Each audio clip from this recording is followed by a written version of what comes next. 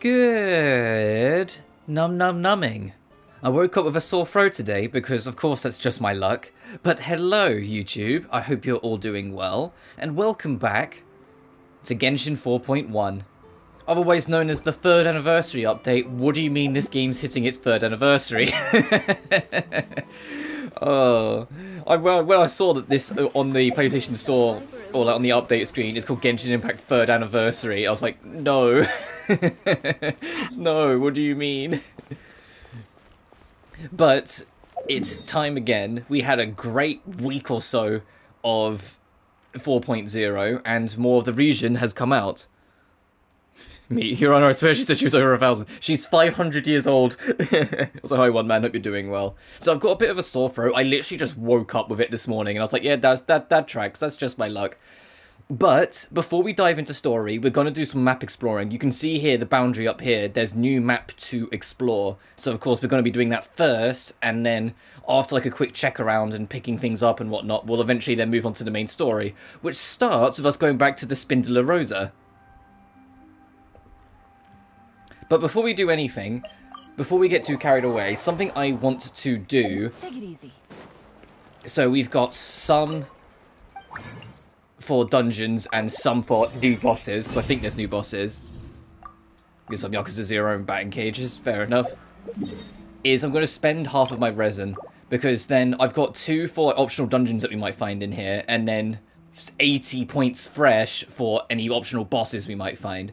Considering there's a statue to 7 right here, I'm going to take the wild guess that they expect you to start from there because it's closer. So I'm going to warp to here and then head up, and then we'll just start like curling around clockwise. Additionally, I've over the past couple days, because, you know, I took a couple days off more in preparation for this, because today's stream, also it depends how it goes, but there's always a chance that Genshin streams can end up pretty damn long, if previous history is anything to go by, so I kind of wanted to make sure I was well rested just in case. I feel fine, like I say, it's literally just a sore throat.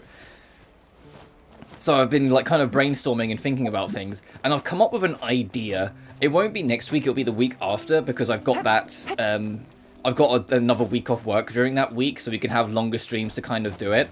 But there's a whole bunch of games that I've yet to cover this year that I don't necessarily want to try and commit to doing a full playthrough on, mostly just because they're either too long or I don't know if I'll like them or whatever, but I want to play. And I came up with the idea of an experiment week, where in 2 weeks' time, when I've got that week off, every day that week, I do a one-off stream on a different game that I wanted to cover, but I just, you know, won't be able to commit to a full playthrough of. So or, like, won't be able to commit to a full playthrough of right now. So, like, I've been mentioning before that, like, if I livestream Legend of Dragoon, there's a good chance I won't be able to do it till next year. I was thinking about making that one of the one-offs, where I just do, like, one big 6 or 7 hour stream on it during the experiment week as, like, just a one-off for now, and then come back to it, obviously, like, later if I end up really enjoying it.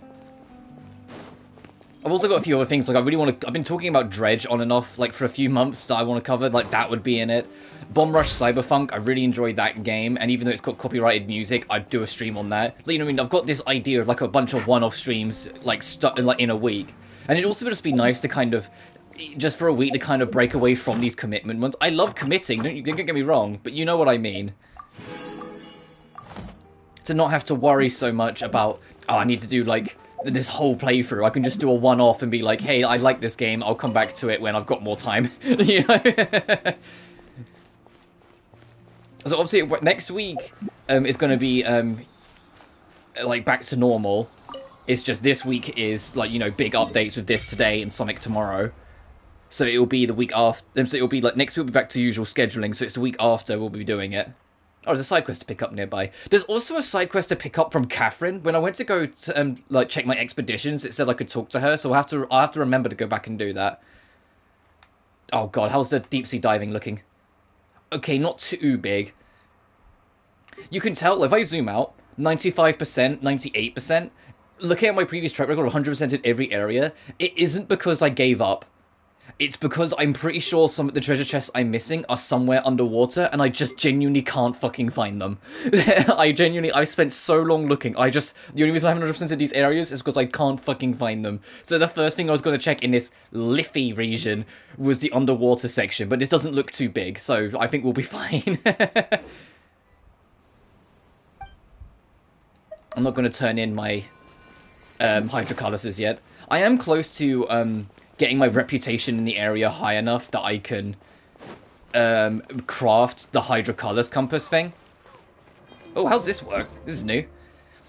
Energy transfer terminal. Device that resembles a research terminal. You can if you found a collector transfer energy. If you find another transfer terminal within your viewfinder, you can switch to that other transfer terminal view by aiming your crosshairs at said terminal. So do I just have to spot what it's linked to? Oh, okay. That's... What's this? Life is a dark comedy, and the wise always take orders from fools. But I am but an amateur actor, no longer able to play the part of the stage anymore. Cipher letters are useless inventions, just like initial skill sample number 2. Oh, I gotta remind myself on the lore. It's around 4 AM my time. It's okay, no worries, dude. I'm gonna be like potentially streaming for like anywhere between 6 to 8 hours, so I don't expect you to be here forever. I think I'm missing something because it's just alternating between these two camera points.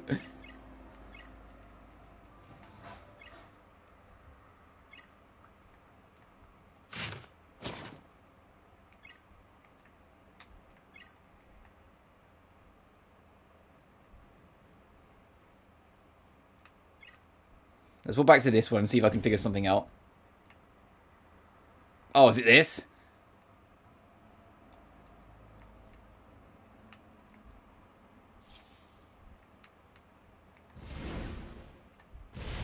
Oh, okay, I figured it out now. And now if I swap to this one, I'm going to do something else.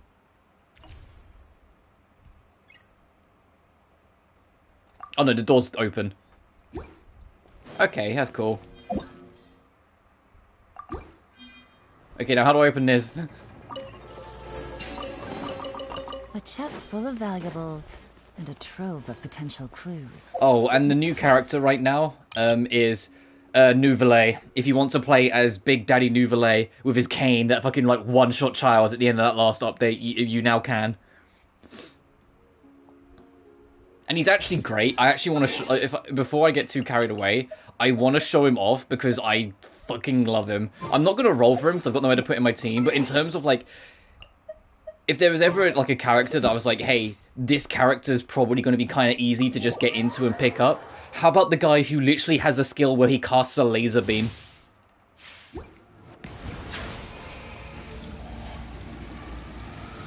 You ready? Look at this! Look at this! It's like, have you ever wanted a character that'd be easy to get into? How about the guy who has a laser beam? And the thing is, that's his charge attack. That isn't a skill, that doesn't have a cooldown. You just hold the attack button and you start charging this bitch up.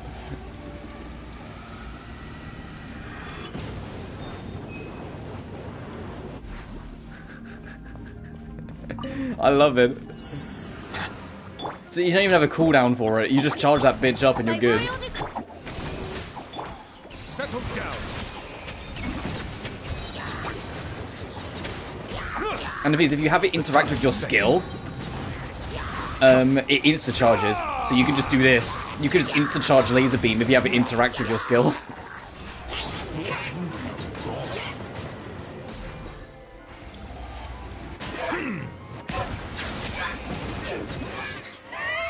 So you can just beam everything. If you're like anyone watching this live or post, if you're vaguely interested in Genshin, now's a good time because Nouvelet will probably be pretty decent off the rip. So you've got a decent character to kind of start with. Just laser beam. What more do you want? And your alternative is Hu Tao, one of my favorite characters in this game, so I'm biased. If you can't tell by the fact I've rolled for her 7 times. She's one of my favorite characters. Shine down. Alright, dude, what's your deal? There's no end to this stupid mecha. Oh, my lovely muscular legs are now full of these horrid welts and bruises. Thank you, friend. If it weren't for you, I'd still be taking a beating from those mechas. Oh, sorry, I forgot to introduce myself. I'm Desnus, a member of the Fontaine Research Institute. An assistant researcher, or I used to be. You mean...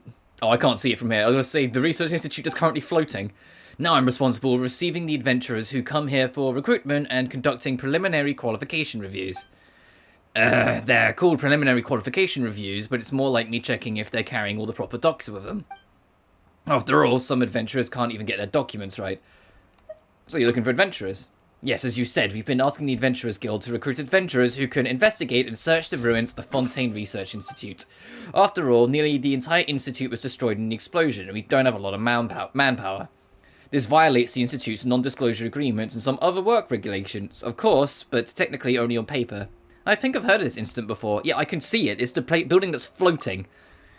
Paimon remembers. Someone named Edwin made a mistake, and there was an explosion at the Institute, right? Oh, so everyone knows, do they? Ugh, must have been some journalist from the Steambird with something better to do. Hey, don't you diss Charlotte like that. Oh, so it was her that did it. No.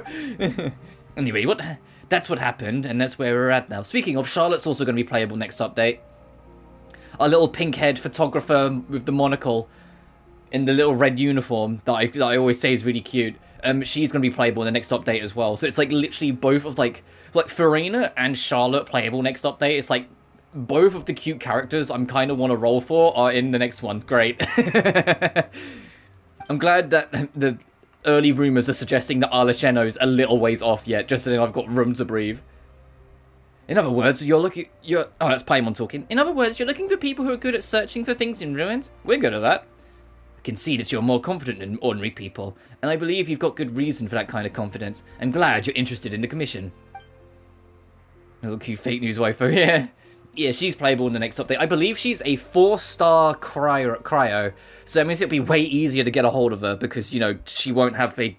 You can only get her for a set period of time, and she's gone! She'll just be available if you've got a 4... if you get lucky with 4-star.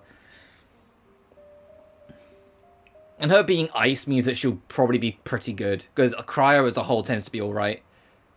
I mean, Cryo has both Ganyu and Eula, so yeah, Cryo as a whole tends to be pretty alright. As two of the most broken fucking characters in the game, yeah. Like the other adventurers? Yes, your comprehension and attention are excellent. It's better than the ones who came before you anyway. Sounds like a lot of work, but don't usually jump through all the hoops we do to take a commission. Well, the commission concerns confidential items within the Fontaine Research Institute. The ruins contain scholarly papers and research results that must be retrieved. There are assets from the Fontaine Research Institute, and they are the foundation of rebuilding the Institute, indeed, the hope of the entire court of Fontaine. The trustworthy, upright, elite adventurers may enter the ruins, and that's why... Excuse me. And that's why we have to run a qualification review. It's also why I'm here to do the preliminary part of it. What is pretty good, too. Yeah, Hydro is pretty fucking strong in this game. Speaking of, I need to make sure I keep on top of my fluids with my throat. Cock and Barbara. Yeah. Let me say that Cock wasn't as good at first. When she first came out, she was kind of whatever, but she got a fantastic artifact set that really turned her around. Sorry, Cox the nickname the community giver, Kokumi.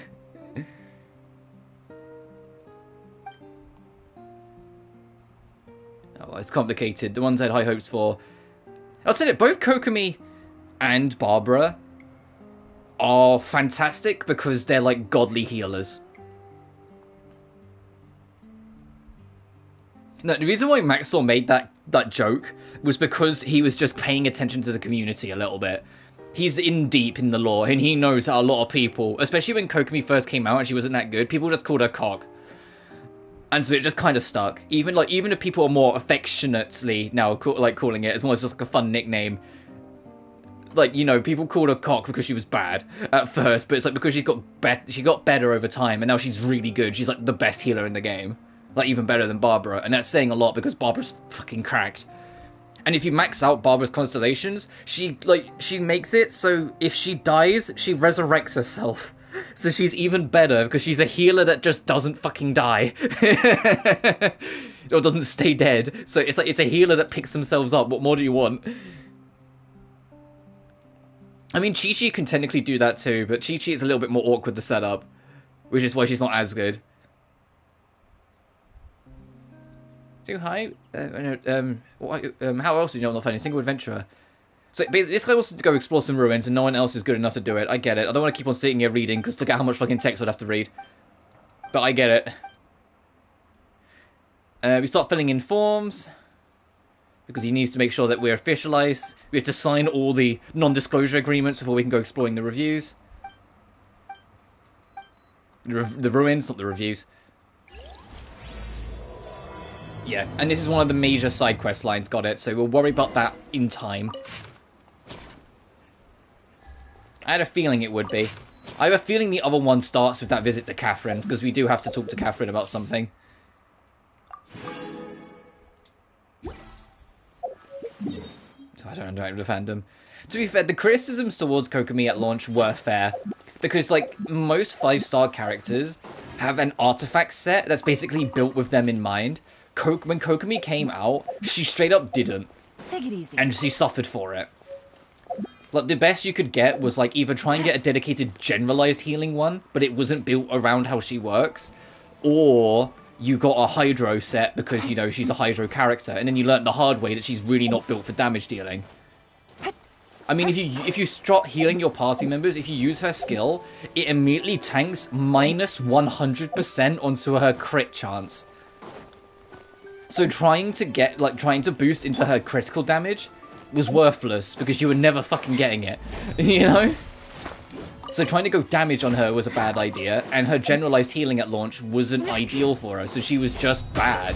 But then she got a dedicated artifact set, like a month or so later, that not only was perfect for her, but straight up made her the most unstoppable healer in the game. If you set her up right, like, she's fucking cracked. I play dangerously. I don't have a single healer in my team anymore. When I first started, I used to have Chi-Chi, but now it's why I just have my quick menu item is basically a potion, because I don't have any healers. Oh, new enemy. And I have to check out what this is. A Jade Water fruit contains excessive amount of hydro. Due to its internal pressure, spew bubbles when it loses a certain amount of water. In trees, you can use your elements reactions to cause the fruit to completely lose all its water to obtain what it contains. Okay, let's fight. Look at this suave little lady. Hang on. Damn! Anyway. Quiet now. Crush! Freeze to the core! Did I scare I you? condemn you!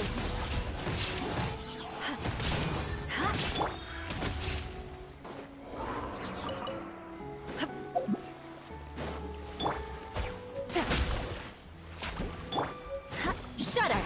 There is no escape!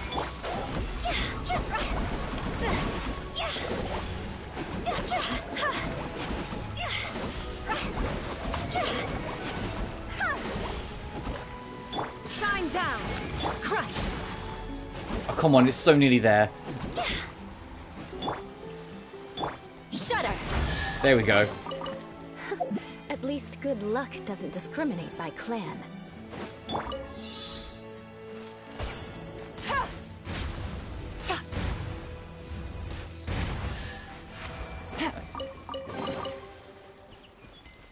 Oh, I'm just like, oh man, this map isn't too big. Look, it's only a little bit of land. Yeah, right. Deep sea diving's here. So it's only a little bit of land. No, this is the map. What's this? I want to check that out. That looks like a shipwreck tucked in a rock.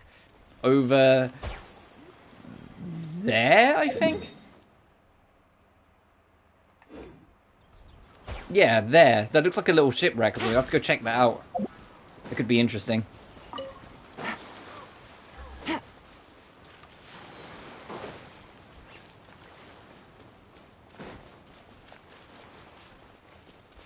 Hey Snowy, I'm doing alright, hope you are too. I've got a bit of a sore throat, but other than that, I'm fine. I'm not, like, unwell or anything. I literally just woke up and my throat was a little hazy. Which is, like, just perfect timing, I suppose. It's like, oh yes, I'm all ready for this update, and then my throat goes, yay. Gutsy. Gotcha! Crush! I can still... Make better soon, yeah, thanks. Also, it's not like I'm unwell, I literally just woke up and it's just kind of, like, rocky, you know? You know, you just sometimes get that.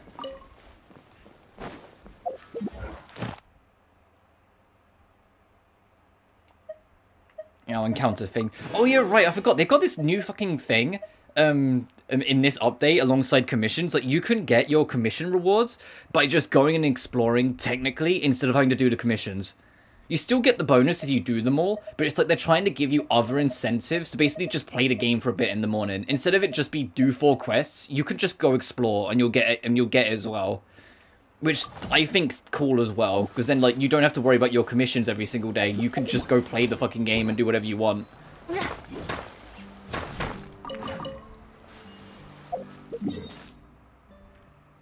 Okay, that is part of the map. I was like, am I looking off screen? Is that under the water? Hang on, let me just have a look-see. Should explore. I just did the Archon quest first. I haven't even started the Archon quest first. I'm always, as much as I love where the story's going, and there's a new map to explore, that's always my first priority.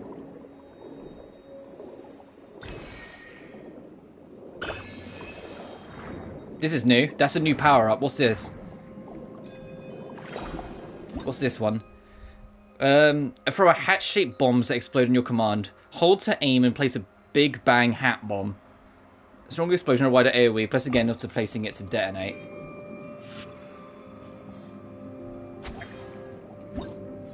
Oh, and new enemies. Red meanies and mini meanies. I feel like a mini meanie sometimes. Do you feel like a mini meanie? Oh my god, it's one of the best to date. Let's go to... Alright, well... Yeah, alright, I'll look forward to it. But so I've got other things I'm going to do first.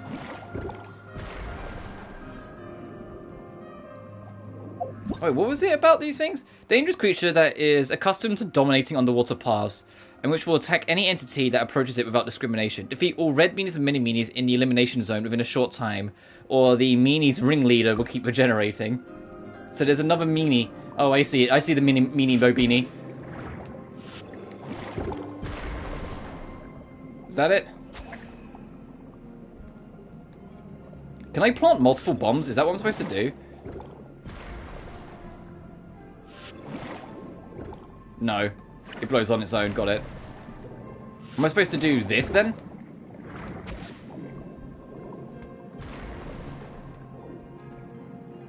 I think I've got it. I just got to time it better. Great name for enemies. Yeah, meanies. The meanie bobinis. There we go.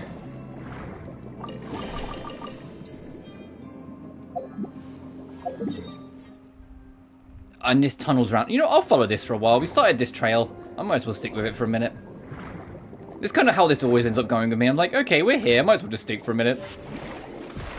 Oh, it does actually pretty good damage. It does, like, counter damage. As in, like, the counter power-up damage, where you charge it up, get hit, and then release. Oh, here's the... This one's the mini-meanie. Alright, cool.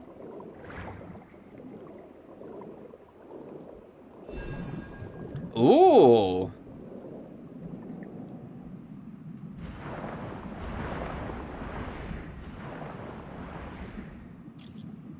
The water has been affected by dangerous creatures and deal damage to the characters within it? What the fuck do you mean? Hey, I'm dying! Hey, I'm dying over here! Leave me alone. Oh, shit. Do I need to break this?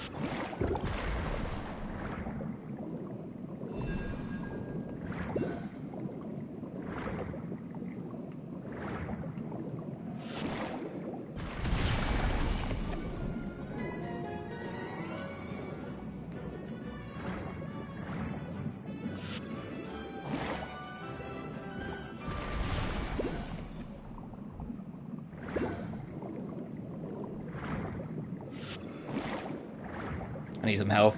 Give me some health. Thorny Crist. Oh, it's up. Is that enough of my shit? It's up.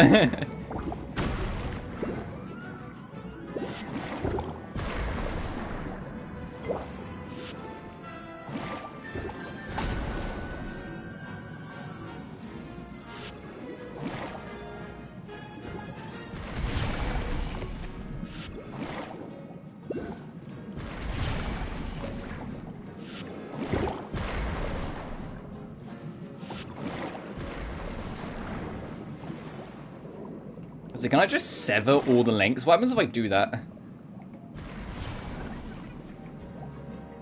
Is it just getting more pissed off with me? I think it is.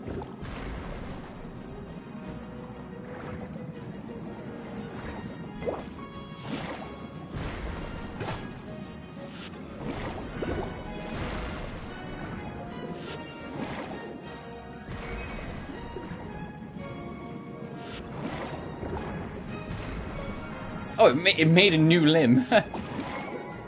This is a cool little boss. Hey Goddess, hope you're doing well. God, everyone's joining in today. I've only gone for 2 days, guys. Ah!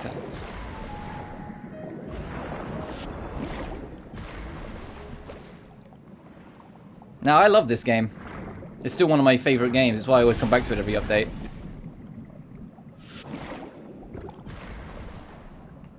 What am I missing? I'm going to take this heal, though.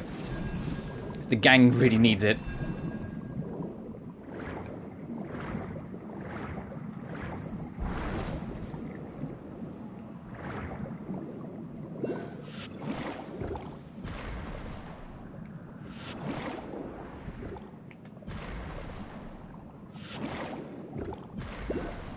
I think I've just got to, sever... Oh, is it these blue things? Am I aiming for this? No, I'm just going to try and sever limbs then, try and figure this out. It's exactly halfway down, so there's clearly something I have to do. There we go. So there's clearly something I have to do to piss it off enough that I can then hurt it.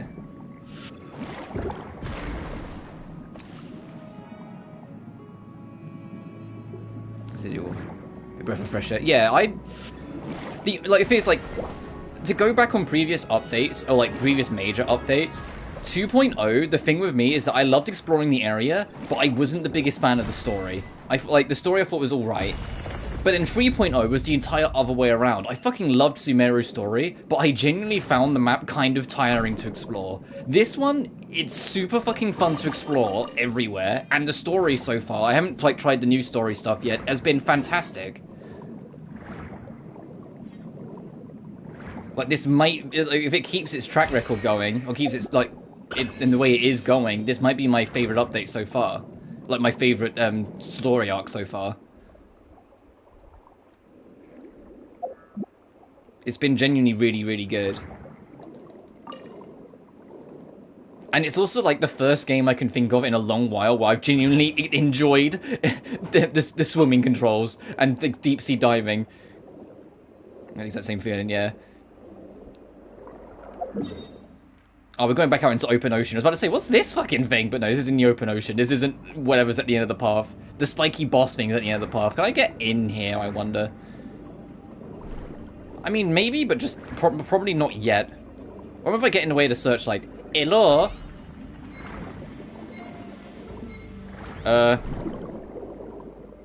Still didn't get too close. So, yeah, I mean, the team's constantly learning. Oh, what's this? Hang on. Hi. Hi, buddy. Hi, what are you?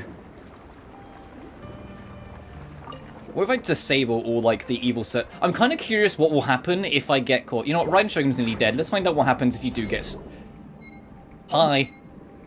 What happens? For too long, the guards have detained you for being suspicious. You just get arrested. You just get arrested. Oh, what? That's not what I was expecting at all. You just get arrested. I was expecting it to, like, beam me or something. That's why I put Raiden Shogun first. They just arrested the Electro Archon, you fucks. Just call me Emmy. Everyone's Paimon. I make up voices and make a sound. And of you two, are you ready from around these parts? Well, we're here, aren't we?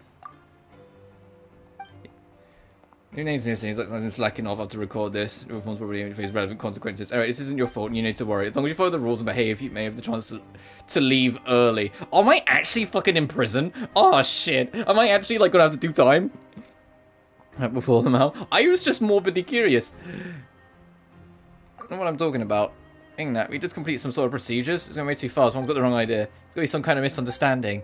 If you want your case reviewed, please fill the application form according to this format. That said, the time for that is now passed. You have to wait until the next application window to open.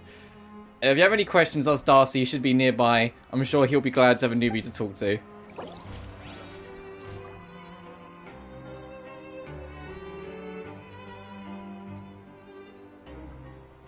Oh, this is a unique new quest.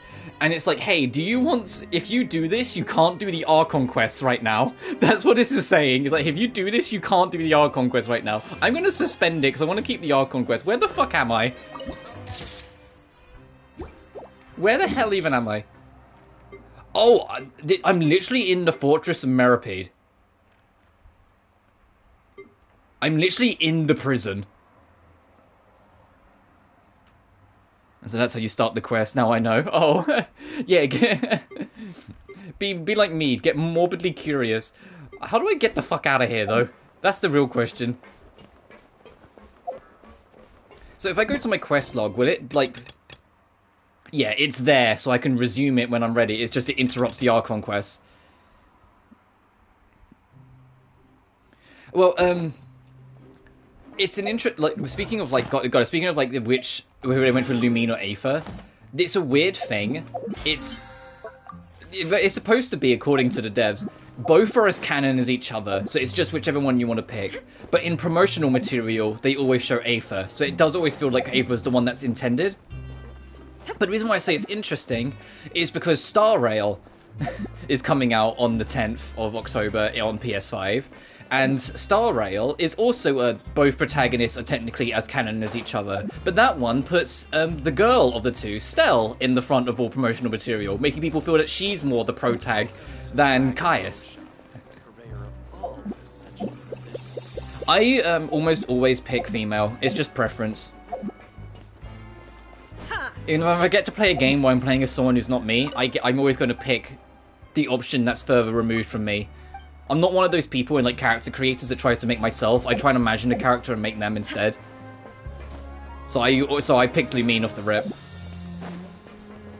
Yeah. The only thing that's going to be a bit different as well, though, is, I said, we've got this with Genshin, of it kind of seemingly favouring Aether, and then we've got Star Rail seemingly favouring,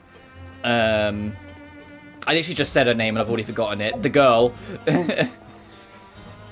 And then we've got Zenless. Zenless stars twins, and they're both as relevant as each other, but they're both in everything because they're both story relevant at the same time. It's always upsetting. Yeah, it is. I'm on PS5, so I'll be fine in that sense. But there's also a part of me that gets it. Genshin, like, fucking suffers on PS4. And so I'm not really surprised that for the sake of smoother development, they probably weren't that interested in making a PS4 version. Especially because if you have a PS5, the PS4 version of Genshin straight up isn't available anymore. It was at first, but now it isn't. It's like, it's clearly that they're trying to move on from the PS4 because it's probably a hardship on development. And I honestly wouldn't be surprised. I hope not. But I wouldn't be surprised if there's a point in time where they stop supporting the PS4 version.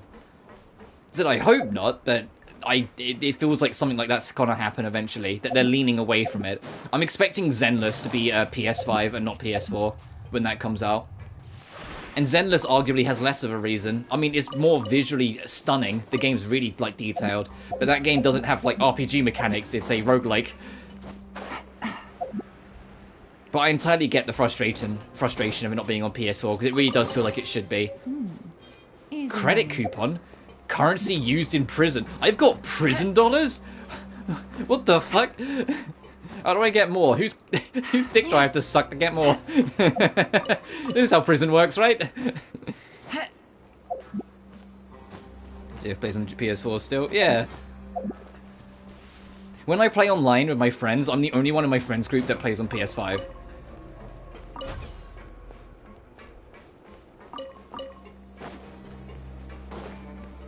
What am I doing with this thing? I haven't really thought about that. I'm going to leave that alone.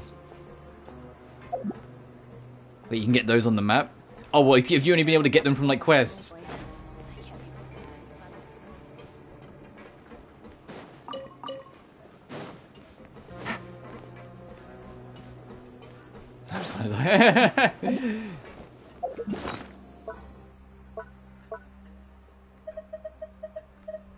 Let's see, where does the game keep track? of them. Where am I looking for prison bucks? Oh, there it is. I got 30 prison bucks.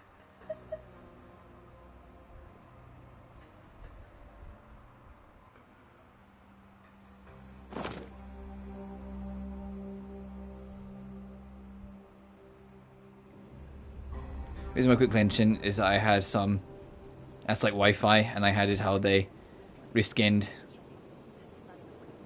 They didn't update Yay, as far as I'm aware. I think the only thing that was is that the artwork of Miko was a little different than how her final model looked, which isn't new. Have you seen Albedo?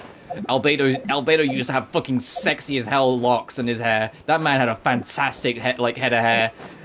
And then he came out, and his official character model, his hair was way shorter. It was like, oh. You two again, please behave if you want to get out soon. Am I not allowed to leave?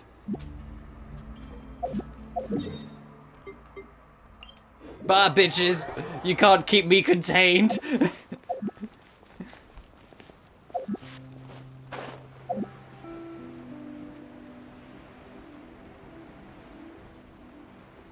Oh, but the thing is that Honkai and Genshin aren't there are characters that are representative of characters from Honkai Impact 3rd, but they're deliberately not the same. It's just they have things that are similar. I know people think Yae Miko isn't anywhere near as interesting looking as Honkai Impact 3rd Yae, but they're different people.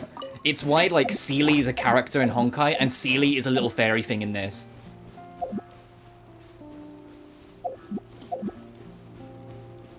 And AX Miko might not be an official thing, but man, do those two those two get along in a fantastic way that frenemies always get along. Between characters, yeah, it's they share a name, but they're different. I mean, Seely's this borderline, at least in Star Rail, this borderline aggressive street urchin outlaw type, and yet she's this little fairy that helps you out in this. It's just. I take it more as just name references. The only thing that feels a little bit more than a reference is that the unknown god is almost certainly Kiana. Almost assuredly.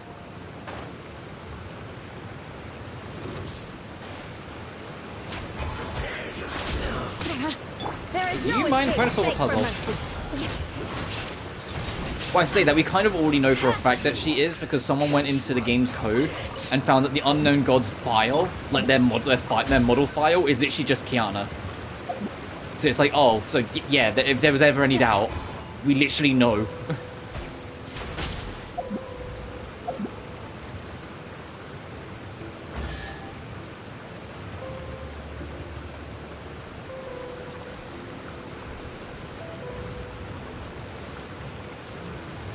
I just thought they would be cool as hell though, yeah. Yeah. And the only character who got cameoed from Genshin, who uses a bow, is Lightning Element. That was she summons. Who do you mean? Snowy off the top of your head. I don't. Do you mean You don't mean Kujasara, do you? Because that's the only person I can think of off the top of my head.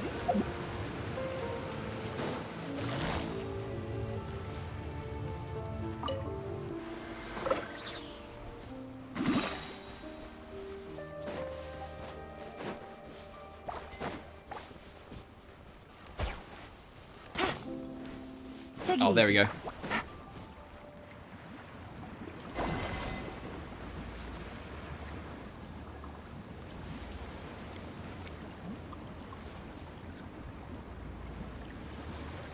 Oh, the official did have a... I completely forgot about that. Oh, shit. I was busy looking at chat. The puzzle unsolved itself. I completely forgot about that. It was someone else as well, I feel like. I don't think it was just Visual. At least I can't remember if it was just Visual. I think most people forgot them out. Oh. I'm guessing that event never re-rolled then. Well, I say that, I don't really... Yeah, and Keishing was the other one. Illusion shattered! Shudder! Beg for mercy. That's a shame, because you know what I remember from it, now that you mention it? I remember people saying, man, Fisher looks great. I remember people saying that people like, preferred how she played in that compared to Genshin. It's like, well, yeah, because Honko's a more dedicated action game. So it has more tools at your disposal for the combat compared to Genshin, which is more focused on the open world RPG aspect, so it's less of a focus.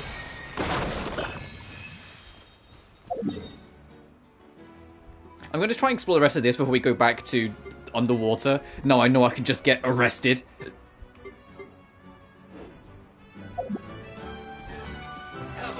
Alright, these collabs made. One with Horizon, Aloy's. Yeah, like... I mentioned it, I think, during the 4.0 update, that I generally think it's kind of slightly weird that there's only been one collab.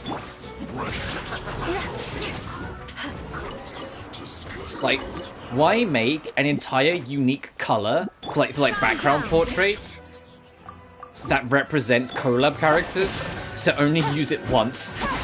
You know? And maybe it's just that the team's so busy they don't really have time to fit in collaboration characters. Or maybe it was like a special deal with Sony or whatever that was just like something that happened behind the scenes where it had to happen or whatever. But it's just like odd. Especially because Aloy, at least in my humble opinion, isn't even great to play as. She's really like basic.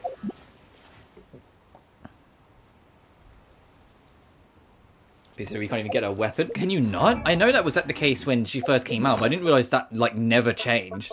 I thought she just got it later. I'm trying to remember where I have it. Do I have it equipped on someone? That might explain why I can't find it. I've got too many fucking weapons. No. Yeah, the Predator. Oh, right. It literally says on the description, effective on the only on PlayStation. Cryo damage that increases the character's normal charge attack by 10% for 6 seconds. This can have 2 stacks. Additionally, when Aloy equips it, you get 66 extra attack. And you can still pull people in, but Genshin kind of has its audience. Yeah, true.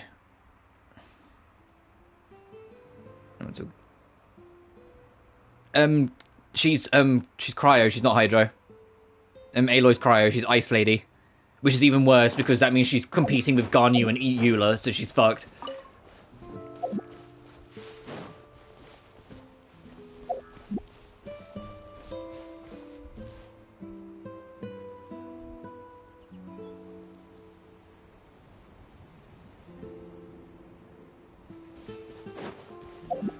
So I'm stopping saying I'm keeping more of an eye on chat.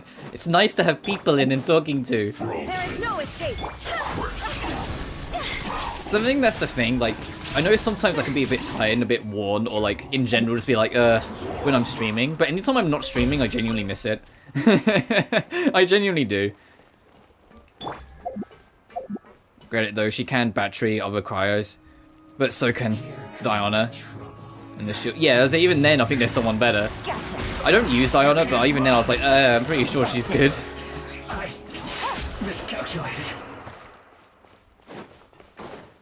We all know who the real cryo person to get. It'll be fucking the Teresa herself when she comes out in 2 years. I think Cryo Archon's going to be pretty good. At least I hope. Is this a barrier?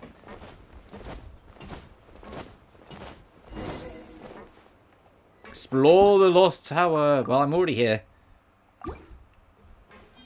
That's in... Oh, wow. I caught that Paimon, using the D word, calling them dunces. Oh, is this how I unlock this? South of the broken bridge behind the observation tower. Southern Highlands opposition near the cliff. This should be good.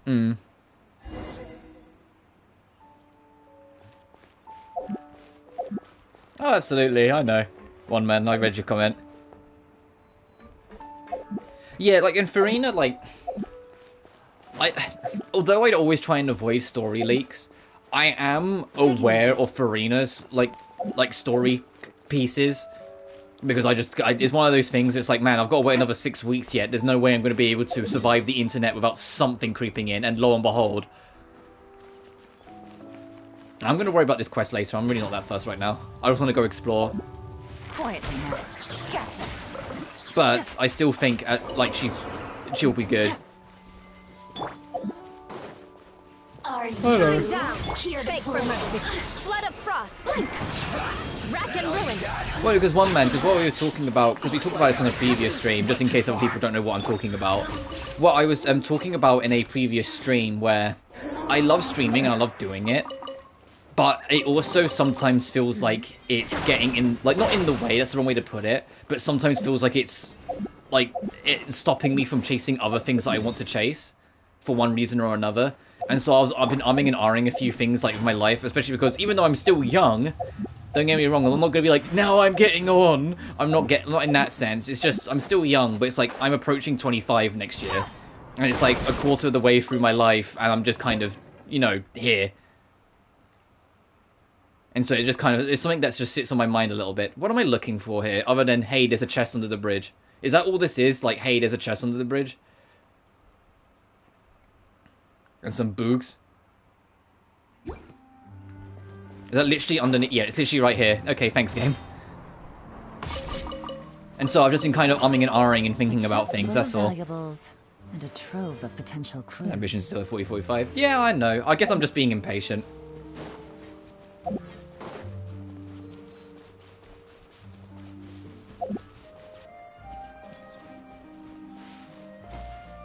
Take it easy. It's just me. It's just how I sometimes I think about things, you know? Illusion shattered. Quietly now. Wait, busted. Side thing, like, yeah. Because I mean, like, Shudder.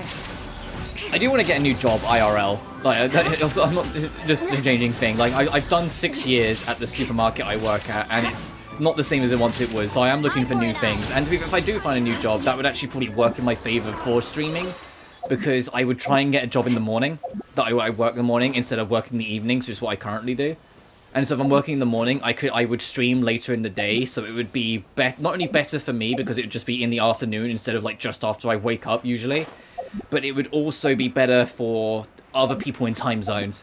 I know I think it would screw over the Aussies a little bit if I stream later in the day, but outside of that, it would be more convenient for other time zones. So it'd be easier for people to like pop in and it not be 3 fucking AM.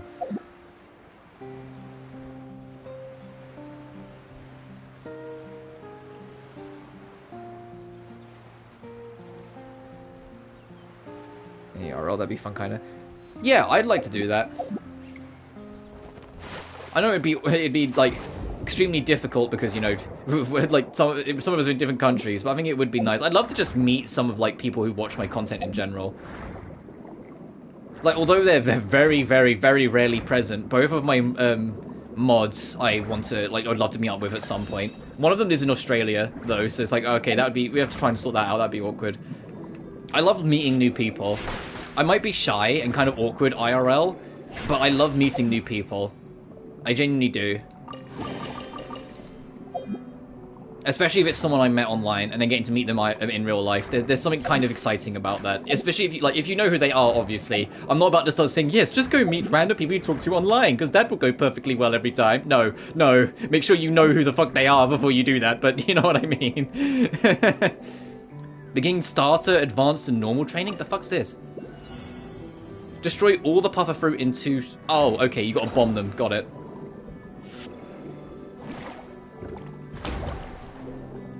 Fuck you. Fuck you.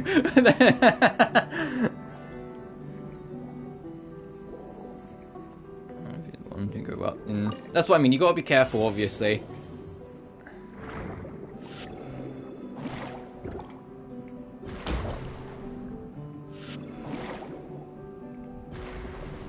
Oh, I just missed the aim. Let me do the starter training again, and this time, like... There we go. And then we'll do normal training. Oh, they're going to zoom in and out, aren't they? Not zoom, close it. Nice.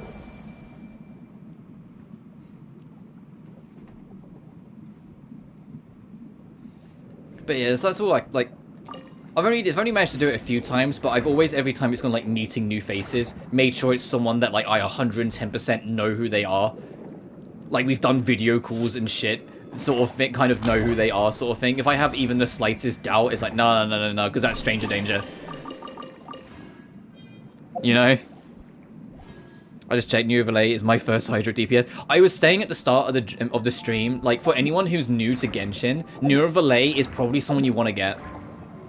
New Overlay really strikes me as a fantastic character in general to get, but, like, even, like, off the rip, pretty decent.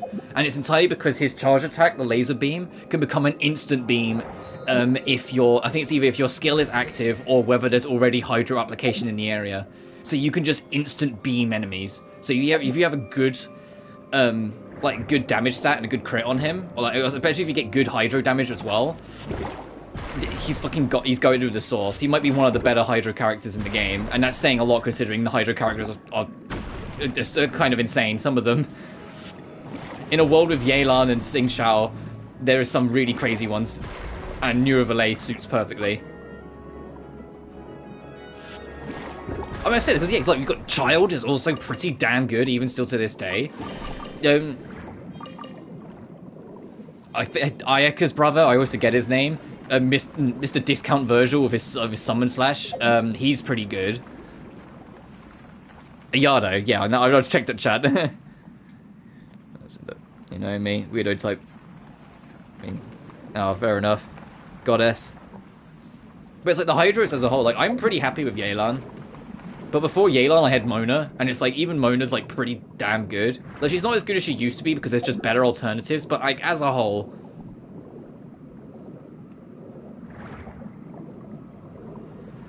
Where does this take me? Oh, other than a challenge. Detouring, don't mind me. Oh, new enemy, and I don't have a weapon. Excuse me.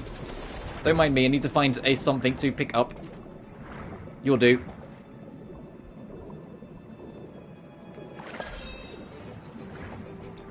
Alright, I'm back.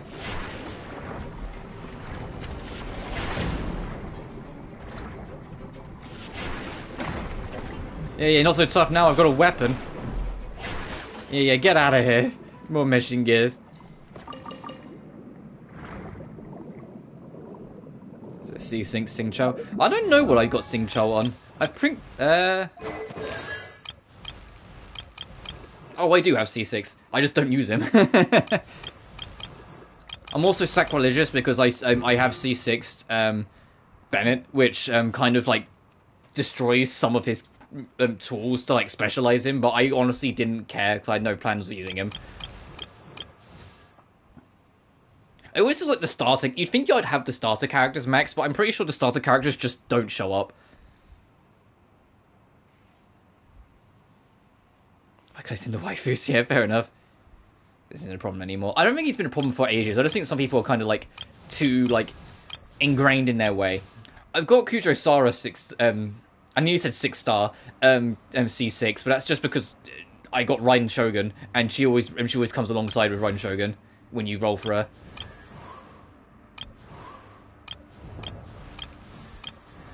There's Aloy. Ugh. If I didn't have Hu Tao, I'd use Yanfei. Layla's pretty fun, actually.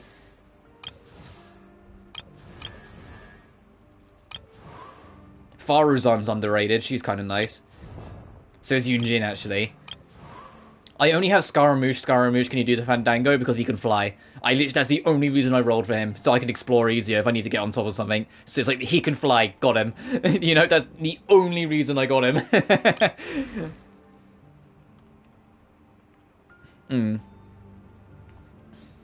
That's a lot. I don't even have C6 Amber, for good's sake. And it's the character you start with. I do have Ayaka. I was going to do, like, build Ayaka, but I just ended up choosing against it. Okay, build it in Nayata today. That's Trails, isn't it? Boundless Trails, right? I have to try and remember, because I haven't played the Trails series, so I have to kind of, like, go, I was going to do more with Yae Miko, but then she wasn't what I hoped she would be when I got her. I don't know if that was just me, but she wasn't exactly what I hoped that she would be. Also, I've put Emmy back to Geo, because I don't think her Hydro kit's good. Personally, I'm not a fan of her Hydro kit at all. I do like Lynette, though. That's why I'm glad I've got Lynette. Coley, I have her entirely for the Scaramouche boss fight. I don't know, I've got distracted again, but welcome to a Genshin stream with Robu. I always get distracted, because I just love this game and I love talking about it. I'm nearly C6 Mona. Like, I was like, come on.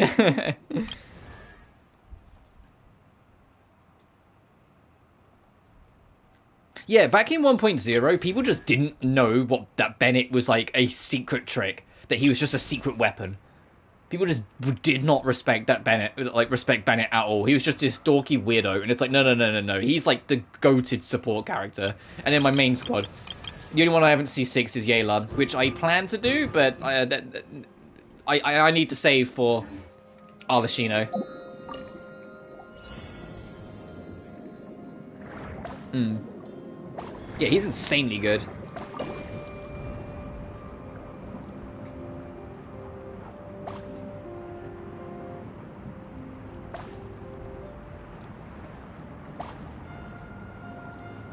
And it's kind of wild, but in a good way, because it makes the game much more approachable, that like these starting characters that you can get for pretty much free are not only good, they're some of the best characters in the game still.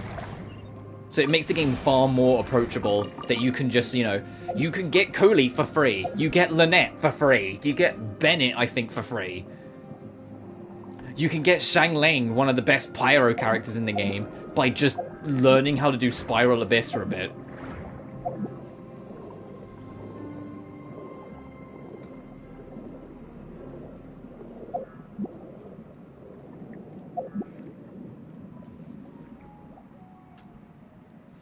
Always update though.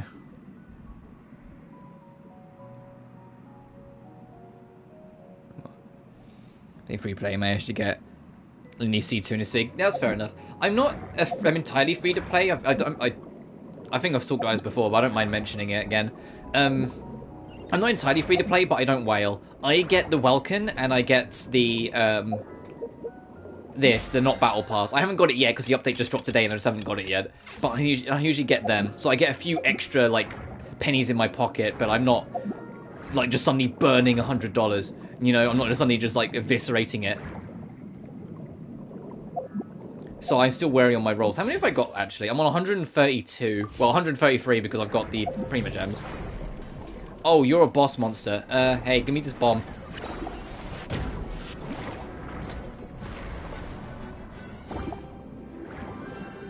Oh, you have to actually hold it if you want to throw it, otherwise you just drop it down, okay. Hey, still spawning ads. Noelle is still free. Yeah, Noelle's fantastic as a defensive unit. And as a healer. I mean, she's not the best healer, but the fact that she's extremely bulky as well just kind of ends up paying for itself. Sales value, yeah. I mean, I still bring Noelle with me into the Spiral Abyss when I do my cycle. Because that's the only time I bring healers. Is Spiral Abyss. When I'm playing casually, I never bring healers.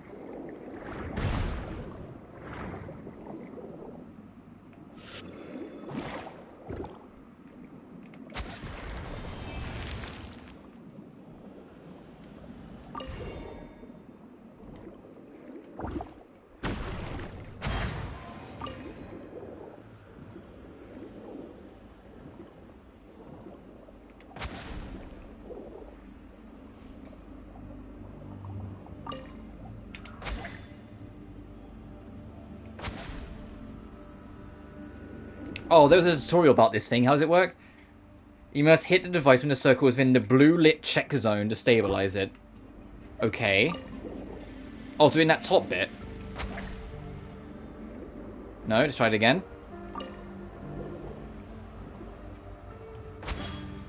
Oh, yes, okay.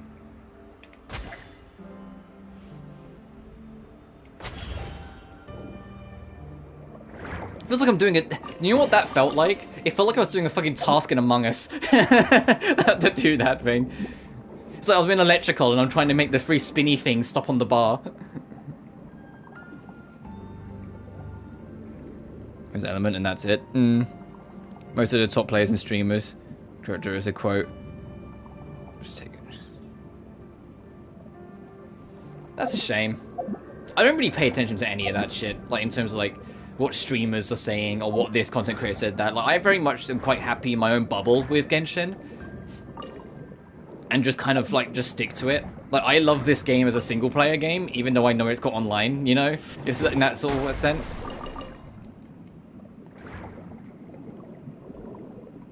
Speaking of Fate, that new Fate game is coming out in a couple weeks, isn't it?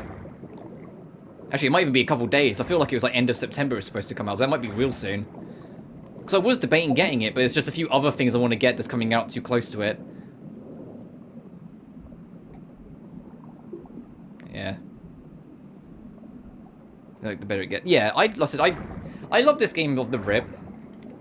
The only time I wasn't the biggest fan of it, and I think like everyone felt this a little bit, or at least it felt like everyone felt this a little bit, was around, I want to say 2.1 or 2.2, where it felt like there was just a little bit of like a community burnout. Where like the Inazuma story wasn't everything people hoped it would be.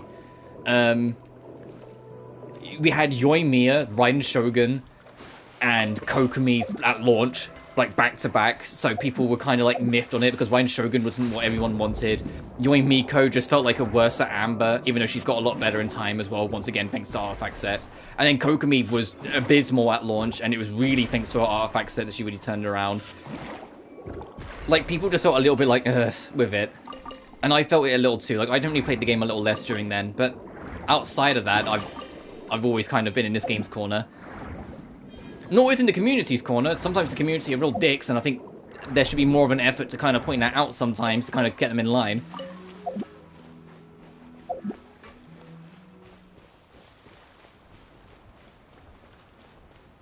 Like Sean Chiplock said it best when he was at a convention where he said, because he's the voice of D-Luke, and he went, you know, most of you are phenomenal, but some of you really need to have someone have a word with you. And he went, some of you really need to have him take a step down and think. He went, most of you are phenomenal. And I was just like, yeah, he gets it. He fucking gets it. Some people in this community fucking suck. I know it. In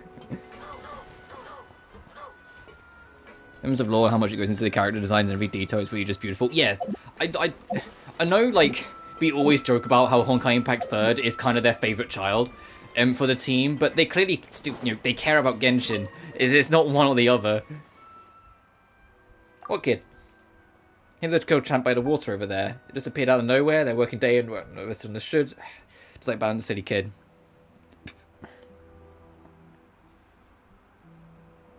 Saber.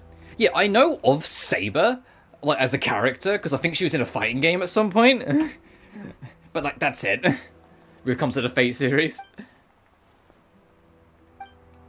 Okay, so this guy wants me to go check the thing. Got it. Dangerous to go alone. Take this. It just gives me a new sword. That'd be nice. I mean, he's kind of like a grandpa-esque character, so it would suit. Go look for Balent in the Hilichurl camp. Well, let me try and get. Is it up above? Is it tucked away? Where's the Hydroculus that's here?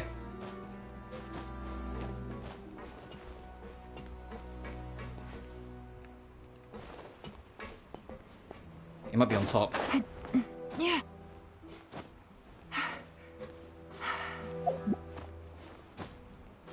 And with Melty Blood. That's it! Yes, I've seen her in Melty Blood. Rainbow Genshin is the cultural influences. You can tell they actually did their research on. Yeah, I love that. I get it. Yeah.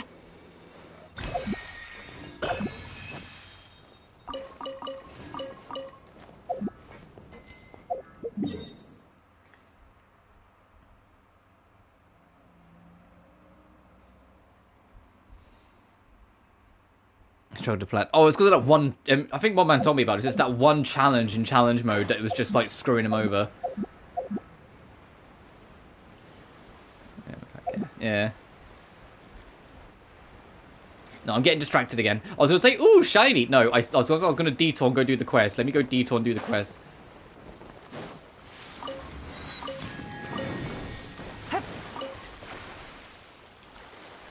Yeah, the expert mode challenge.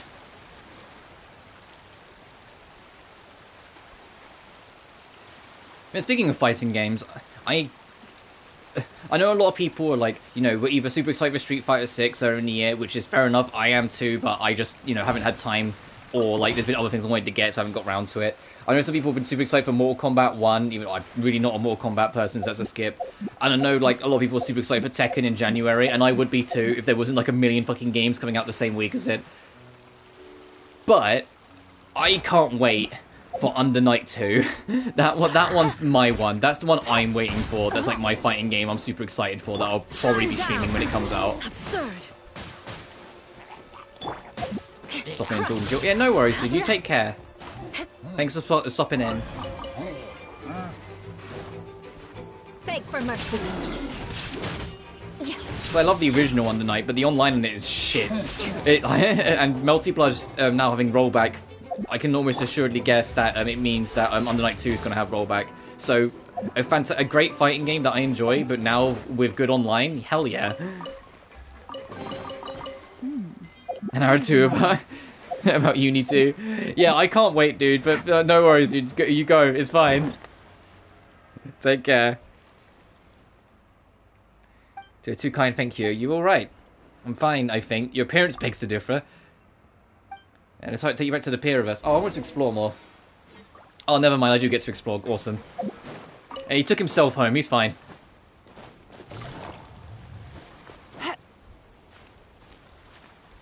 Chaos character creation system. Yeah, if I do Street Fighter 6, I won't make my character too cursed, but I probably will have a little fun with it. Yeah, Mortal Kombat, I'm not even running into Mortal Kombat. Though, yeah, since I want to see how they end that game, since...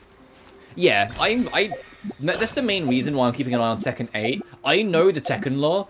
I don't know every single detail, but I know a lot and enough of like the grand story and the grand scheme of everything that I'm genuinely excited to see where they go next, especially now June's involved again, because it's like the first time she's been involved since, what, Tekken 2? If you don't count the tag games, which I don't think are canon anyway.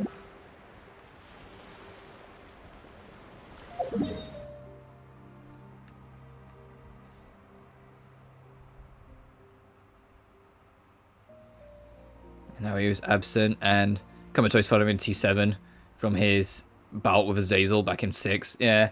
And like, I'm also curious as well if they're going to make Jin answer for his crimes a little bit.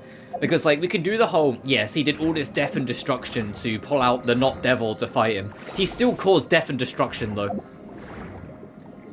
You know? It's like, we can do this whole song and dance of, like, he did it for a good purpose and whatnot. He still caused war for the sake of war, because it had to have enough tragedy to force the revival of an evil demigod thing. You know? It's like, I kind of hope he answers to that, because he's not like this goody two-shoes. He's actually kind of fucked as well in that sense.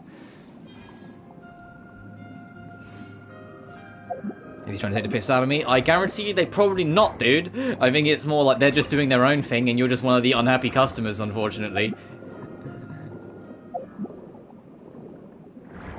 Where it's just, I keep saying, like, I just don't think their games or series is really for you, or at least the direction they're going is really for you anymore.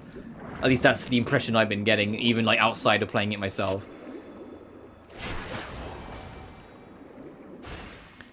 Mate Jin canon after she got brought back in TT2.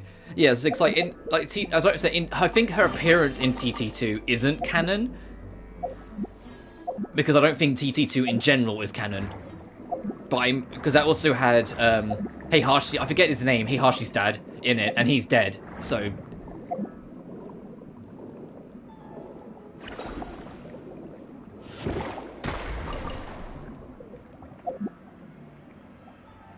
There's a lot of people.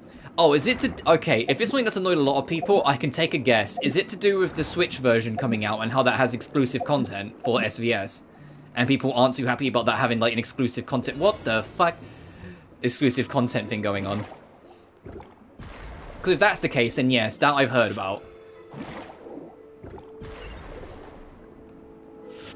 I get it. It's like when Devil May Cry 3 came out on the Switch. It's a way to promote the new version and all that bullshit. But it's like, man, I hope it's not a permanent exclusive. I hope that it comes out in an update. Because that I have heard of, because I keep enough in the community, and there are people that like haven't played the game before that are like, hey, look, I'm still gonna look forward to the game. And I'm like, that's fair. You just played a game with more characters than what we had. But I also get the argument from other people where it's like, it almost feels like if you want to get everything, you might have to double dip. And I'm like, no, that's not nice. I'm hoping it doesn't result in that. Unless I'm hoping it's more just a timed exclusive to sell units, and then in a while it'll be released as like, I don't know, DLC or something for the other platforms. But we'll have to see. It wasn't, but she connected her alter ego, which came in the first game as unknown, and got hella nerfed from TT2 from that game. Oh, okay. I think that's the thing you'll have to help me on when it comes to lore, Goddess. If I do cover Tekken 8 story, anything to do with spin-offs that have any like tie to the lore, that's where I draw blanks on. I have next to no knowledge of the spin-offs, so like I don't really know like the tag games, for example. So anything that ties to them, you'd have to help me on. $100. Yeah, especially because the Switch's successor is within the next 18 months. And we already know from test kits that it's entirely backwards compatible. So you'd be buying a Switch to buy another fucking Switch in a few months. You know? When a better Switch comes out. And I probably will get the Switch successor just because it's backwards compatible with the normal Switch. So I can play Switch games, but, you know, on better hardware that hopefully won't run at 20 frames per second. Or if it's Pokemon, 6 frames per second.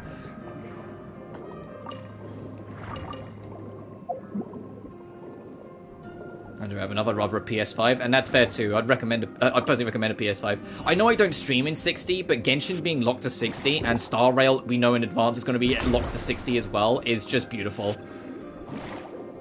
Also, it doesn't really matter anywhere near as much, if at all, in a turn-based RPG, because you don't need that kind of flu motion, but it's just nice. It's just nice, you know?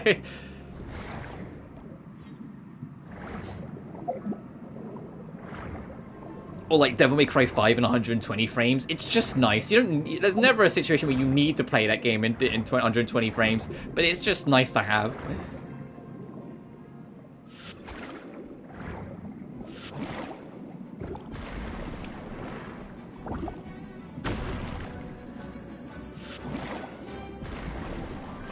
Which is still wild to me that like Devil May Cry 5 Special Edition is 120 frames on PS5, and yet Plague Tale Requiem was locked to 30 on PS5, and it was like, it's because of our artistic vision. It's like, no, fuck off.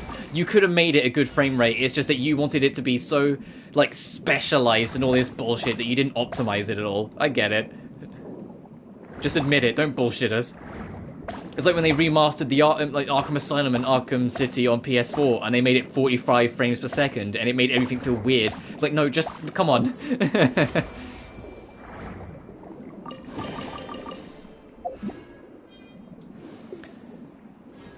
Unknown is mostly Jun going devil by the devil gene, but unlike where the males grow all muscular and huge has wings on them, Jun's is more weaker version than that. She really loses her sanity until she either chills out or gets knocked out cold. Yeah, because I remember Unknown being like... that was one where you fought in, like, the big water arena, wasn't it? I'm trying to remember. Like, in Tag 2. Because I played Tag 2 casually. Like, I never bothered with any of, like, the extra modes, really. I just played it casually on the 360 once or twice. And it's like, if you, like, beat her near perfectly, you get, like, a much stronger alternate variant of her that you have to also fight.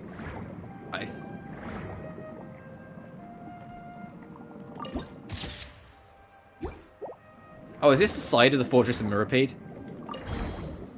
I think it is.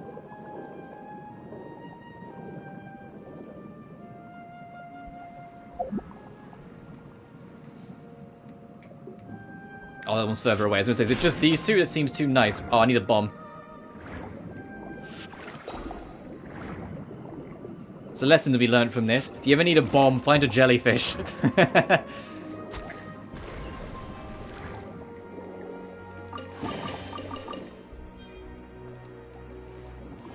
If you recall, all the way in Tech 3, Devil Jin wasn't canon until T5, and it got teased twice, 2 separate endings with them. So. Because wasn't that the thing where it's like, I want to say it was Tekken 3, where it was Paul technically won the Tournament of Iron Fist, but the main baddie got back up after he left. So it's like he won, but he didn't actually get the trophy because he technically left. or something like that. And I remember that because it was like Paul Phoenix got like done super fucking dirty, or was that Tekken 4? Yup, yeah. I know there was one where Paul Phoenix got done really fucking dirty, and they've never given him a break ever since. And I've always felt kind of bad, 'cause it's like Tekken 1, he got like right near the very end and then lost to Kazuya.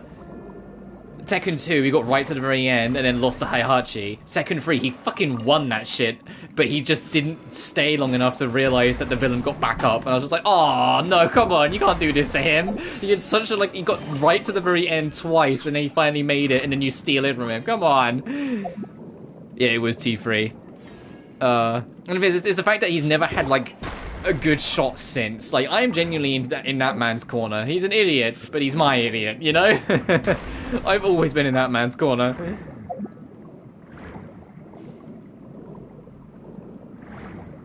I was one of those people, when I saw his design in 8, I was like, what have you done to my boy? I don't think he looks as bad as people made him out to be, but he definitely doesn't look at it, he's at his prime anymore.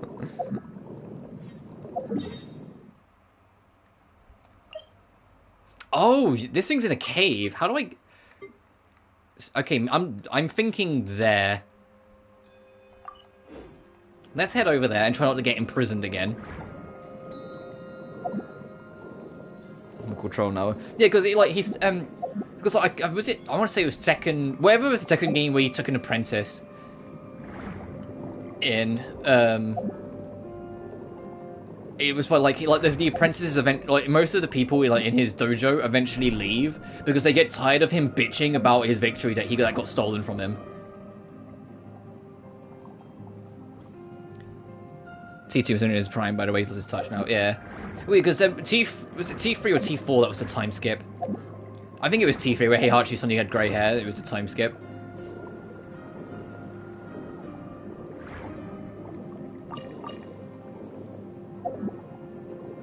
So I know it was before Kazuya was dead for a whole game. Before he came back with, you know, the red eye and Robo bullshit in 5. I think. Or was it 3 he was missing and it was 4 he came back? You can tell it's been a while.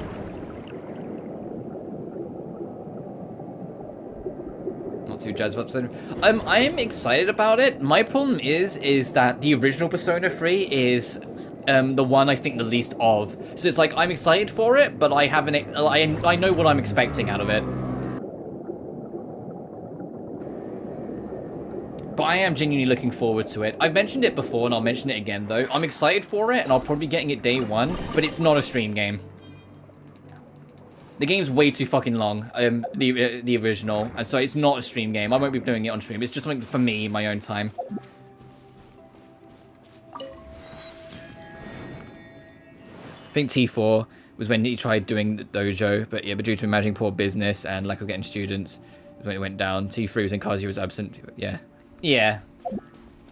Because I am excited for it. I fucking love the new voice cast. They're not all new, I say that, actually. Elizabeth is still voiced by Elizabeth's OG voice actress. She's the only one that's come back. And I think it's because her voice is too iconic. Whilst everyone else, they've either done it for a very long time and are kind of tired of it, or they want to go to different ventures, or... like, you know, just various other reasons, but it just eventually made more sense to have a whole new cast, and I'm all for it, because I genuinely love the new cast. Block the shit out of the playthroughs. To be honest, that's the thing as well with me playing it off-stream. I get to find out. Because they have been better about it. After Persona 5 Royal got even more backlash than the original Persona 5, because you were like, come on, it's only like one new chapter section. Fuck off with this block shit. You can't even cover the original like main game, or we don't want you to. Both SMT5 was like, just play it, but please don't just go out of your way to spoil things. And Soul Hackers 2 was also just play it, just please don't go out of your way to spoil things.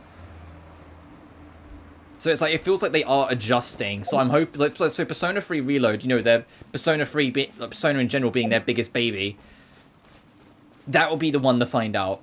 Because if they do it with there is no escape. Persona 3 Reload, they will almost assuredly do it with Persona 6, because we know P6 is in development. And that's the one I'm honestly looking forward to. honest. Yeah, I find I'm not a big fan of any recording blocks, full stop.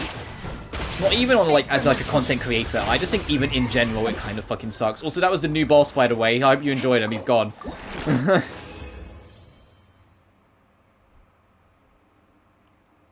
I am looking forward to seeing a whole new generation of people deal with Nyx and all his 13 phases. I think that will be fun. I am looking forward to see a whole new generation of people who never played the original learn how Nyx works and how that fight's like an hour long. Crush! More speed. Even longer if you don't really know what you're doing.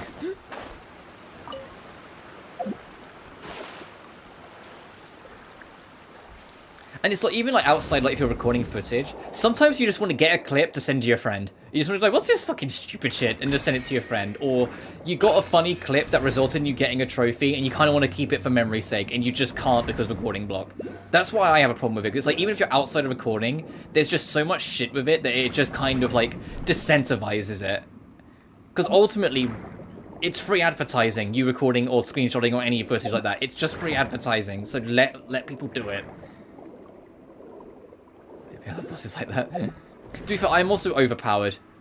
I'm aware of that, so like I'm sure if I went back and like studied it and like gave it time to move, it'd have some tricks. But you never want the world bosses, which is what that is, to be too tough because you may need to grind them depending on what characters you want to build. So they always are kind of like they'll be strong enough, but they're never going to be a threat. So where the heck even am I? I've just been kind of continuing the path. If I was playing Sonic Frontiers, I already would have heard the end going, "You have strayed from the path." Time to scout. Is that open? Maybe not then. I just want to check something because it said there was a thing.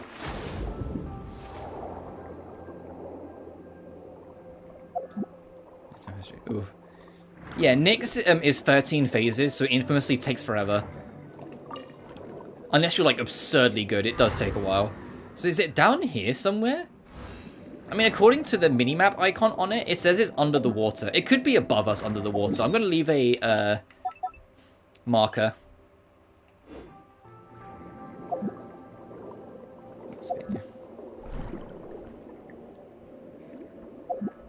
I'm sure I'll talk Darkside Phil. I know who that dipshit is, don't worry. Yeah, he raged. I remember that because he rage quit on the final boss and made such a big deal out of it.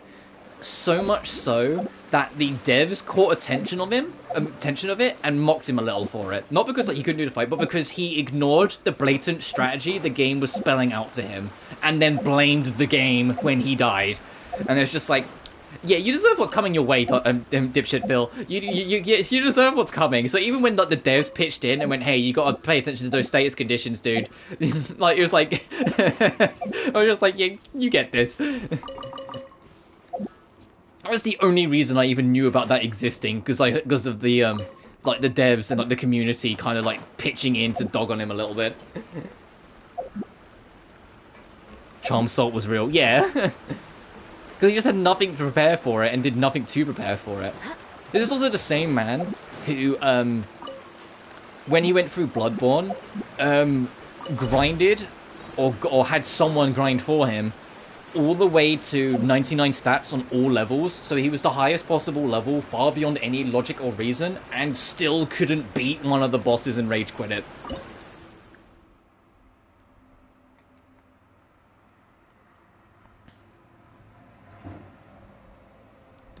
Yeah, no, there's, no one I care less about on the internet than, like, the mega celebs, and DSP is, like, just, people watch him because it's funny to watch this guy be an idiot, but I'm good. I'm good. I have negative interest in any of his content. I don't watch any of his stuff. What? How? Because he's the worst, gamer in the planet. I don't know how else to put it. Like, Darkside Phil is infamously atrocious. He was in a position where you could one-shot every boss and still couldn't beat a boss. And failed because it's him. He's that guy. I'm missing the power surge. Where is it? Do I have to... Oh, I picked it up. Do I need to put it down? Aristocratic etiquette is all Shush, just for shush, show. Eula. No, I'm trying to solve this.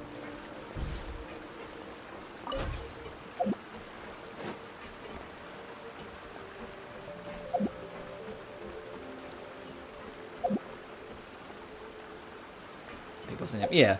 Well, no one's good at Bloodborne at first. Bloodborne is a very frontal, aggressive game, and the game like keeps up with you. So it's like it's not only is it super aggressive, you have to be super aggressive, or you won't keep up and you'll die. So it's a hard like learning curve. I get it. But once you adjust and you get a feel for it, it's really not that bad. All right, let me try and figure out what I'm. So I need to power up that. It's got a penumbra block on it, so I probably need to. They're trying to see if I can find this penumbra block. All right, maybe I'll take one. I saw you as a gamer. Almost gotten so knock out the rest of the work high level just from doing 24-hour grind. That's just oof. The only time I've done super grinding was when I was a kid, and I learned that Ultima was a spell in Final Fantasy VI. I didn't know that you could get it from, I think it was Raiden, was the summon you could find. So I instead grinded to level 99 with Terra to get it, because that's how you get it naturally if you don't get it from Raiden. Because you can get it at any point if you get it from Raiden. I think that was the summon anyway. And that's like the only time I ever like super grinded for something. Every other time, unless it's for a trophy, I don't bother. And I usually try and find some kind of shortcut. Like, say, like, when you're grinding to max level in, like, Dragonstar Varnir, for example, the difficulty affects your experience multiplier, so you can abuse that.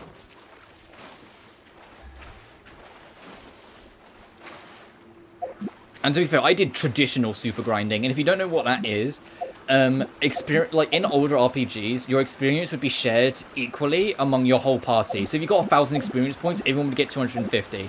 But if there's only one member of your party alive, then they get the whole 1,000. So that's how I did it. I killed my whole party and just made it so Terra would get the only experience. So everyone else was like mid-50s, Terra was 99.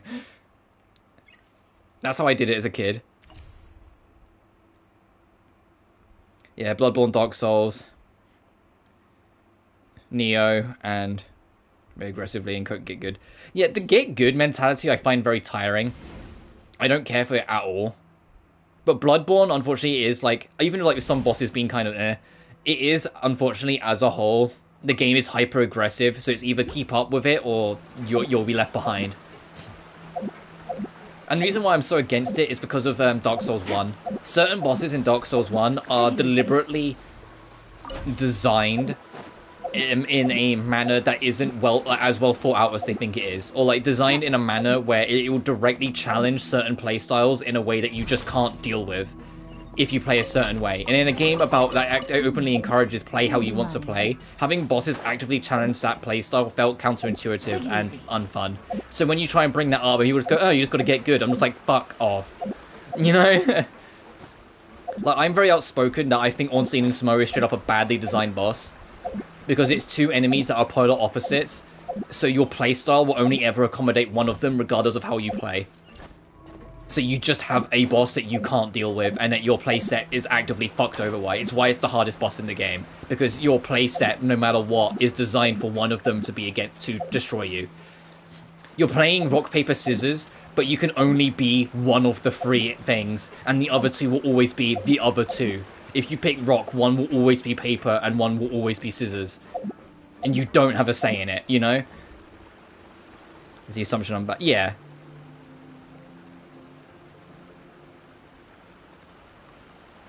Yeah, and the thing with Elden Ring is that Elden Ring, with it being so open-ended, with the sole exception of Malenia, every single boss you can approach from a million different angles, even outside of your play build, that, like...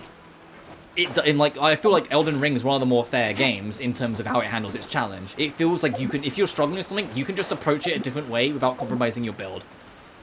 Because of the open nature of the game. Or like, if you're genuinely really struggling, you just go somewhere else. Just come back later when you're a higher level and you've got different equipment. I wouldn't say it was easy. I mean, maybe you're just a better gamer than me, but I didn't find it easy, at least not on my first run, but I definitely, you know, found it, like, if I was struggling, I could just go somewhere else. As in, Malena's the only exception, because Malena's designed to be a super boss, so her being extremely fucking brutal makes sense. She is designed to be this one giant endgame ultimate challenge, in the same way Nameless King was super brutal in Dark Souls 3, because of the exact same reason. He's designed to be this optional super boss. Early game bosses were boring. That's fair enough. I mean, depending on how you go, your early game boss could be one of, like, the main bosses of the game. Or it could just be some random guys you find scattered around the place. The main thing is just don't fight the guy on the horseback as soon as you leave the tutorial area, because the level difference, you'll either die or you'll have the most boring time because you're so underleveled and underpowered for it that it'll take forever. It's just better to come back later.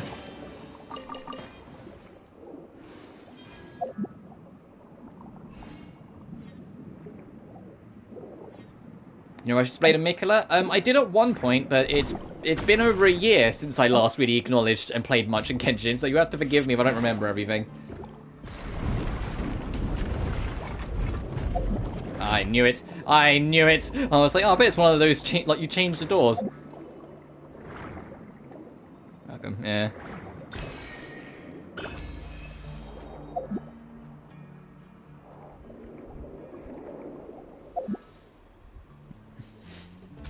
Improve and get stronger and try again.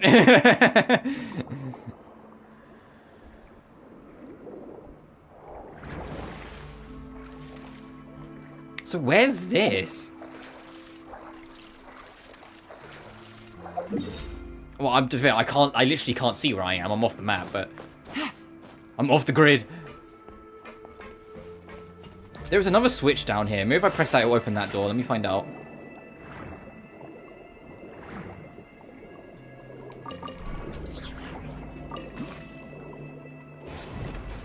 It might just be tied to that, but I don't know.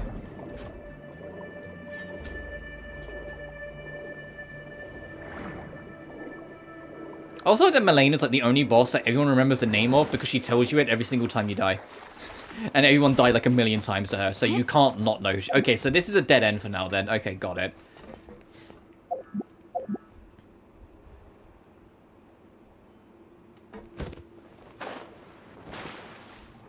Oh, right, that was the joke you were making. I just realized. Okay, my bad. You'd think I would remember that, considering I've beat her twice. I've beaten her twice, like a fucking hooligan.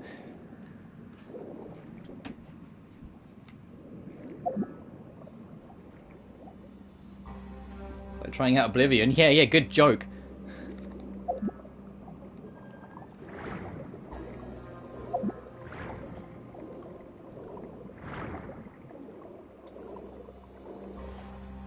Oh, this one reminds me of Oblivion.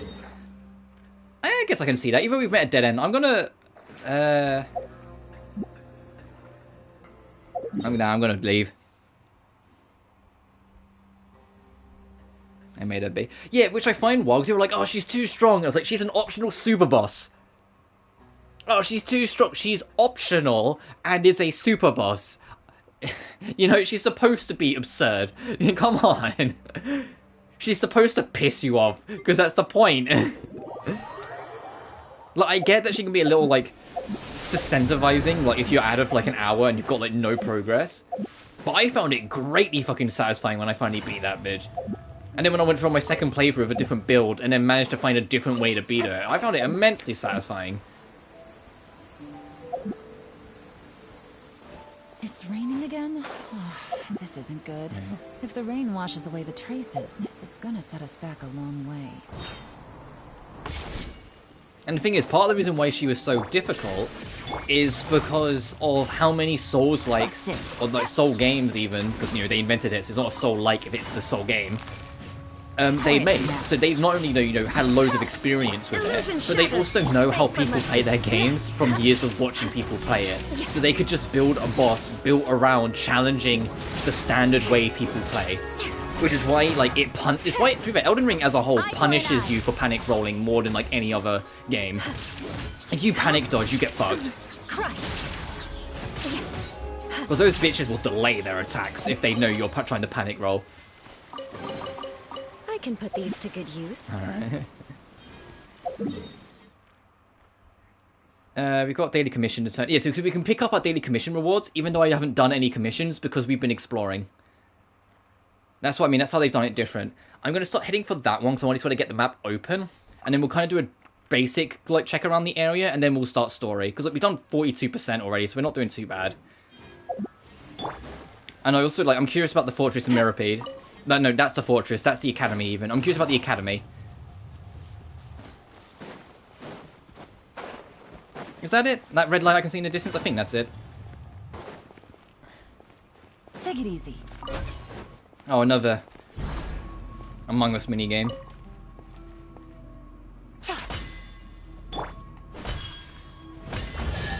There we go.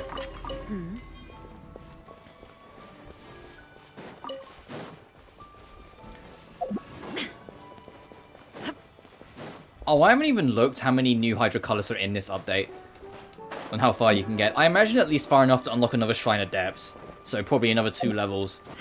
But I also know we're getting more landmass in the next update as well. So we're getting kind of like a triple dip. Oh, there it is. Found it.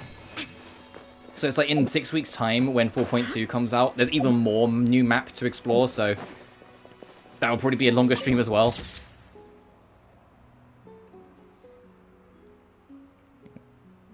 I've gone was only chapter 1, that's it. Yeah, that's fair enough. This was originally one building on the ground, but an experiment went wrong, and now the whole thing's floating, and it's a bunch of giant water cubes. If you want the lore on that place. But it's literally an old academy. Okay, I need to power up that. I need to find a... That's a Numera, so I need to find a Plumra.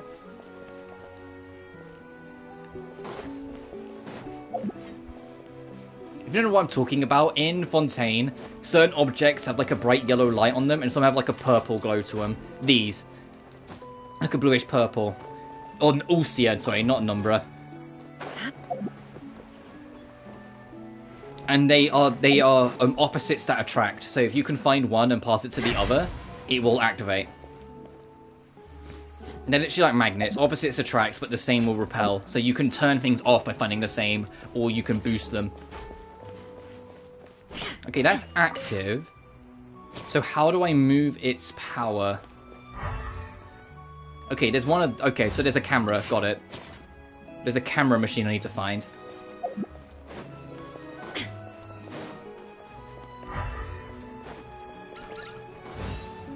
If I was a camera machine... Where would I be hiding? But what's interesting with the two elements, not the two elements, these two light things, like the yellow and blue, is that Furina's moveset, she's gonna have an ability to swap between them as her core source of power. So at the tap of a button, you can literally make her like dark mode. And I'm like, oh, okay, so she's basically got like two movesets in one. Interesting. And also, I'm super up for seeing Furina in black, because apparently it changes her costume to darker colors when you use it. And I'm like, I'm totally up for Furina in black.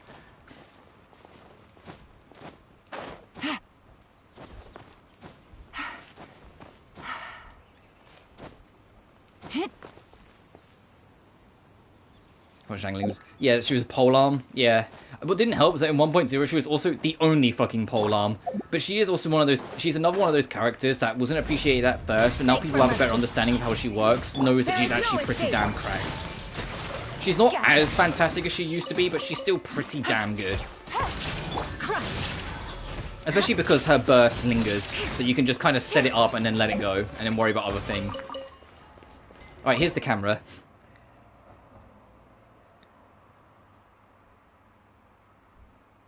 Sorry, though. Yeah. Okay, what's this say first before we do the puzzle?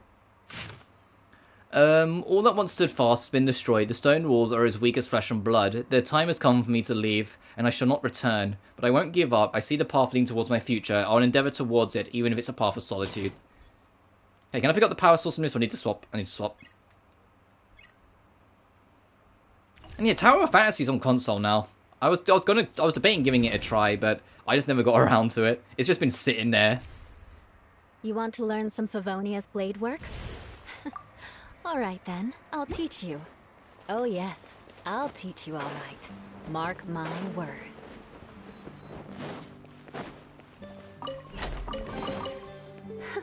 At least good luck. It does look alright, it's just, you know... I just haven't been in the mood to try it yet. I do want to try it at least at some point, though. Sorry, my nose is starting to go a little bit now. Maybe I am catching something. Dry throat this morning, now my nose is starting to run. I hope not. It'd be just my luck. You know, this week of, like... Or this latter half of this week that's going to be, like, chock-a-block with streams would just be the week where I'm unwell. That would be just my luck. Okay, there's another machine here. We need to find the block for there. There's a waypoint here. Alright, I'll go get that first. Oh, there's a whole bunch of cameras leading round to... Okay. So you get that block and I can see the path. Got it. We just need to find another thing. Oh, and there's a combat challenge. I'll do that first. Flood of frost. Rack and ruin.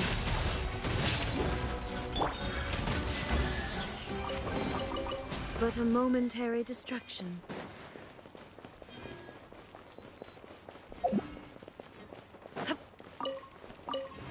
Okay, any blocks?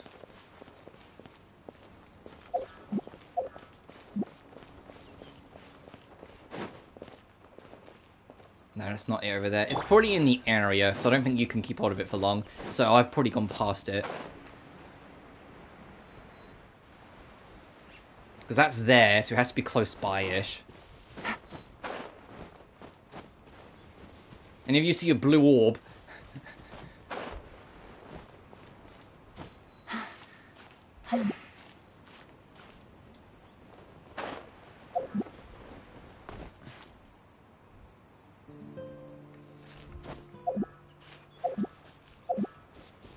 Oh, you mean because Eula's a dancer, and one of the moves she did was a waist motion. That is the thing with Eula. She is a dancer in her spare time.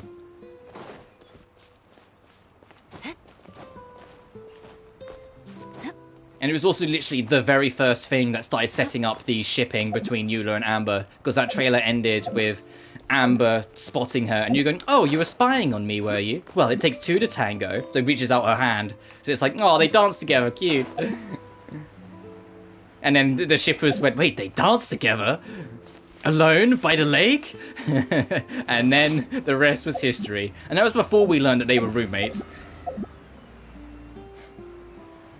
Because that is canon as well, that Eula and Amber are roommates. They share a place together. They're best friends and they're roommates. They were Found the block. And like, you know, things like, because, you know, there was the, I think it was 2.3 or 2.4, one or the other. There was an event in the mountains. And during it, there's a point where you're caught in an avalanche. And Eula only goes out of her way to protect Amber. Like, her priority was only making sure Amber was safe, no one else. And so that also, like, 2.4, yeah, so that also really helped set it up.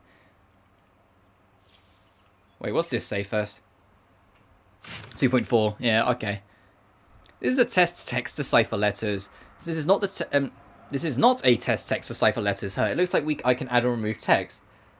Bator's invention is interesting indeed, but not a useless one. Unfortunately, there are too many blockheads in the Institute now. Apart from a few intriguing individuals, the rest of them only know how to follow what's tried and tested. I stand before it, alone and unchanging.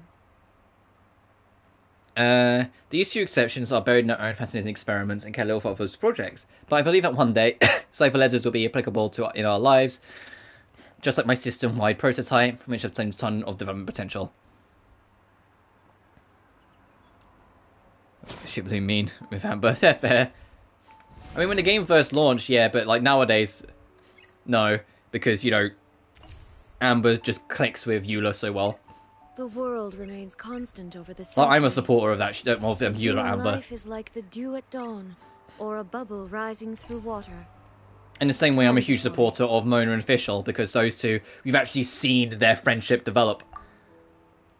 They didn't know each other at first at the start of the game, but through like events and whatnot, they've got closer and closer, and now they've like met each other's parents, and like that sounds like they're dating. It's like they've been introduced to each other's parents, and like they go around each other's places for like dinner sometimes. Like they're like super close friends. So it's nice to see that bond, because like, they didn't know each other at first, and like through updates and events, we've seen them grow closer. That's well, but worth. Now, Mona was my old main. But I swapped her for Yelan eventually.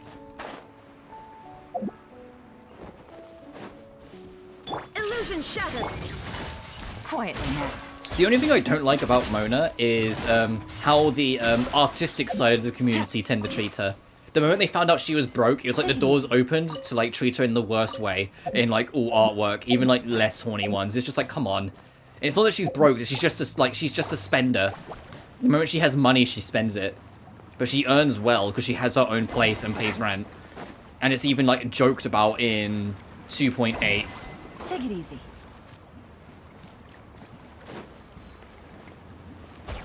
It's even joked about in 2.8 about how, like, you know, she's actually financially fine. And it annoyed Fischl once because there was a point where Fischl got her dinner thinking that she didn't have enough money for food. Just to learn that she actually had money, she was just spending too much.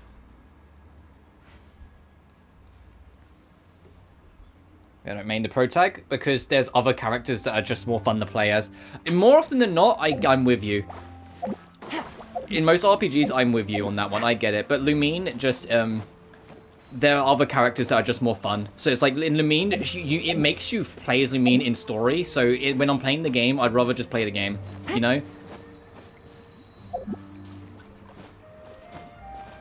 It might be a smidge different for me in Star Rail because Stell's moveset is actually pretty good.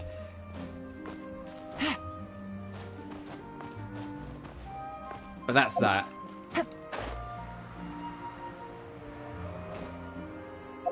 Buffme's got put in here.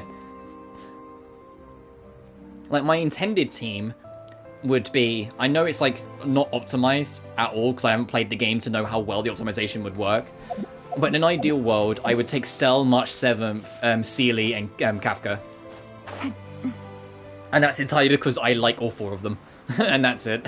There's no, like, team build idea. There's no structure idea. It's just... I like the main character's design, and I like that she's kind of aloof. I love March 7th. I think she's adorable, and I think she's fantastic. I'm a huge fan of, like, the rugged street warrior type with Sealy.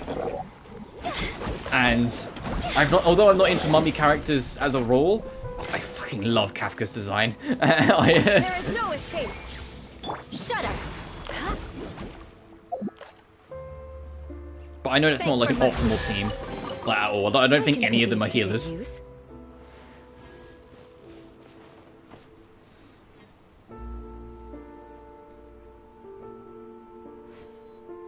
Genshin was MC, Amber, Noelle, and Barb.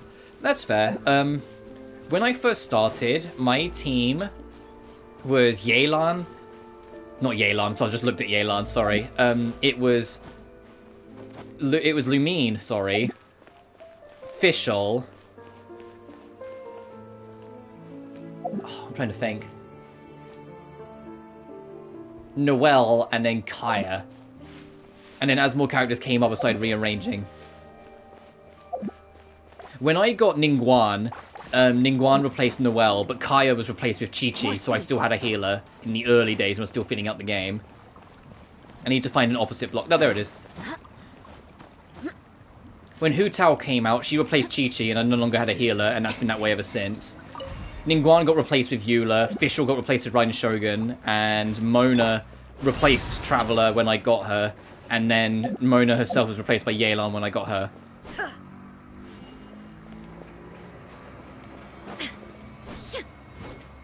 Oh, do you think this was help set up the water thing for this so you can do both instead of me just cheating it? Oh, well, whatever. Yeah, Chi-Chi is the zombie who's been dead for several hundred years, but because of the talisman on her head, can still animate. But she died as a child, so remains a child.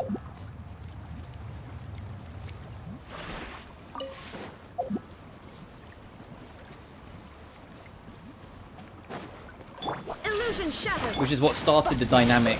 And although it's on different terms nowadays, was what started the dynamic with Hu Tao and Chi-Chi. Because Hu Tao felt it was unfair, and that Chi-Chi should be allowed to pass. And so wanted to take Chi-Chi away from Baiju, because it was Baiju's thing that was set up to keep her alive. He wanted to take her away from Baiju to give her a proper burial. But then when she realised that that was actually scaring Chi-Chi, and Chi-Chi didn't want that, Hu Tao dropped it. The problem is that because of Chi-Chi's, like, broken mind, where she is, you know, zombified, Chi-Chi doesn't remember Hu Tao dropping it. She just remembers that Hu Tao's trying to take her away. And so regardless of trying to bury the hatchet, Chi-Chi's also always scared of Hu Tao, even now. Because she only remembers Hu Tao trying to take her away, not that it's been dropped or any of that, or it's been understood.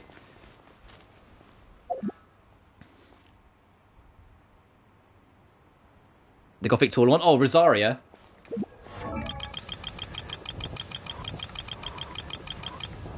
This one.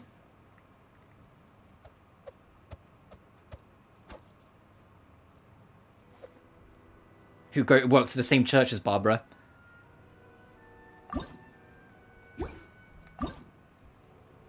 And also had her costume changed to this in the Chinese version of the game, because China aren't allowed to have any good things. Like, oh, this poor girl. Like, no, I much prefer this one. Not even in terms of, like, sexiness sort of thing. It's like, it suits her better because she doesn't care for the church. She's literally a renegade mercenary who happens to do work for the church for a cover. So, of course, she wouldn't wear any of the attire properly. So this doesn't make sense. Because it's like, no, she wouldn't... This doesn't fit her character, you know? Whilst this, even though it's like, no nun ever would wear this, well, it's because she's only using it for the sake of being a cover. She's a mercenary otherwise. So it's like, this makes more sense as like someone who just doesn't care for it. At least for me. But I know if you ask some people, they'll be more annoyed that they don't use her original design from 1.2, where her boobs were about twice as big, where she had the biggest boobs of any character in the game.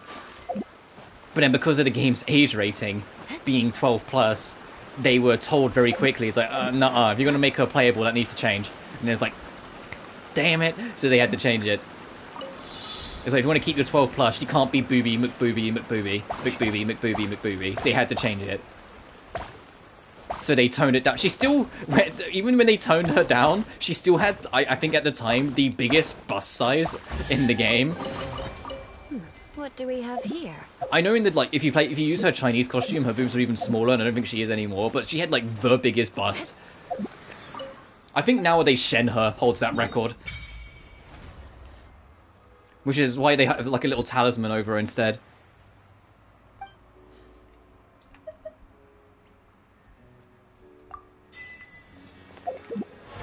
Like, if I get Shenhe... Where is she? Oh, she's right, because I use Shen in, thingy. Shen has the biggest rack, unfortunately, for her. But she also has, like, really, like DOA, like, jiggle physics. Literally, watch. Not to encourage horniness, but do you see that? Like, that's what DOA bullshit is that? No human boober does that.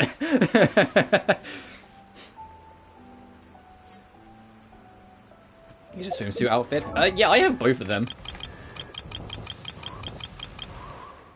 Gee, it's not really a swimsuit outfit, it's more like a summer wear, it feels like. Like something you, like...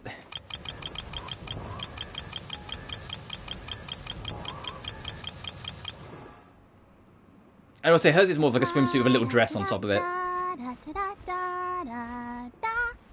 Yeah, okay, Barbara, moving on. You're too cute. What other alternate costumes do I have now that I think about it? I have Mona in her original, because I don't really like the Chinese altered version, like, much at all. Like, I don't mind it, but I don't really like it. Fischl I have in her alternate, because fucking look at this. Look at this. I love this costume for her. For I, Fischl, am the Prinzessin der Verirrt... Oh.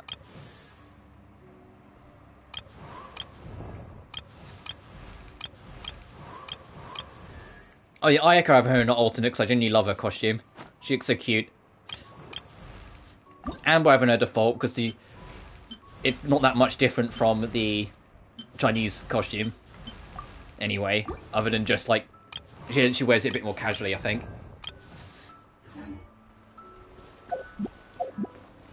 Emila. Yeah, it's what I called my pro tag. There is a reason for that. Although it was a book I never finished and eventually abandoned, because it always seems to be the way. The moment I make a mark of like something reference to a book I'm writing, and one of the main characters of a book I was writing like when Genshin first came out was called Emmy, and so it just stuck. Anyway, I got distracted. We got chatting. Okay, so how do I get into those ruins? Assuming I can right now, and it's not tied to, like, story. It might be tied to story. I am going to go do story soon. I've been streaming for nearly 2 hours, and I haven't gone side story yet. I will do that soon. So I do want to see where the story goes.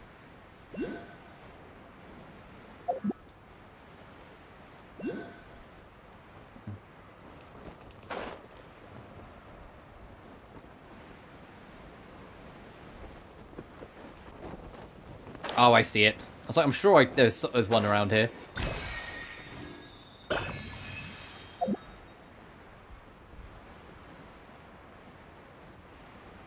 Oh, is this what I think it is? Do I just hit this one in the middle? Yes. Easy puzzle. What a momentary The distraction. colour of the flowers was the colour the thing had to be. I was like...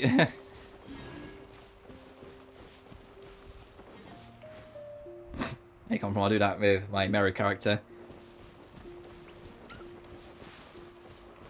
That's fair enough. Oh, I wonder if that Hydroculus is above me in that mess. Meru and WWE. Yeah, fair enough. I try and think of a different name each time, more often than not. Just for the sake of mixing it up. Like, when I do Caligula Effect 2, Caligula Effect 2's protagonist, it's not going to be called Robu Furious, because that's what like, the first game's protagonist was called.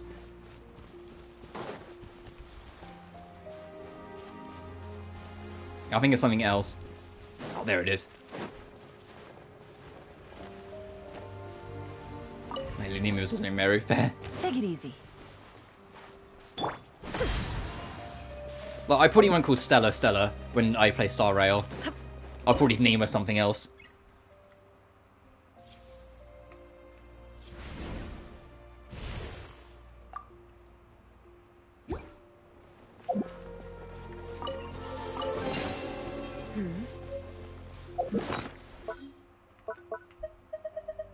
Let's clear them out.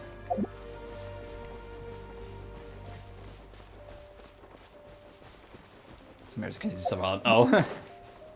Also, do you have your own, like, lore with your characters? Because I do that sometimes, especially if it's like a more open-ended RPG. I make like my own lore for my character, like I'm a D&D player.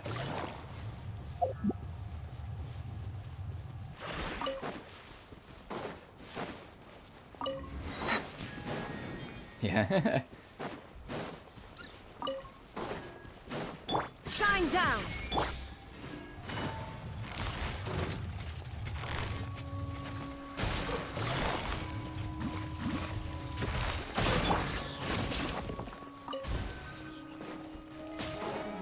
Shudder.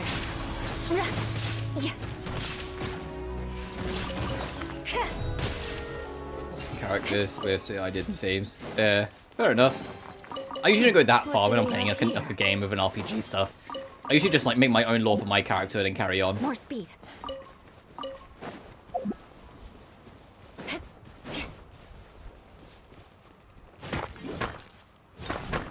More speed. I think once I've done my little expedition and start heading off the story, I will take a quick minute break just to get some tissue to kind of blow my nose, because it's starting to get a little irritating. So I can try and start it with a cleared out. I won't do it on stream because that's disgusting, but you know what I mean. This one. I just have fun with it. Yeah, that's good. Because ultimately, you just end up getting more out of the experience anyway, so it's like, just have a blast, do it. Treasure. One way to draw your target out of hiding. So that one is up top, so I'll have to worry about that later. That one is up there, that waypoint. So until I can learn how to, like, really fly, because Scaramouche doesn't count. you can't get that high. It'd be nice, but no. Outside of maybe some, like, specific positioning glitch with a polearm, I don't think I'm getting up there. And I'd rather try and get up there legit than glitch up there. I said, I don't even know if that old trick even works. There was an old glitch if you have a polearm character. When you do a lunge attack, you can get yourself stuck between certain pinch points, and eventually it would nudge you. And you could use those nudge to plunge attack through the sky like you're flying. Busted. Gotcha. Crush. So I think that was like, I'm thinking like 1.0, so that's probably long since been patched.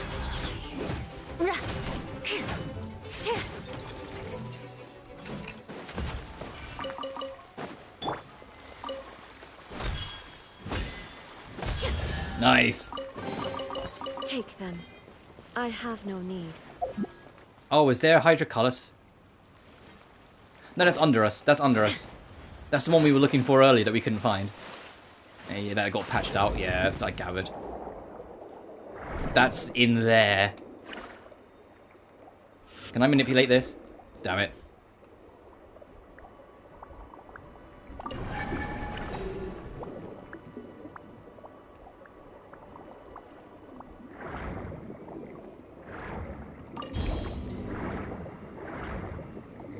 Oh, will this go through, actually?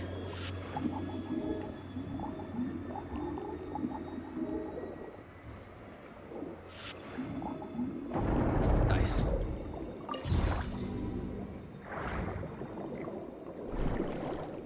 There's the Hydroculus we were looking for earlier. No, it's not. That's the one I was looking for earlier. Fucking I'll shut up then. Well, we found this one anyway.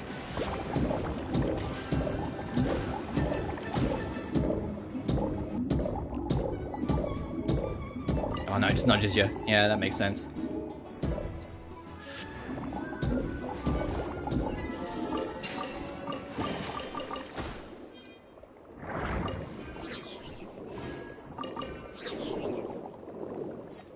Get me out.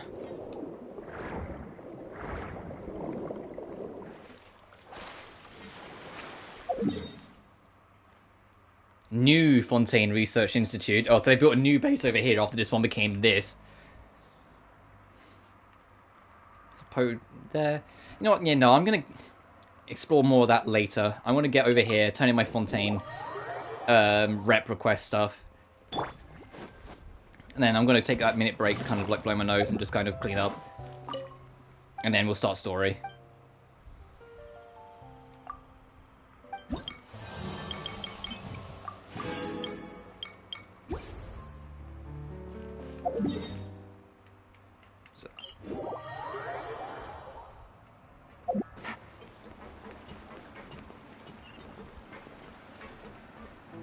Oh, no, that's that. No. No, I got off track. Story. It's there. We're at the Spindler the Rose. I'm trying to find a bench to sit on so I can leave you in like a comfy spot. I'll just sit here. Just like block the child off. All right, back in a sec.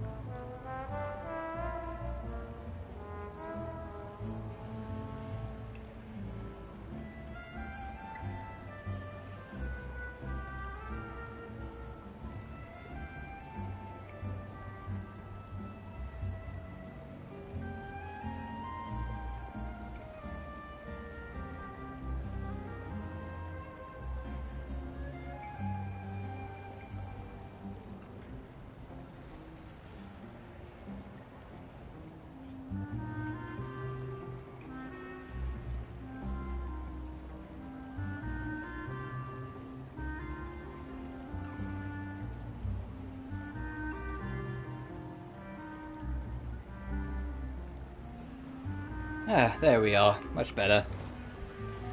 Now let's head over, talk with my favourite Navia, so I'm assuming that's who we're going to go bump into, and figure out what's next in this story. It's real, and it's empty and waiting for us as promised. Navia is such a good person. Now that the serial disappearances case has been solved, no one's going to come after us for anything. Even without Silver standing guard, we can just completely relax. She says out loud, now no one's after us and there's no trouble whatsoever. We can relax. Yep, yeah, you keep saying that. Why don't we stay and rest up here for a while? Even machines in Fontaine need to stop and recharge now and then. If we wanted to rest, couldn't we pick somewhere with a decent view? Oh, come on! This place isn't that bad. Besides, how often do we get So October 1st is my final state of the NEP Union. Fair. You're retiring. Yeah, well, semi-retiring. No, this place isn't that bad. It's a base in the sewers. The truth, Paimon. Out with it. Fine. Remember that detective story Paimon read before? Well, the author is about to release a new book, so Paimon wanted to buy it as soon as it came out and have a quiet place to read it. Fair enough, just don't spoil it this time. Then it's agreed. Come on, let's get some sleep. We'll need to be up first thing in the morning to get in line and buy a copy.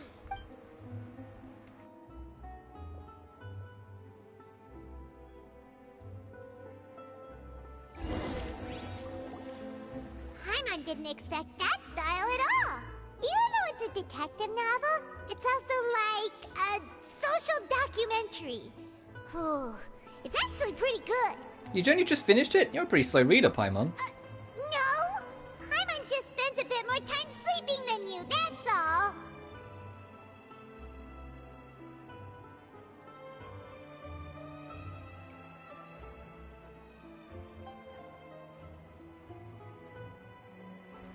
You mean with NEP, one man, the identity thing? Because I think it is. I think it is just they're just taking it a different direction. And it's why I've been saying before, like, if it's not for you anymore, that's fine.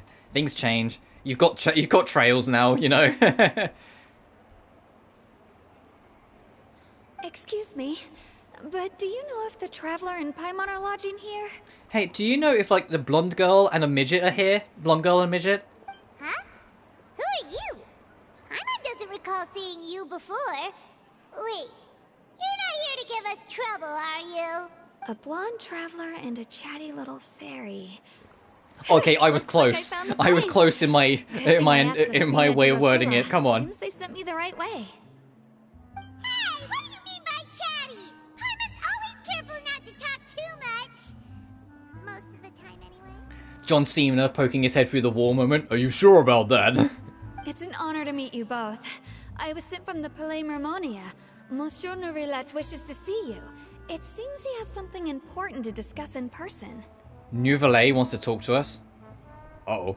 We're not in trouble, are we? Make clips. Yeah, so you still want to do bits and bobs. It's just the game series itself you're really not that fussed about anymore. Like the main stuff you really don't care about that much anymore. Nouvellette? Nouvellette? I always pronounce the T. I always say Nouvelle. We talked so much the last time we met. Has something happened since then? I am not privy to the details. It would be best if you came to the Palais Mermonia and asked Monsieur Nourilette in person.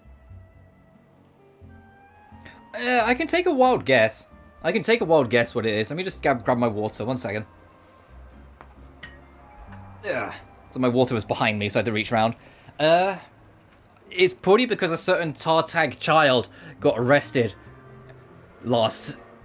at the end of the last story. So there's probably like they want us to investigate something because they've arrested basically a Russian diplomat. And it's like, ooh, we need to get to the bottom of this problem. Always, there could be trouble if other Sneznayan harbingers catch wind of it and start coming up and start showing up asking questions.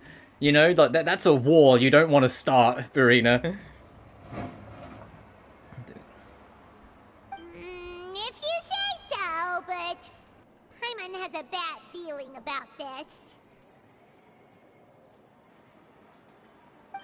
Now that I've delivered the message, I'll take my leave.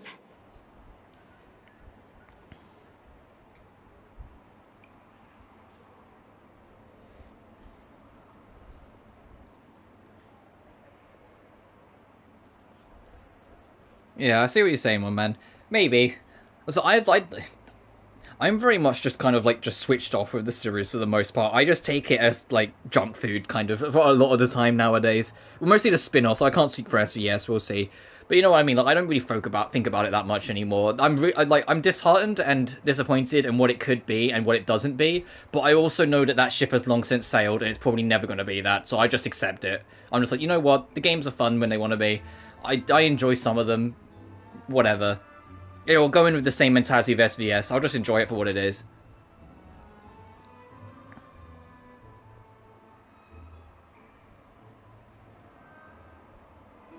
Nepper's junk food. Yeah, I get that, especially if it's a series you care about, but it's always that way. One person's Well, one person's trash is another's treasure, you know, all that shit. For me, it's just like the net games are fun, but I don't really think about them. You know? Like, I enjoy them and I play them and I have fun, but it's not like I think they go, oh, they could do this, or they could, because I know that shit's not going to happen, or at least not anymore. Maybe one day they could have, but not anymore. At least in my opinion. It doesn't feel like that's ever going to be the direction they're going to go.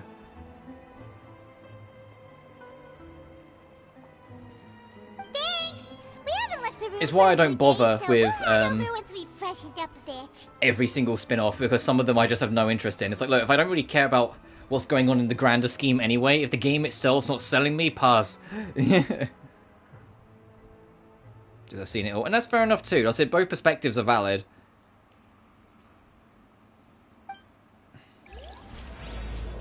Anyway, let's go find out, to the stars shining in the depths, what Neurovalet wants to talk to us about. Let's go see what Dad wants to talk to us about. What does he need? I think I know what it is. I think it's going to do with Totaglia Child.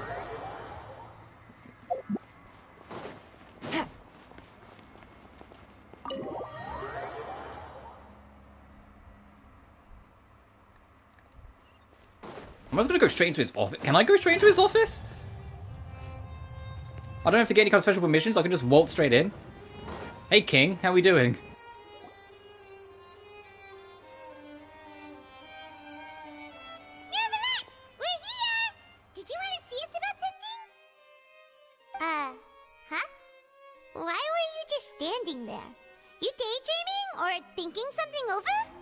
He's the High Court prosecutor, like, judge person, Paimon.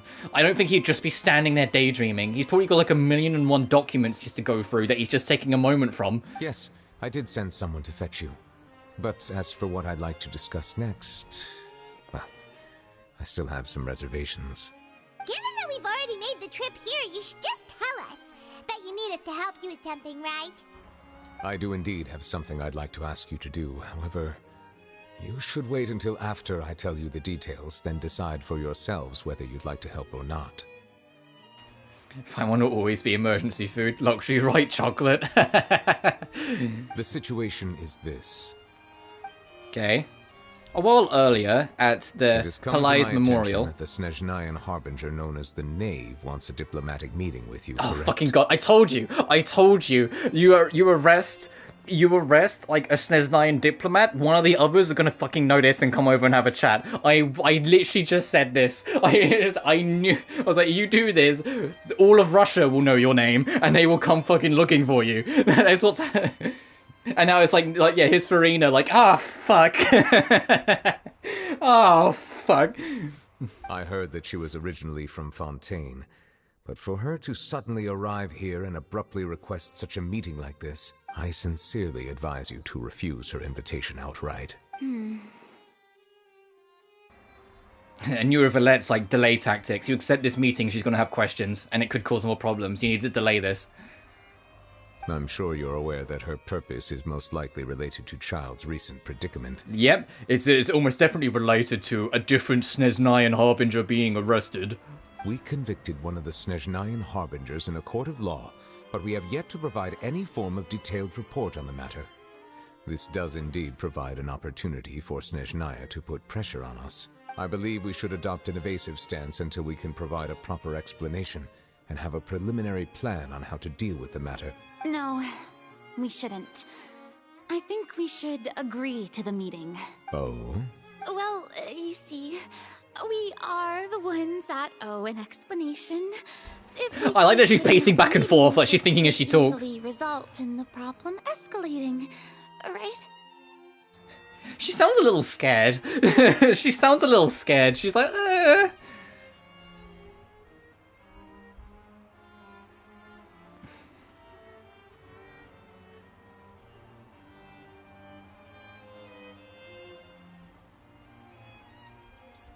Hoyoverse, you mean? Miyoverse doesn't exist. Mihoyo is how they was, but they're now Hoyoverse.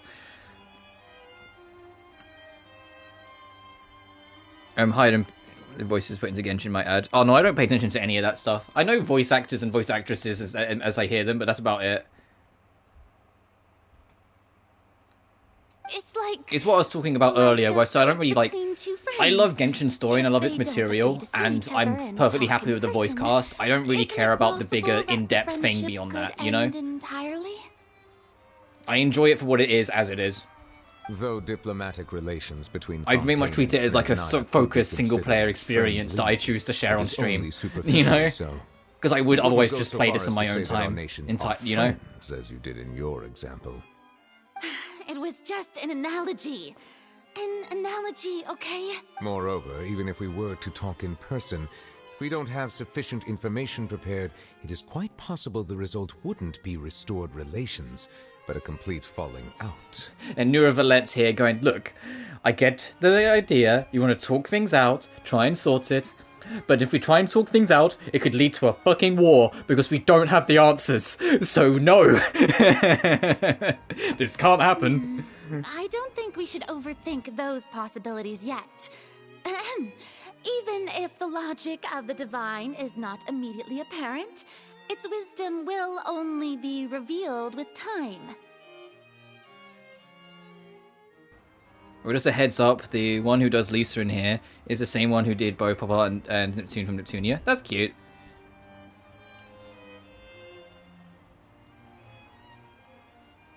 While Shion is who once went as Kirito from Sword Art Online.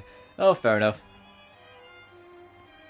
Look, the only, there are some voice actors I straight up recognize and I immediately go, I know people. Like Nura Valet, that's Ray Chase, that's fucking Noctis Lucius Kayam. That's the Prince of Fishin we're talking to, who's playing Nura Valet. Besides, you'll be at the meeting.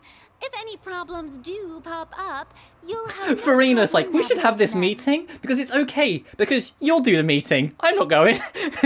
Farina, you little shit. I must clarify that interacting and communicating with people outside of court is not my cup of tea. It seems you think too much of me. But more importantly, when did I agree to join the meeting with you? You mean you won't come? No, that won't do. I can't go to the meeting alone. You have to accompany me. I must take you with me. Okay, Farina. She's like, I don't want to fucking do that on my own. A diplomatic meeting with politicians that can start a war on me? You want me to go alone? Fuck that! She's like, no! Lady Farina, could there be something else regarding this matter that is being kept from me? No, not at all. Look, the way she's bouncing around. of Fontaine, Focalor, the god of justice who is loved and adored by many. So I only hope that justice will be served in this matter. Don't overthink it. I'll go find someone to arrange the meeting.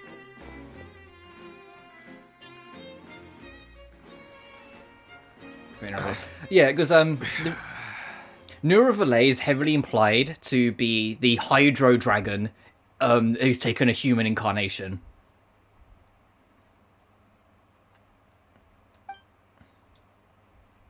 Which is why he's designed the way he is. Whilst Farina is, the Archon of the same element. It could officially be considered a God, she's here. Conference. I prefer to see our meeting today as an ordinary tea party. Oh, the Chino. Hi. Hi, how you doing? Are you free this evening? Hi. I assume you see it the same way, Miss Farina? Hi. How are we?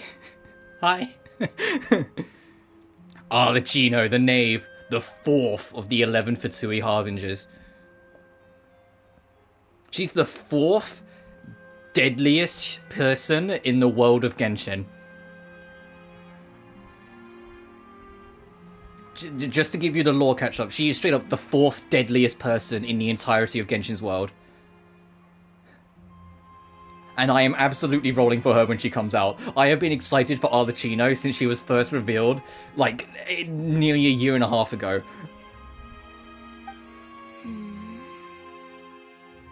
Lady Farina? Yes, that's right. Just like you said, a tea party. I should thank you for providing the pastries. They look delectable. To make this tea party even more lively, I've invited someone else to join us today. Farina did con him into it, fuck's sake. It's a pleasure to meet you, Monsieur Neuvillette. I was born in Fontaine, so naturally, there's no need to introduce the nation's revered Eudex to me. And if you look carefully on her back, you can see that she's a pyrovision. She's a fire woman. Yeah, Arlecchino's background, a quick recap. She runs an orphanage, and everyone refers to her as the father, not the mother, because she's more masculine than feminine. She wears a suit. Her waistcoat, she actually wears it with the left side over the right, which is how men wear waistcoats. Women, they're supposed to wear the right over the left, in tradition. She's referred to by other members as handsome, not beautiful. Which is something that she takes, that she takes in notice.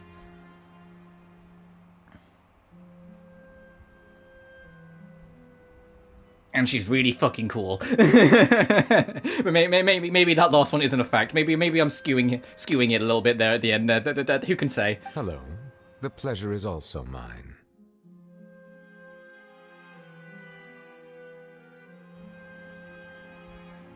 Female prince. Yeah, that's probably the best way to put it. Also, to go back to the Neuvillette thing, where he's the Hydro Dragon. His eyes, he's got serpent eyes. Just so you know. First, I would like to thank the Well, I say that Arlecchino has red X eyes, so come on. I think everyone's got different eyes here. Everyone on this table has unique eyes, actually, now that I think about it. Well taken care of by you. House of the Hearth is the orphanage she runs.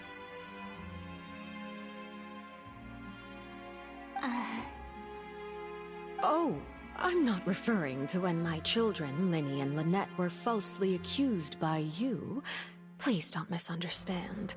Oh, oh, she's like, when my children were accused of crimes and taken to your courtroom. Just water under the bridge. Why did you mention it then? No reason. Arlecchino's laying it on thick with intimidation tactics. I know what she's doing. She's laying it on thick with the intimidation tactics. The children of the House of the Hearth are often misunderstood, perhaps due to the reputation of the Fatui. There's no getting around that. All I meant to say is that Fontaine has been stable in recent years. The people are well off and the children lead happy, fulfilled lives. That is something truly worth cherishing, and no one wishes to disrupt such peace. God, I love her design. I love her hair design as well. Can I just talk about, like, her hair? Her hair is sick. I'm sorry, I'm gushing too much, but she's so cool. This is a big deal for me, because it's like, I've been waiting for, like I said, over a year to see her in action in game. When she was first revealed in the 2.8 update, I was like, I need to see more of this person so much. So this is big for me. Now then, you have come regarding the matter of child, correct? Well, yes. It appears the ever-busy Eudex Neuvillette doesn't wish to waste time with diplomatic pleasantries, and hopes that we can get straight to the point of our talk. Yes, as you surmised, understanding child's situation is indeed one of the goals of this trip. As we are both diplomats from Snezhnaya, as well as Fatui Harbingers, Child and I have always been colleagues. She doesn't... Hey, little lore tidbit. She doesn't respect Child. It's literally just because they're colleagues and she has a legal obligation to do so. I guess a legal obligation would be the right word, but for her nation to figure out if a war's about to break out, obligation to do so. She doesn't respect Child at all. Were anything to happen in Fontaine, each of us would serve as the other's attorney to resolve the issue.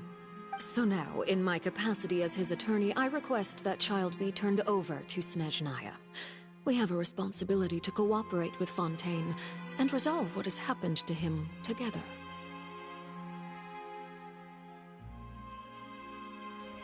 Try to give him the right of diplomatic immunity. Usually, but there's this giant machine that the entirety of Fontaine's cultures and laws are built around that dictated he was guilty. And so when your entire culture's around it, you're kind of fucked. You have to play by the culture rules, or at least in Genshin's world. So, and even then, Child resisted it, and he just got knocked out and imprisoned, so...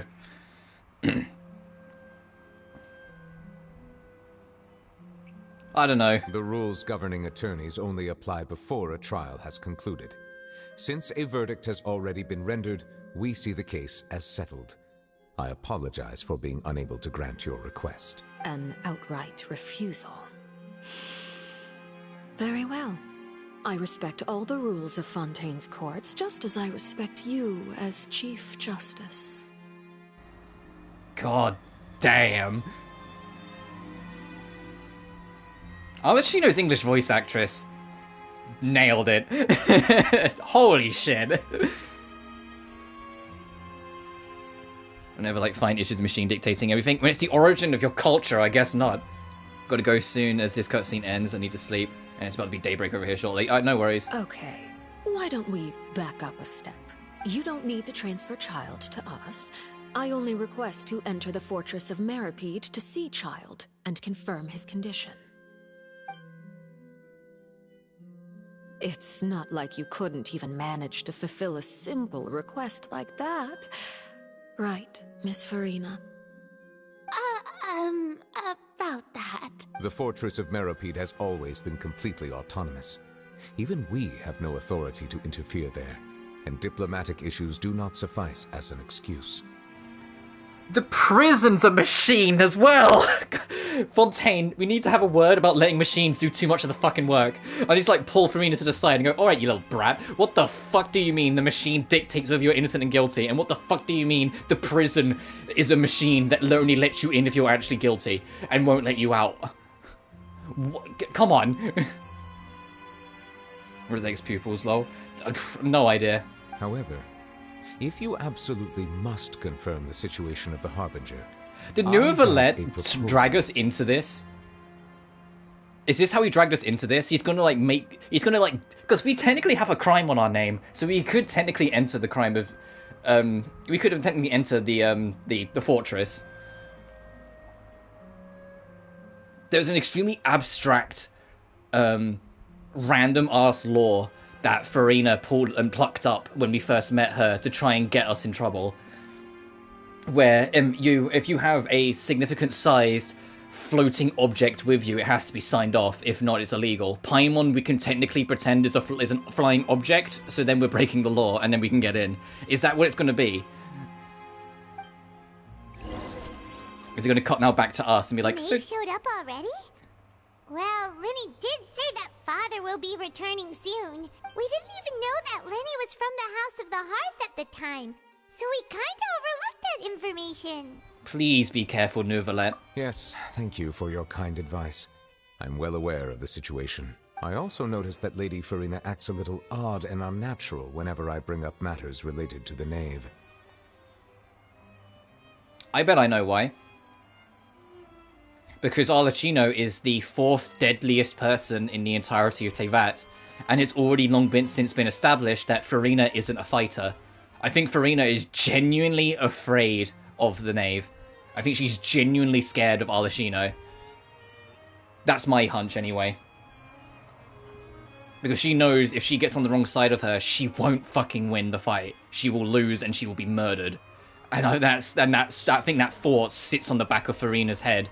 Because she's an immature child at the end of the day, and the thought of this person in the room could absolutely fucking kill you will do a lot to your composure, I imagine.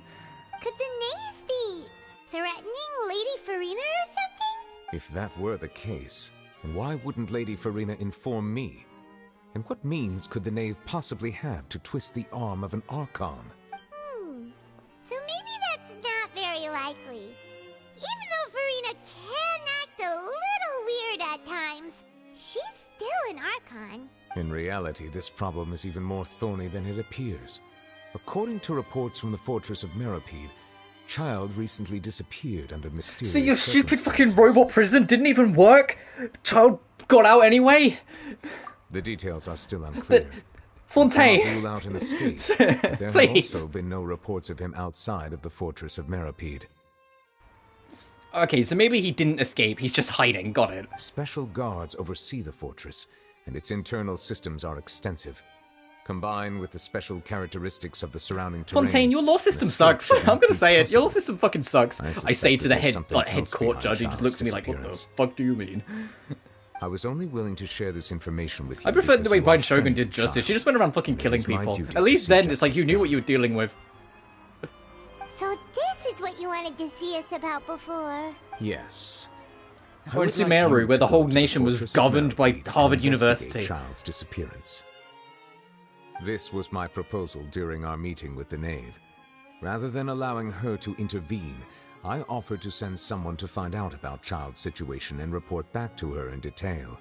The Knave did not seem satisfied by my proposal, but she still agreed to go along with it for the time being. Her words were, "We will talk more once we have that report." So that means we bought ourselves some time. But why do you want us to go? Firstly, you're already acquainted with Child.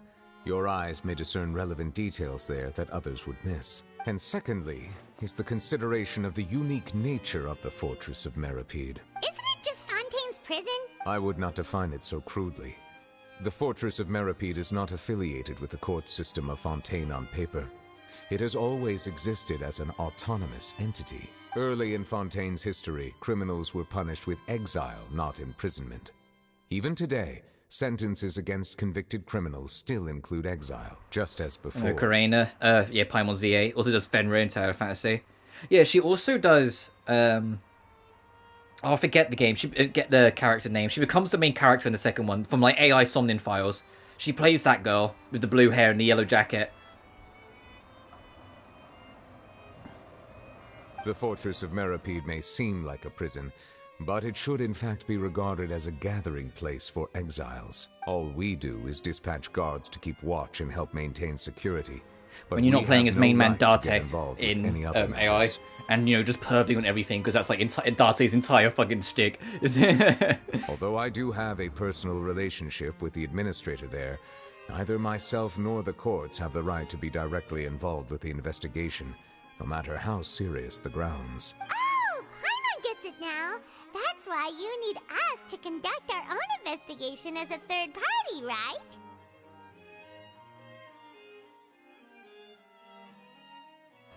Which one's worse? Harvard or this tech shit? I guess it depends, because, like, Harvard were actively abusing their laws and rule system for their own purposes. Because they were trying to build their Evangelion to make their own god to replace Nahida, so they could have complete, like, they could literally have an Archon in their pocket and have complete control over the land.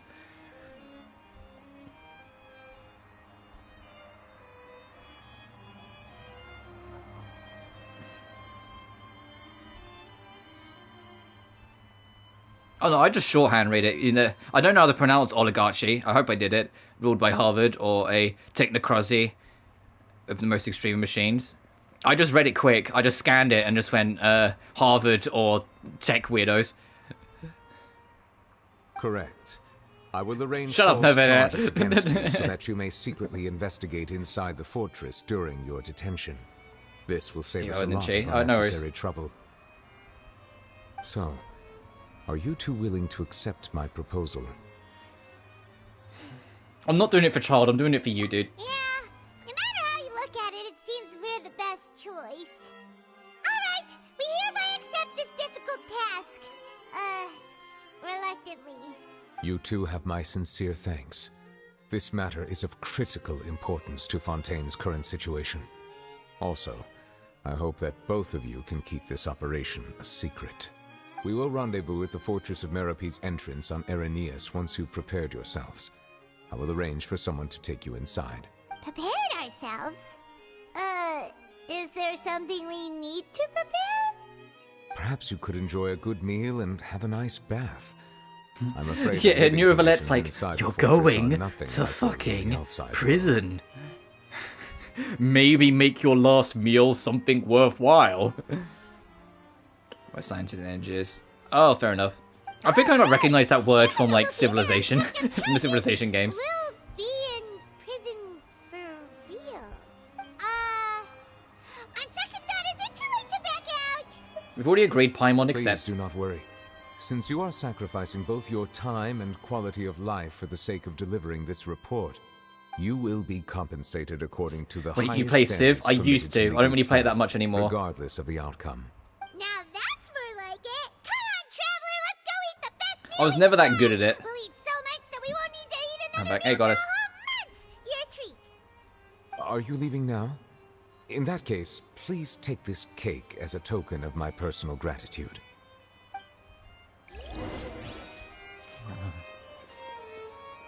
Where? Or did I just pick it up? I was going to take it, Nouvelet. I was ready. Also, I realised that, you know what that implies? That's the exact same cake Arlecchino showed up to offer to Florina and Nouvelet. None of them fucking touched it. None of them touched it. Me for it. Just be sure to enjoy it. I'm going to be playing for competitive reasons. Maybe one day then. Yeah, I'm sitting in your chair, Nouvelet. What are you going to do? Sitting in your chair. Yeah, fuck you. Oh, buttons. Maybe one day. But yeah, since like there's more people in, I was talking about it earlier. Not next week, the week after. I'm planning to do like an experiment week where I stream a different game.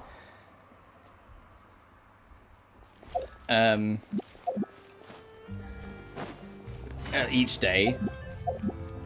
So maybe at one time I'll do Civ. I'm in no interest in playing Civ right now, dude. I used to play it a bit, and I enjoyed it, and I probably still would enjoy it, but it's been a long while, and it's like, I have to be in the mood, and I'm not in the mood yet. But like, with my experiment week, one of the games I want to try during it is going to be, starting the Zero Escape series. Well, I say starting, I don't know if I'll come back to it, but I've always been curious about it, and so I'm going to play, I think it's called 9 Hours, 9 Lies,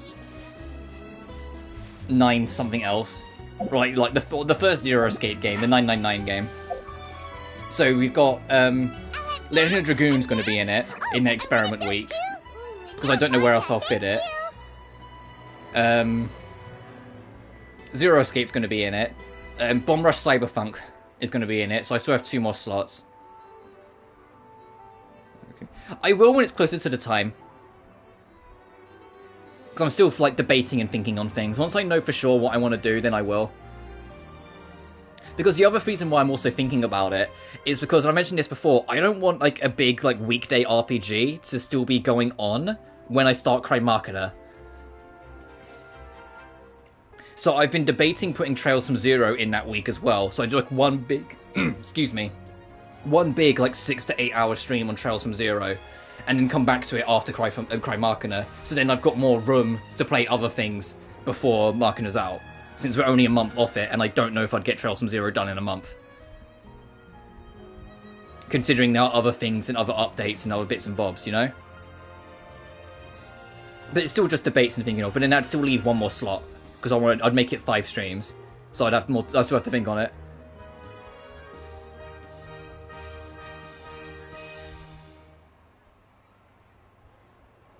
Heard of it. Maybe we should indicate whenever they give us. It was pretty good. But as soon as Paimon remembered that we're about to go to prison, Paimon... Zero Escape I've been wanting to try for a while, so this has been a good excuse to do so. I've been debating Dredge. Dredge I might make my 5th game, and that's entirely personal. Everything I've seen on Dredge looks like it's a perfect me game. And you know, like, I don't know if it'll be good for streaming or what, because it's a fishing game, but it's a fishing game with horror subtext. And I'm like, yeah, I like fishing games. Like, I'll do it. So, but that I might do as a one-off as well. Yeah, but since Robu can't eat all of it at once. Now that Paimon thinks about it, we've always been super careful ever since we arrived in Fontaine. Just to avoid breaking any strange laws here. Finish stream fishing games. But yeah, Dredge is the one I've been looking on, because Dredge is simple. There's like an ongoing story between... The way it works is that there's 5 islands. You can freely like go on your boat and go between them. You get money from the fish you get and sell that you can use upgrades at your engine that you can then use to explore deeper into the waters. But there's a horror overtone on it. There's cosmic horrors in the water. And depending on how you stray, and depending on where the story goes, you can stumble into these things and they can fuck up your boat. And if they destroy your boat, you're screwed. But yeah, Naruto's actually gonna be fun. It's an action RPG I actually like. Ah, fair enough. Let's just try our best to And so, like, for me, investigate it's like everything someone who before likes we horror get games there. and likes fishing games, I'm like, yeah, Doesn't sure, I'll wanna do stay it. in I'll give it a prison too one-off. long. And if it ends up not working, it's fine. I got it for free. Because I got it through the reward program. You know, the PlayStation Stars shit, that reward program. I got it through that, so it's free. So I literally lost nothing if I end up not liking it. That's each their own. I'm up for it. Oh, we're being spied on. Oh, what is that? Hello, Charlotte! Is it the taste of a Hello, breaking baby girl. story? I would agree if it wasn't for the fact I still really enjoy cosmic horror. Like, the moment it kind of plateaus and I stop enjoying it as much, then I'd probably start agreeing way more. But the whole time I'm still enjoying it, whilst like zombie stuff, I got bored of real quick. Hello, Charlotte. Charlotte's going to be playable next update. This little spark of journalistic energy is going to be playable in the next update. Hey! You can't hear a taste! And what are you doing here, Charlotte? Oh, don't remind me. I invited an eyewitness to a case to eat here, and I was planning to get some great material out of him. But he didn't even show up. Calm down, calm down. Yeah, I'm just saying, like, I wasn't me disagreeing with you in that sense. It was more just saying, at least in my perspective, it hasn't got to that point yet. From the traveler, you might still be able to recover the cost of the meal. Are you done talking to yourself, Charlotte? You're literally looking at me whilst mumbling to yourself. You know we can still hear you, Charlotte. Never mind. It's nothing. I just heard you mention the Fortress of Meripede. You didn't commit a crime, did you? Please tell me all about it. No way! We would never! We're just going there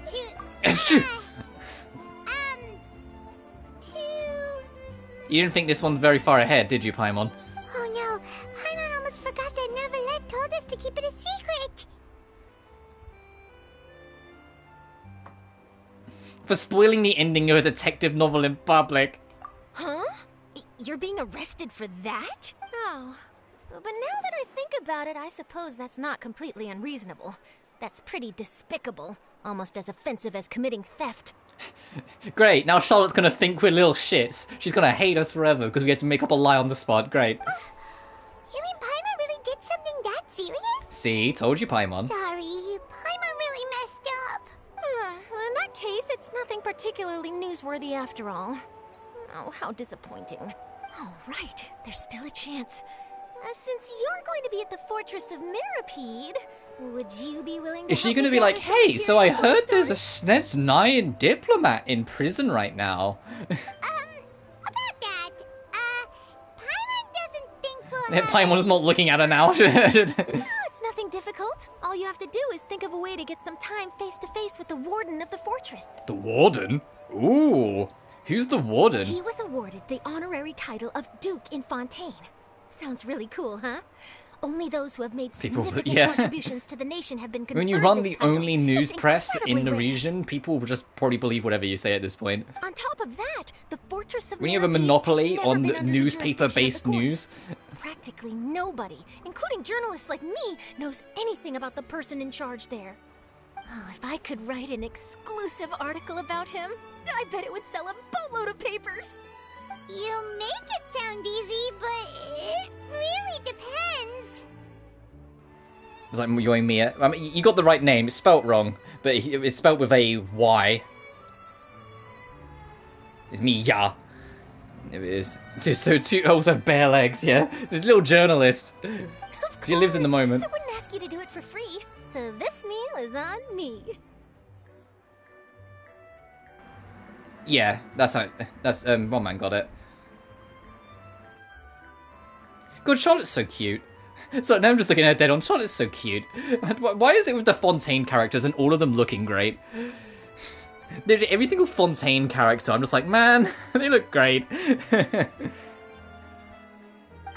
you got a deal. We'll do anything you want. Then it's settled. The food should be here any second, right? Huh? Wait, just how much did you order? No, that's fair enough between you two. I love it, so I'm still here for the long road. Anyway, we stuffed ourselves, and Charlotte foot the bill, so ha ha. I bet if we talk to her, she's like panicking. Guess we have nothing to regret now, so let's get going. Yeah, Charlotte's super bare-legged.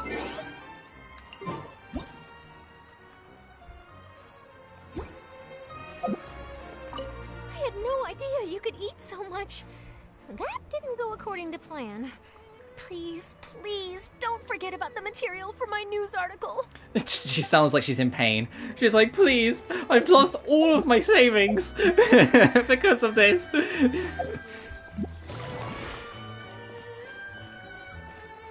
I'm executed, right? Well, it's because they don't know how much time it will be before they get let out during their investigation. So they will have a degradation in quality of life, hence why they had a face.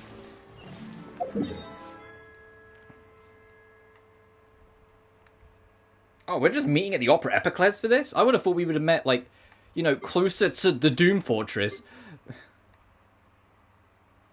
You know, let's get my daily commissions before I go over there. Ad Astra. Thank you for And it's in the prison. Wait, it's a prison they don't know if they're going to get out of, and it's going to still be less than ideal. If I knew I was going, I'd try and make a good meal before I go, regardless. You know? I mean, we already know, because I picked some up, that there is, where was it? There are prison bucks. There is a prison currency. I'm off now, need to sleep. No worries, goddess, thanks for popping in. You rest well.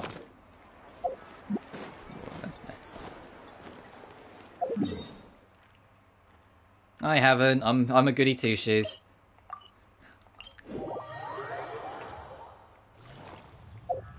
And I'll just call them prison bucks just because it's the first thing I think of.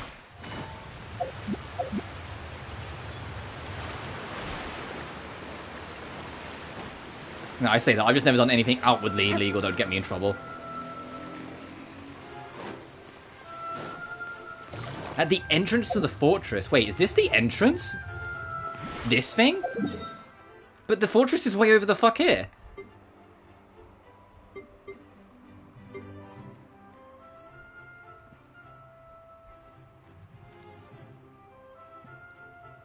Genshin, Robu, stay awesome, bro. Thank you, you too, bud.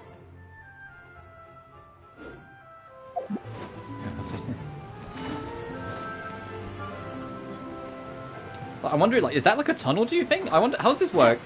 Alright, Nouvelle, I want answers. How does this work? How is this the entrance? Alright, Nouvelle, we're ready. Is this where the entrance is? You have come, just as promised. Yes, this is the one and only entrance to the fortress of Meripede from Irenaeus. Careful. You may want to step back a bit. Ooh, so you have to go down from here? Is the prison underwater? Utilizing both the barrier of the water as well as the fear humans have of the depths, the fortress of Meripede is naturally the perfect place to confine and guard criminals. I mean, fair? Fair? Deep at the bottom of the ocean, no one's gonna try and fucking break out of that. Where are they gonna go? The pressure of the ocean depths will kill them.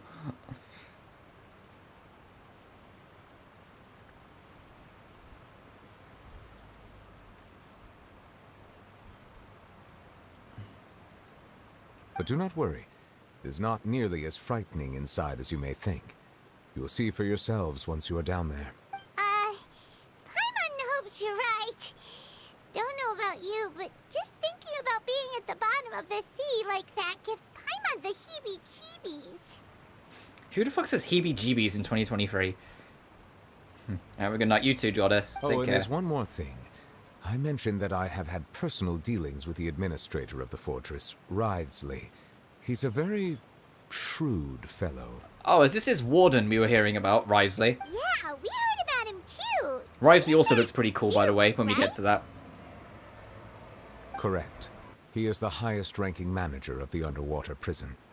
Even though you are going there to investigate at my behest, it would behoove you to avoid any confrontation with him or any of his subordinates. The Duke rarely ever leaves the fortress of Meripede, but that does not mean he is not privy to all that is happening inside and outside the fortress. He is quiet, but not unaware, so please bear that in mind. Duke Wivesley. All right. That's about all the time that we have to talk privately. I'm counting on you two. Don't worry, we won't let you down. Good. Madeline. I'm here, Monsieur Nervalet. These two are the newest convicts, I presume? Don't worry, they won't escape on my watch. It would be nice if we had like a prison attire during the time where... Also, Madeline, we have to keep up the appearance, so Madeline just thinks we're genuinely crooks. Like we would try. Please follow me, you two. I'll process your paperwork for entering the Fortress of Meripede. Ah, yeah, and that was a split point. It says, hey, if you continue this, you're locked in. Continue the current quest because parts of the progress become occupied. Progress cannot be made on occupied quests. We will continue. Let's go into prison.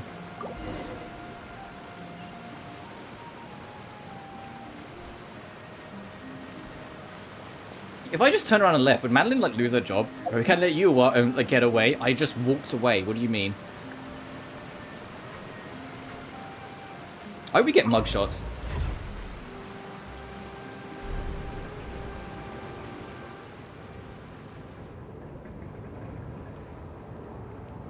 Are we already underwater now? Huh. So this is what it feels like to be a criminal in Fontaine. You two seem to be taking this pretty well. It's rare to see convicts in such a good mood.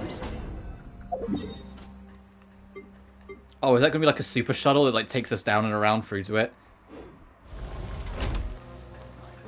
You know, harmonica and plays the most obnoxious music just to annoy Paimon.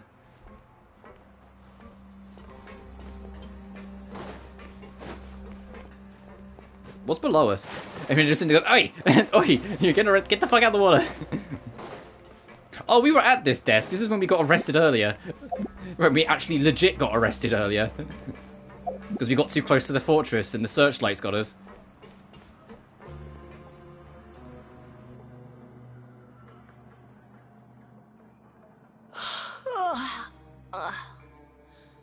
Oh, it's you, Madeline. Why'd they make you make the trip down here today? Monsieur Nervalet personally requested I escort these two convicts. I suppose he was concerned others might not be up to the task. Well now, aren't you the lucky one? Must be nice to be on good terms with the big shots like the Chief Justice. The only people I get to see every day are the new I'm sensing some nice waters between you two. I don't think these two are like necessarily on the kindest of terms. Well, have you tried service with a smile? Who knows, it might help your professional reputation. Yeah, right. As if. Every criminal comes through here looking miserable. How can I smile with such a toxic work environment? And even if I did smile at them, the convicts would probably just think that I'm some freak getting some kind of twisted enjoyment from their pain. Oh, she's got a point. Well, I've finished transferring you. Paimon, shut up, the convicts! And Maret will guide you through the remaining procedures. Yep. I'll take it from here. You head on back to that bright and sunny world above. Okay, let me see. You are the Traveler and Paimon, correct? Present. That would be us. Let me confirm your charges and sentence. Let's see. I don't actually know what our charges are. You two are charged with eating a cake specially prepared for the Archon by a Snezhnayan envoy without the Archon's permission, thereby incapacitating the political center of Fontaine for a brief period. Sentence: 45 days? What? That fucking cake they gave us is what they used? Nervalet. Nervalet, you little bitch. Huh? Wait, you mean the cake that Nervalet gave us was... Just looking at the charges, it seems you two are capable of causing some serious trouble. That's fucking insane, bro. You're telling me. That's funny. And considering how fond Lady Furina is of sweets, this crime is tantamount to trying to assassinate the Hydro Archon herself. That is a fucking wild comparison. Holy shit, Moret, are you okay? Are you okay? You've been spouting some weird bullshit since I came down here. You flatter us. Now I've seen everything. Anyway, we still need to finish processing you before you can enter the Fortress of Meripede. Please stand in front of the board over there. I'll take your mugshots. We are getting mugshots. Oh, all right. But be sure to catch Paimon's good side. She needs more of a hug. She needs therapy. No, I'm kidding. Oh my god, we're getting our mugshots. It's so funny.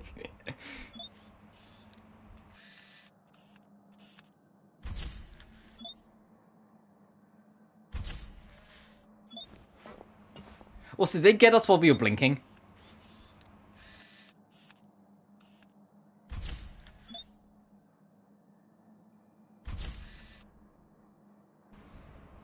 I hope we get to keep the photo. No, you're not tourists, you're inmates. Can we keep the photo though? Ugh. And we're done. Thank you for your cooperation. Yeah, my god, we're Next, taking good someone will be mugshots. allowed to Yeah, they're not guide supposed to make you inside look the good. Fortress. Please be sure to cherish this opportunity for rebirth. Huh?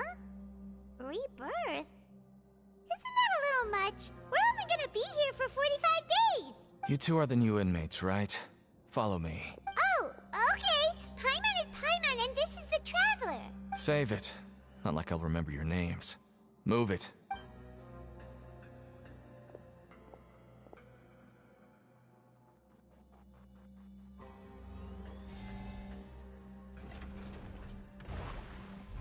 Like a fashion one way. But when you know when you're not actually here for actual charges, you're here to investigate, you're like, I don't really care about this procedure.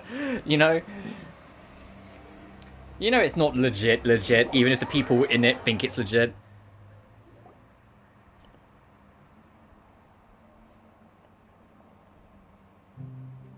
And now we're in. So, are you one of the guards here? Is there anything we should be careful I mean, I've got a of while we're passport here? photo, so that's kind of a mugshot. It's just one you self-impose, because you look fucking horrible in them as well. I look atrocious in my passport photo.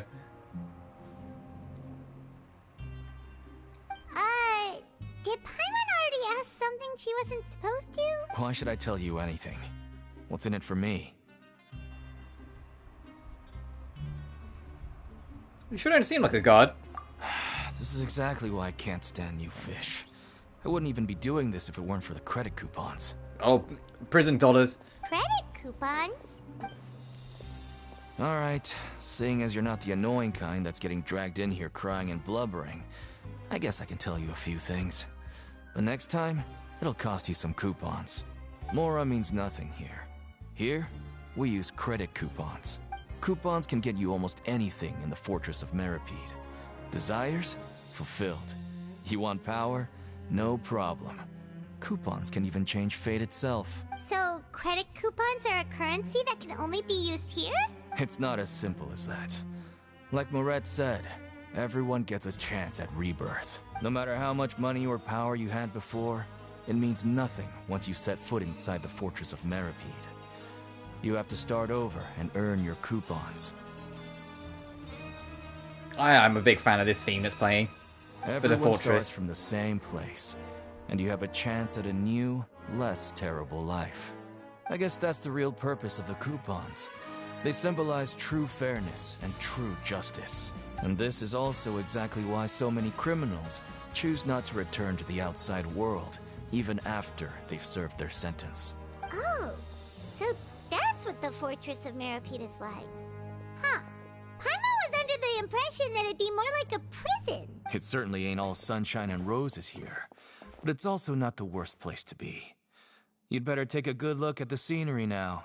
It'll be the last chance you get for a while. After being away from the sunlight for so long, even the terrifying depths of the sea start to feel like home.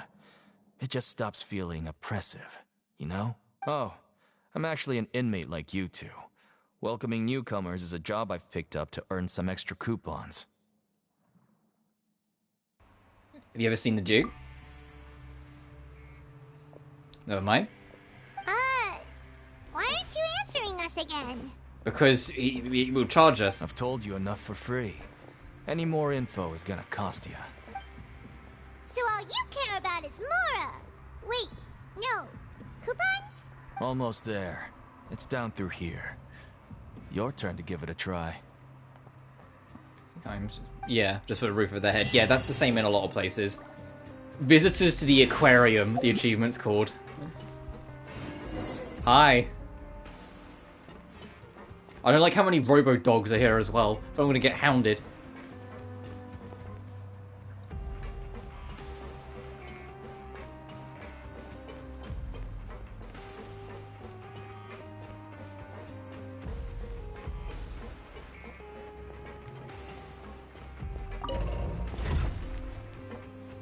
Where are we going? Further. God, the music.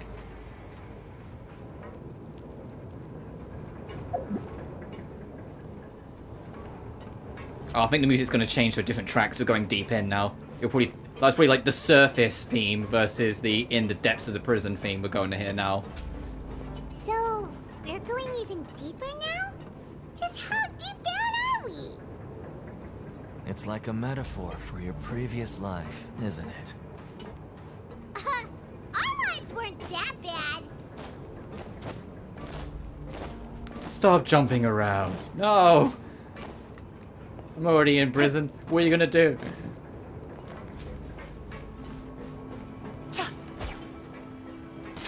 But then that also makes sense why Wivesley has no interest in leaving. He's got his own currency running all of this, his own system with all this, and his own populace of starting and building yourself up.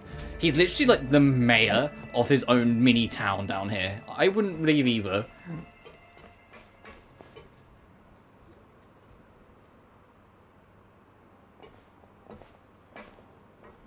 Yeah, steal your stuff and charge coupons to get it back, yeah. So this is the actual entrance to the Fortress of Meripede? Huh. It looks like there are other new arrivals, too. Oh, they sure don't look happy. Maybe we look too relaxed for fresh convicts. You're probably the only one that doesn't fit. Oh, right. We're on someone else's territory now. We need to think of a good way to act like criminals to get by. If we're discovered, even Neuvillette might not be able to rescue us. If you ever get found out, maybe we become criminals for real. Have the OST track uploaded? Yeah, probably about a week and a half ago. Usually these tracks are leaked early from the beta build, so it's probably already on YouTube. Look, I don't really know you, and I have no idea what kind of crime you committed, but you wouldn't have happened to anger someone important, did you?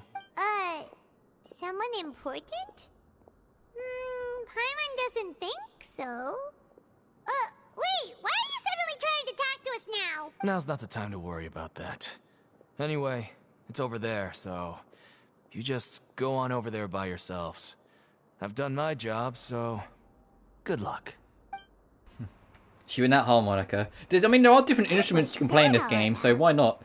Wait a second. Are there usually so many garter mechs around here? Apparently not. They're already onto us? Ready?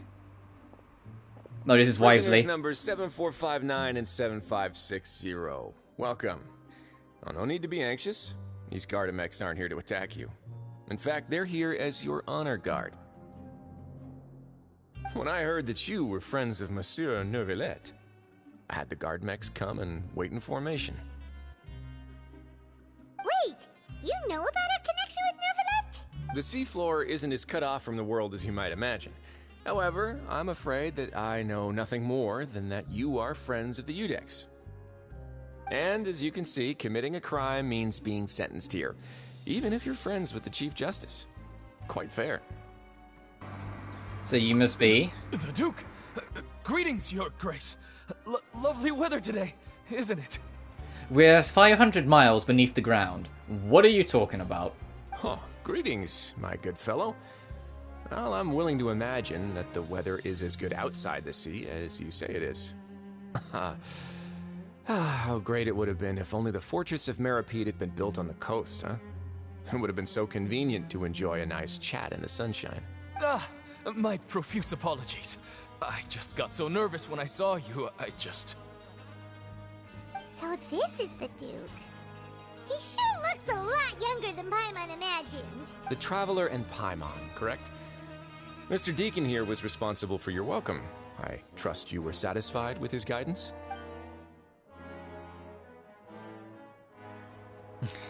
He was okay. He's actually could use some work, though. He's taking good care of us. Splendid old chap, really. Outstanding.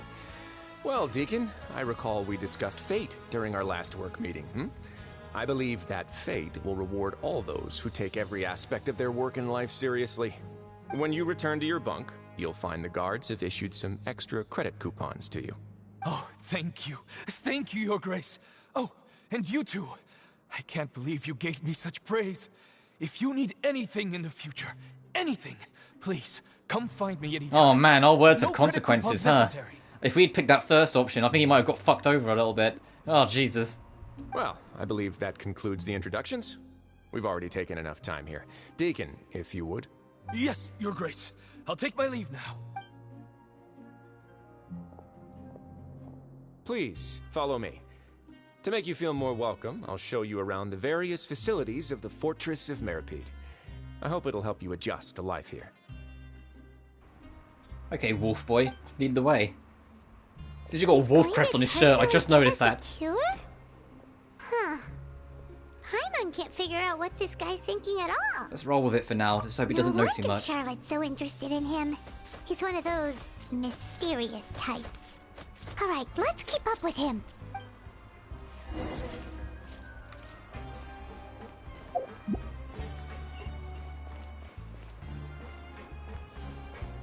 Oh, there's a lot of little icons on the map. Fortress. Welfare meals. The Duke's office.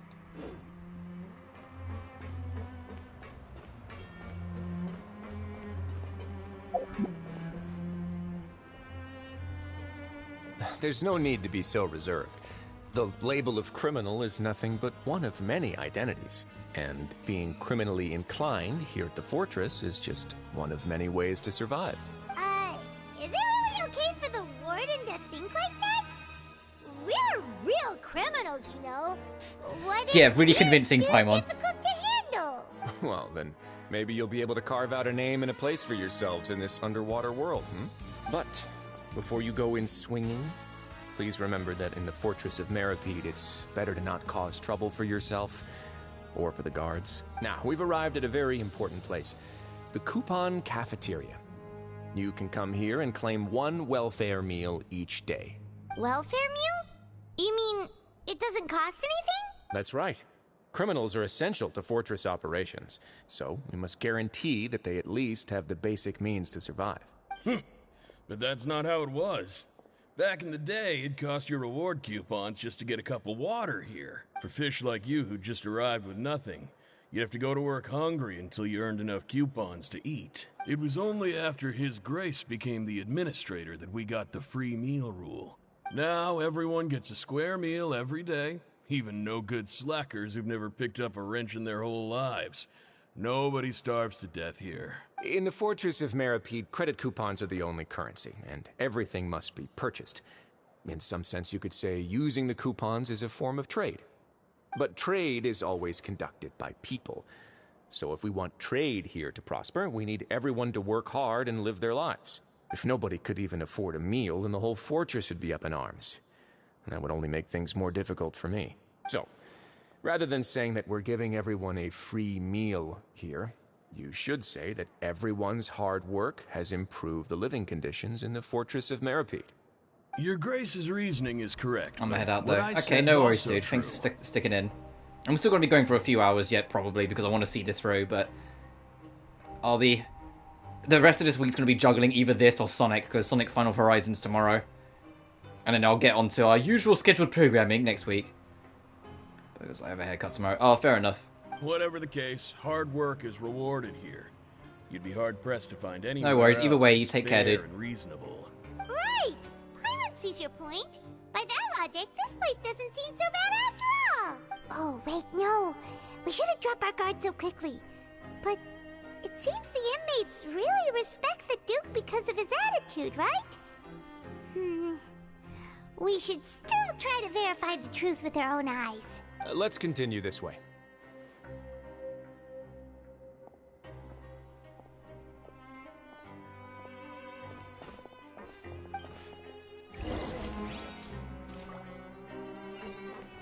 So can I actually, like, just talk and... For a split second I thought his name was Brian. Understood. Enjoy your meal.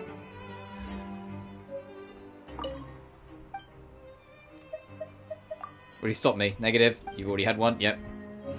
What about you? What do you sell? Oh god, there's recipes. Oh god, so I will actually have to pay attention a little bit and come back because there's recipes. I mean, do you want prison meal recipes? Yeah, no, I'm good.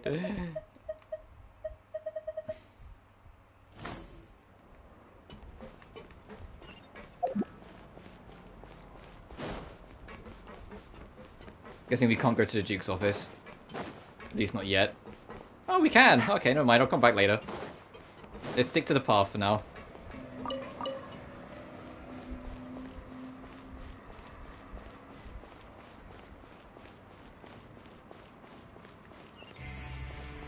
Got that music. That boom every now and then.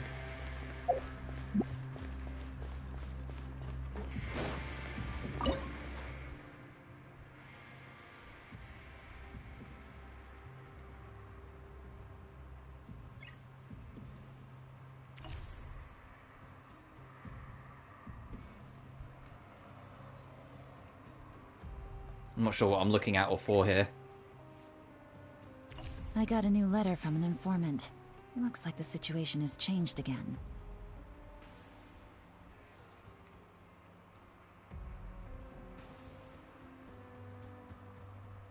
I'll leave it for now.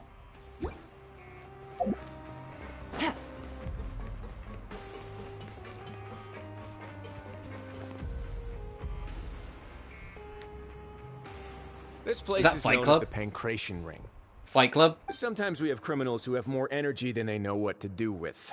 Their daily work alone isn't enough of an outlet for them. So, instead of leaving them to their own devices, we've provided them with this dedicated venue. This way, nobody will get involved unless they want to be. Pancration matches? And you can earn extra coupons? Oh, what do you think, Traveler? Interested? But I must warn you Fight Club. that your sentence will be extended if you fail to restrain yourself and end up seriously injuring or killing your opponent. Oh, seems you know me too well. So, did you set this place up too? No, actually.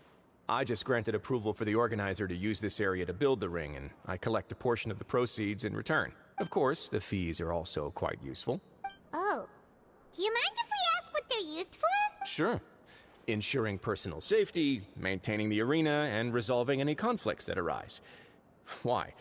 Are you interested in how to manage a pancration ring? Oh, no. Paimon was just wondering if that's how you paid for everyone's welfare meals. A reasonable guess. I see you have a talent for entrepreneurship.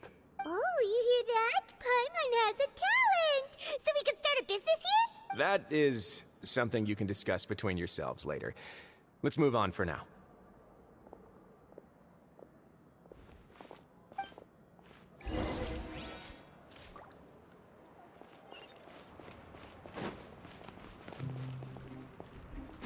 Oh, we're taking the lift up, got it. I'll stick to the story beats, I'll head on up. Go to the dorms. This is cool. I gotta actually try and like learn this place and figure it out, because there's gonna probably be like 1,000,001 things to pick up here.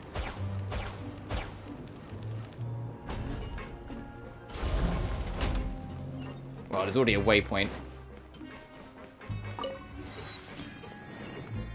I'm surprised the waypoint's up here and not by like, you know, everything else. Do you have anything to say?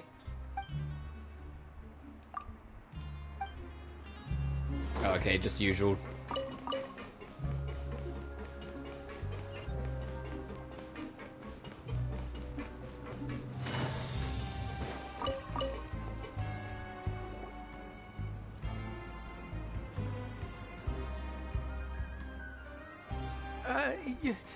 Your Grace.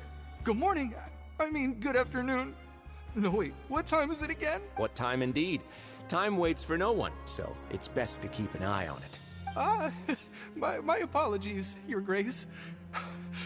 Jeez, that guy's so nervous he almost forgot to breathe. Sorry, forgive my manners. These are the dormitories, which is where inmates sleep. The guards will inform you where your bunk is later. In the Fortress of Meripede, criminals usually spend most of their time in either the production zone or the sleeping areas. The production zone? What does it produce? Is that where we'll be working? Not necessarily. Though working in the production zone is the most reliable way to earn credit coupons. If you have other skills, you can skip your shifts to earn them in other ways. Wow.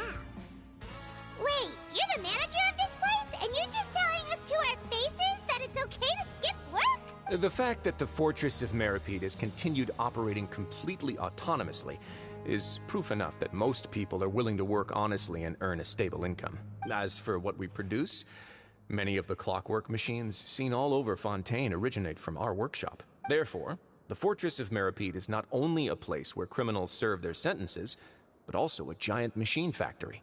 There's no need for me to get into specifics about the production process now. You'll experience it all firsthand when you report for work tomorrow. Yeah, you got it, boss. Let's move on. The tour continues over this way. Linnae, I see you. What are you doing down here? Hmm?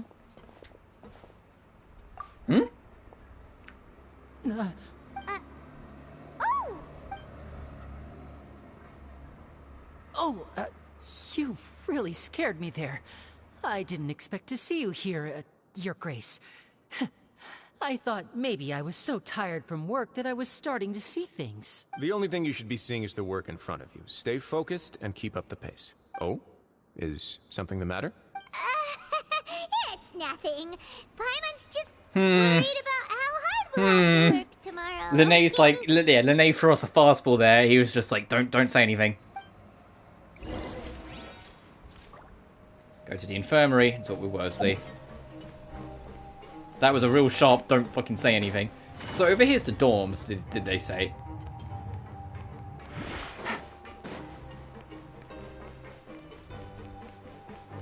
Oh, a dorm.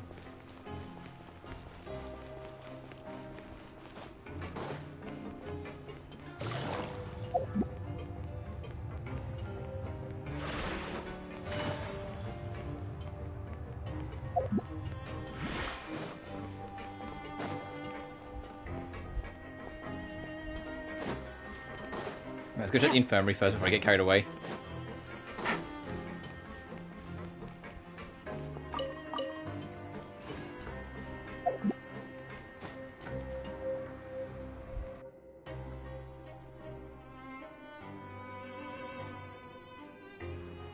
Oh, Worthley's assistant that we saw in the teaser. I don't know what her name is on my head. Your Grace? What are you doing in the infirmary? I have no idea how to pronounce that. The in-between. No. You didn't injure yourself, did you? Not yet, unfortunately for you. But thank you for your concern, Siegewayne. Sagewayne, got it. Then you must be here for those two. Allow me to introduce you. This is the infirmary, and Siegewayne here is the Fortress of Meripede's head nurse. Hello, new faces. They call me the head nurse, but I actually handle all the nurse-related work all by myself down here. Since you seem to have some rare downtime with no patients, perhaps you could find the time to join us for dinner? Oh, then these two must be some important convicts. Sure, I'll join the welcome party. Thank you. Your presence will be the pièce de résistance for today's tour. Oh, so the tour part is over now? I believe I've already covered the primary aspects of life here in the fortress. As for your work, there'll be someone else to guide you through the details. Is there anything else? I seldom conduct tours, so why don't you just ask if you have any questions? Well, this is our first time here. Paimon's not sure what to ask. Then let's head back to the coupon cafeteria. Maybe a meal will help you think up some questions. You should at least try to be excited. Our free meals are actually pretty good here. And I think it was Siegewayne. It was more pronounced. It was just I misheard it the first time. Siegewayne. So what did we pick up? We got something. Oh, a welfare meal. A suspicious garlic and a fortune slip. Believe in the power of skepticism.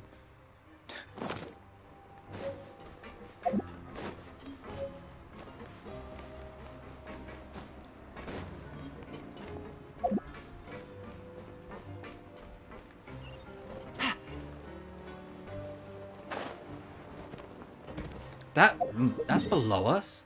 This? It's on the lower level. The production zone, lower level. The administrative area. The dorm block, which also goes outside. And the reception. Cool. If there's ever a reason to explain why they added map layers in with these updates, well, here you go. Because otherwise you look at the fortress and your whole map would look like this.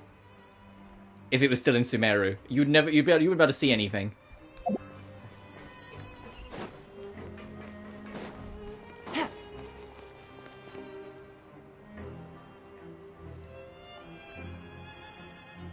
What do you think of the food? Does it meet your expectations? Wow, it looks delicious! Neverlet made it sound like living conditions in the Fortress of Meripede wasn't very good. Who would have guessed that criminals get to eat tasty food like this every day? The main thing is that it's free. Oh, isn't that the meal box that only super lucky people manage to draw? Seems like you two are quite fortunate. It actually has nothing to do with luck in this case. I had a word with Walsey, so you didn't have to draw lots like everyone else. Oh, you mean the meals are random? Yes, what you get to eat depends completely on your luck. You could say that it's a distasteful little game that Chef Walsey likes to play here in the cafeteria. Paimon knew it! If criminals got to eat tasty food like this every meal... Yeah, if it's too good a condition, people will come here voluntarily. Excuse me, did I hear you mention Nervulet just now? I've been wondering how he's doing. Is he busy with work? Has he been taking care of his health? He seems healthy no matter how you look at him. But he works so hard all the time, so it must be really tiring. Sounds like he hasn't changed a bit. Looks like you can stop worrying so much, Sigeween. Oh, that's good. But I still feel like it's been too long since I've heard any news about him. No news is good news. Maybe next time I've got something to discuss with him, I can invite you to accompany us. But isn't the Fortress of Meripede independent from Fontaine's court system? What do you two have to discuss? Well, we provide all kinds of mechanical products for official use, and some essential goods have to be obtained from the overworld, so we naturally have to stay in touch about this and that. Monsieur Nervulet's character is unimpeachable. No matter the question, you can discuss it openly and freely with him. Talking with him feels quite effortless. In light of that, I am quite willing to go out of my way to show respect and accommodate him. In fact, right now, I'm treating you two as guests invited by Monsieur Nervulet. But unfortunately, I can only do so until the end of this meal. After this, you two will just be inmates here. Oh, thank you for your hospitality. You're very welcome. Well, your new life awaits.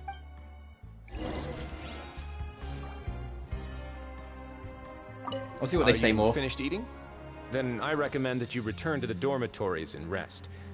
You have work to do tomorrow. Perhaps you were hoping to ask for some special privileges? Sorry, you'll have to use credit coupon. Yep, you have to use money like everyone else. What about you, little one? Now that I've gotten a good look at you two, I think you're very cute. Oh, thank you. After all, Heavy is the head that wears the cutesy crown. Heavy is the head that wears the cutesy crown. Oh, I'm keeping that. That's funny.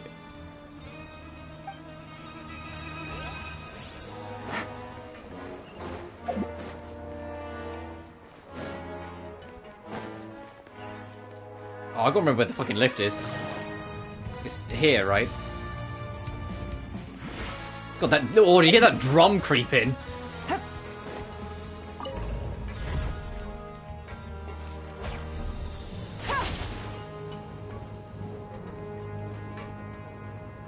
I could warp, but because we're going to probably be here for the rest of this Archon quest, I want to get a feel for it first. We also need to get to the bottom of why Lene was here.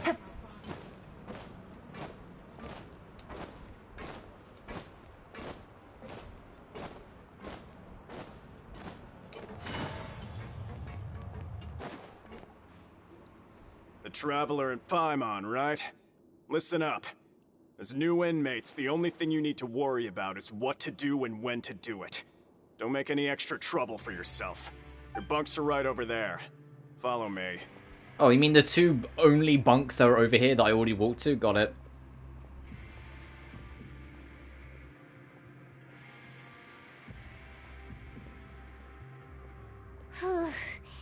So this is where we'll be sleeping from now on. Oh, Paimon can't believe this! The days of staying home and reading detective stories are like a dream now. We're only here for a bit, Paimon, so we get to the bottom of this. By the way, Traveler, we saw a lot of things worth investigating just now. Even though the Duke didn't say it too directly, judging from what he said at the end, it seems that he was only welcoming because we know Neuvillette. We are criminals, and Paimon did eat that cake, but we're actually here to help Neuvillette. Is it possible that he knows we're here on a mission? Or is Paimon overthinking things? It's very possible he knows more than he's letting on. Yeah, Paimon thinks so too. He probably knew why we came here from the very beginning and intentionally wanted to send us a message. Maybe something like, "Hey, I have my eyes on you, so don't try anything funny." I love the fucking voice that she did for that. Don't try anything funny. That's the sort of shitty voice I'd do for that. There's nothing we can do about that. We're already here. You're right. It's not like we can go back to Neuvillette empty-handed and say, "The Duke looks scary, so we gave up." And besides, the Duke said that he was willing to go out of his way to show respect for Neuvillette, right?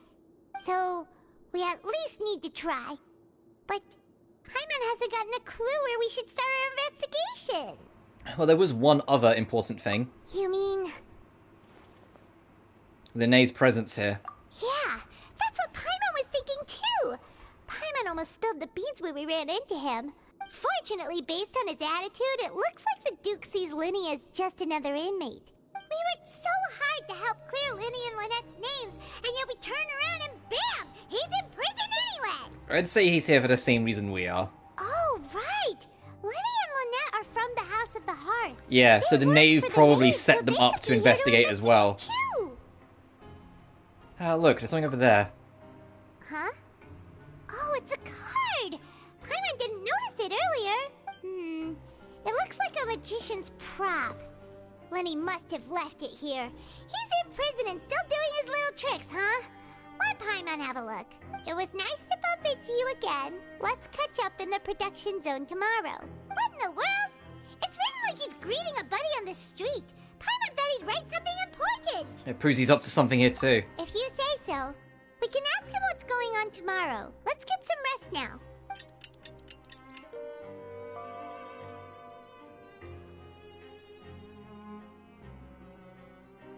Hey, you're finally awake! You're up early today, Paimon. Well, it's Paimon's first day as a prisoner. Last night, Paimon dreamed about getting interrogated by the guards until Paimon told them everything, and then Paimon woke up. You all told them everything? Hey, come on! It's just a dream, okay? Paimon wouldn't really squeal.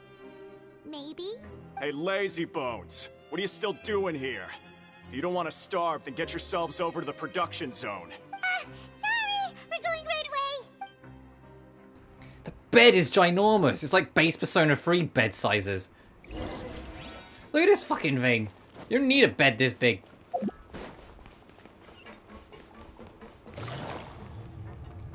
Alright, off to production.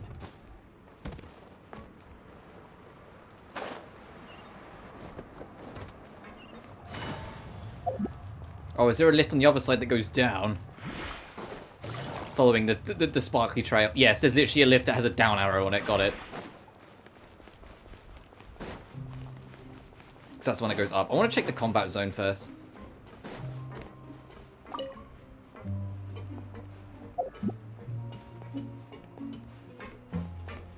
Take it easy. Oh, is this a practice? People come up and punch it. That's cute. I want to have a look. Let me poke my head in. We'll get back to story in a sec.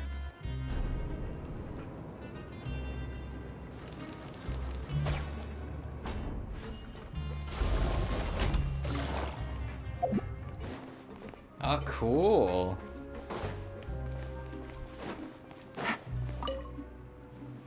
Sweat suit, respect.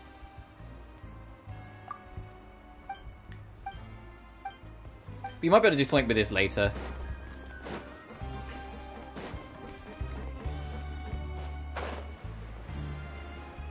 I'm also noticing a real lack of like chests or collectibles. It's like, man, you're really like locked down here. You're really not welcome.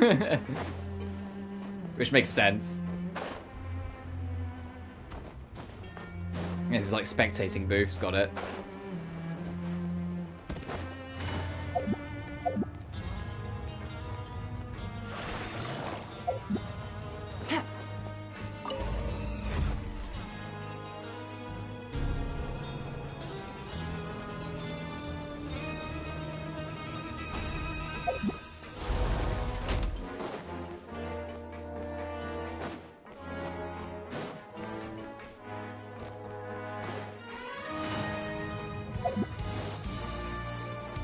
Take it easy.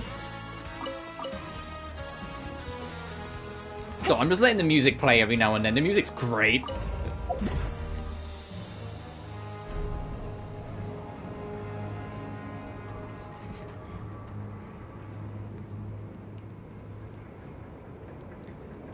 But this is heading down below to the production zone, where our other warp should be, I believe. We'll pick that up on our way around, so we can access this lower floor quicker for future references. Oh wait, it's hella deeper. What the fuck?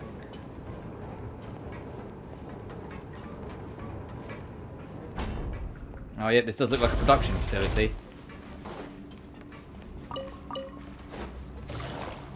Let's go get this first.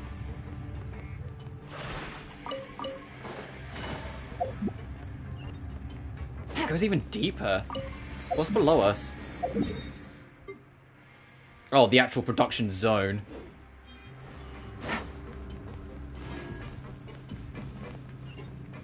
Let's get up there then. Take it easy.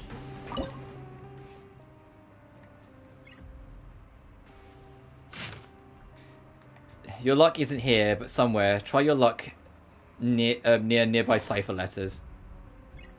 I saw there's another one way off in the yonder. A whole lot easier with a few different identities That one. to choose from. Need me to come up with some for you? It's here. Consider it a gift from fate. Let's get over there then.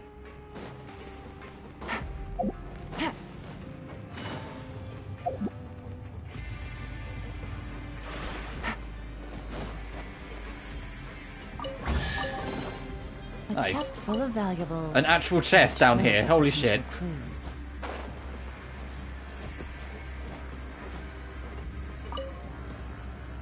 Ah, you must be the catch of the day. Looks like you've got some luck getting assigned this space. Yep, we just arrived yesterday. Don't interrupt me when I'm speaking. Yes, sir. Listen carefully to my instructions. I don't want any mishaps.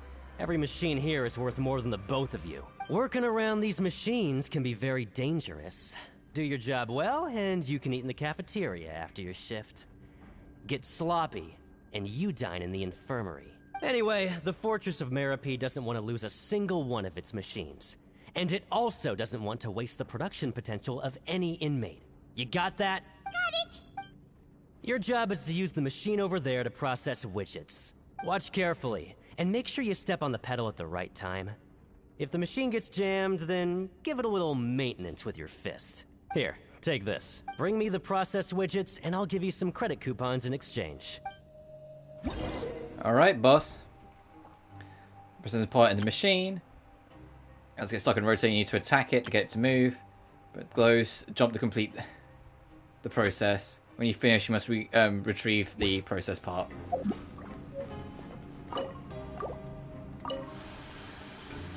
Once the widget is hot enough to glow, jump to step on the pedal and hit the widget. So if the machine gets jammed, you just need to attack it to fix the problem. Okay.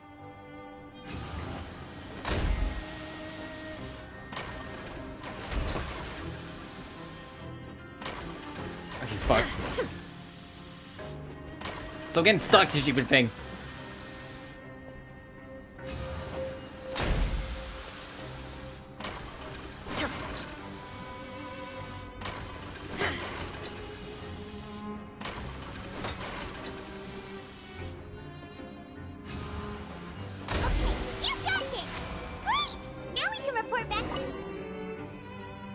Huh. This one is tolerable. Though, since the processing is done by machine, the product is all pretty much the same anyway. Alright, I'll pass you for now. And we'll count up how many credit coupons you've earned. A grand total of 1. Paimon's exhausted. We're done now, right? Oh, that foreman. He's so scary that Paimon couldn't even speak. Ugh. Even though Paimon's starving and wants to head straight to the coupon cafeteria, we still need to meet Lenny first, right? He probably just finished up his work, too. He should be around here somewhere.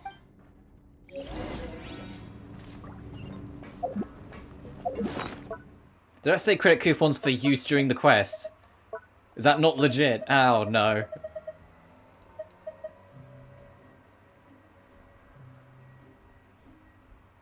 They're designed purpose. Yes, okay, so they're not on, yeah, only during the quest. They're our main real ones.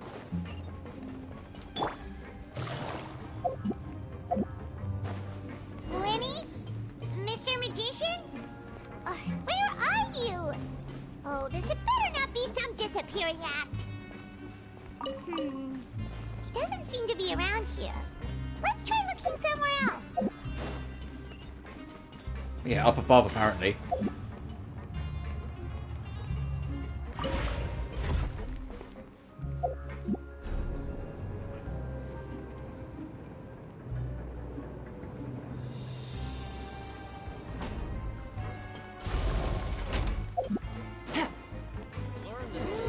Where could he be?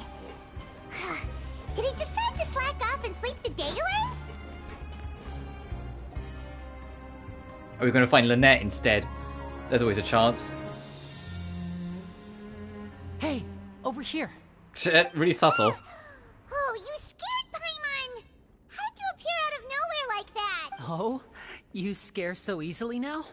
Is there something worrying you these days? You little...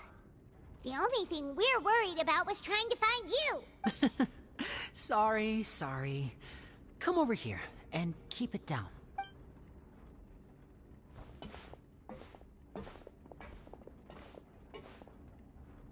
Oh, Lynette! You're here too! You two really are inseparable. Oh, I mean, I kind of called it. That's right. My brother simply can't stand to be away from me. Jesus Christ, way to cut him short. It's not just Lynette. Fremine is also here. Do you still remember him? Yeah. The other brother. Oh, you mean that diver from the House of the Hearth, right? Paimon remembers seeing him in the Court of Fontaine before. Now hurry up and tell us, how did you end up as criminals this time? We fought so hard at court to prove you were innocent, but now it looks like our incredible court battle was for nothing! Sadly, even the teeniest of things can land you in prison these days. I put together a street performance and used the popularity we gained from the Opera House incident to attract a big crowd. And then? Next, I invited several audience members to participate in the show. And then, with the entire audience watching, their wallet suddenly disappeared. My brother was charged with theft, and I was charged as his accomplice, having assisted him in his crime. It really isn't that bad. The missing wallets are all in the leftmost drawer of the Maison Gardiennage's big filing cabinet. We just need to see how long it takes to discover them. Yep, we should be released then. In terms of the magic trick itself, I think the performance went perfectly. Leave it to Lenny to magic himself into prison. That's not the point, Linny. What are you really doing here? Indeed. Last time I hid my identity from you, I promised that I'd tell you absolutely everything if you were angry about it. No more secrets. So I don't plan on keeping anything from you this time either. At the moment, the House of the Hearth's interests don't conflict with yours at all. We were instructed by the father of our house, the Knave, to come here and conduct an investigation. Yeah, so you are here the same reason we are. Just we were sent by Neuvillette and you were sent by Arlecchino. Told you so. See? Paimon guessed right. As for what we're investigating, perhaps you haven't heard, but the fortress of Meropide hides a secret. Some even say that the entire fortress exists just to protect it. The House of the Hearth has been investigating this for a very long time, trying to uncover its mysteries. But recently, all of our informants, including the ones that had infiltrated the guards, suddenly vanished, and have not been heard from since. We believe that this is a direct provocation, and it's the reason why we came here. But why is the house so interested about this secret? Father has somehow managed to confirm that Focalors does not have Fontaine's Gnosis. Oh, so they think it's hidden in here. Huh? How did she manage to learn information that important? Probably part of the reason why Florina is so terrified of Arlecchino. Arlecchino probably kidnapped her, for fuck's sake, or something like that, and then realized she didn't have it on her. Father has her ways. Many of them are beyond our imagination, and we've never had the chance to see her at work. But we trust her conclusions. It was this information that led us to suspect that Fontaine's Gnosis might be in the fortress of Meripede and is related to that secret. So it's all about the Gnosis again. Well, that's about it from our side. How about you two? Did Monsieur Nervulette send you here? Bingo! The maid has been applying a lot of pressure. She wants to know what happened to Child, so we came here to investigate. Traveler, are we allowed to tell them? You've already said everything. You don't need to worry too much about that. She's just asking for a report on Master Child's predicament as a means of pressuring you. Father used this situation as a pretext to negotiate with two high-ranking officials in the court of Fontaine. She actually just wants to be able to make concessions on this matter for gains elsewhere, almost like a bargaining chip. Sometimes you need an excuse to do things you otherwise couldn't. And a harbinger is more valuable than you might imagine. Of course, it's not a complete farce. If we do manage to find out what happened to Master Child too, then diplomatic relations with Fontaine could improve, and Snezhnaya might even be able to adjust its stance a bit. Is it just Paimon, or does it feel like we're the only ones who actually care about Child's situation? The relationship between the Harbingers must be as bad as ever. I wouldn't go that far. Father just has different standards than we do when it comes to what can be sacrificed for an advantage. By the way, I have a suggestion. Why don't we team up? Well, we'll see about that, Linny. Even though we have different objectives, we're both here I mean, yeah, we are both here to observe, but you're here looking for a Gnosis. I'm here on looking for Child. Together. So I can try and get Arlecchino temporarily off our back. As you know, the House of the Hearth has many reasons to seek the Gnosis, but our highest priority remains resolving the prophesized crisis. You can trust us on that. Sorry, I must refuse. See, I told you. Is that so? Sure enough, it won't be easy to convince them to cooperate with us. Lenny seems to be thinking pretty hard about something. Of course he is. Lenny has been looking forward to a chance to reach an understanding with you ever since last we met. Or, I should say, we were really looking forward to teaming up with you this time. Lynette, just tell them everything, why don't you? It's okay to open up a little. If all we're doing is sharing info, fine, but I may reconsider if things get serious. Very prudent of you, and consistent with your behavior since we first met. That's reasonable enough, and I agreed to cooperate on these terms as well. I was prepared for the worst, but you were actually more agreeable than I anticipated. All right then, there's no time to lose. I have some information to share, so listen carefully. Since Lynette and I arrived here, our investigation uncovered the fact that the Fortress of Meripede has a forbidden zone. Most people just clammed up and wouldn't talk, but after asking the right questions, we were able to confirm the existence of the forbidden zone from the guards. You should be aware of that while you're investigating. A forbidden zone? Could that be where Child disappeared to? You're right, we'll definitely keep that in mind. Good. That's the most suspicious thing about the fortress that we know of so far. We have a few other unanswered questions, and we'll be investigating those as quickly as we can. Anyway, I hope you find our information useful at least. Oh, look at the time. You two must be hungry. You should go to the coupon cafeteria and get something to eat. I'll use my cards to get in touch with you again in the future. Oh, that's just what Paimon wanted to hear! Paimon's starving after all that work today. We can talk more about the investigation later. Let's go get some grub! Alright, we'll get our food. Upstairs we go. Take it easy. It's gonna make us go down here to take the other lift.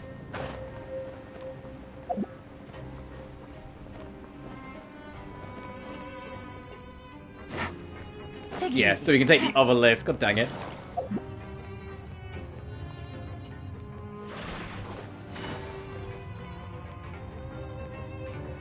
Oh, and this one's got 2 up arrows because it takes you up. And then there's also a down arrow over there to the production line. I actually want to try and see if I can check the production line out first, just to explore a little bit. Ooh, and maybe try not to get so stuck on the corners. Take it easy. Oh, is this down? I wonder if there's a down. No, because that's up. That's up.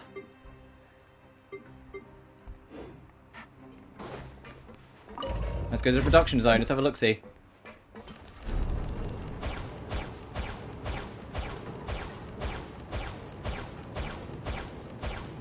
I will probably try and get this story act done, but I won't start the next one. Like, try and get this chapter we're in, this act 3, and then when this is finished, I'll wrap. I was going to say, yeah, we can still do this. Yeah, we can't do that yet because we're currently locked up in here, and we can't... There's another one that we can't do as well because we're also involved in other stuff.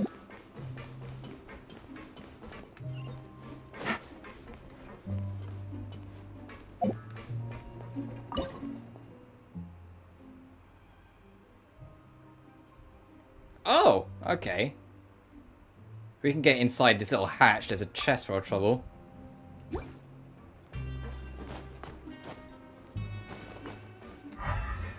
This does open, so we need to figure out how to open it. Complex to operate. It can open and close paths that lead to the production zone in various directions. When activated, the arrowhead equip core drivetrain and gear drivetrain will operate the device with the arrows are pointing, summoning, upon which the path will open. You don't have that. Great.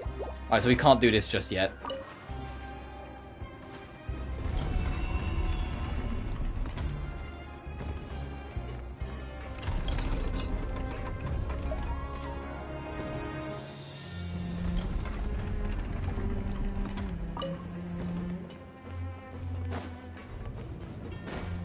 So that opens this.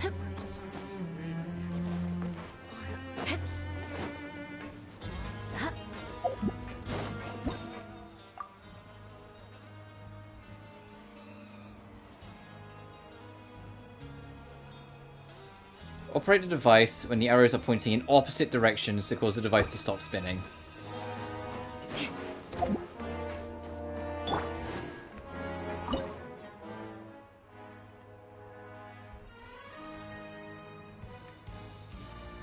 Yeah, that tells us what's in this room.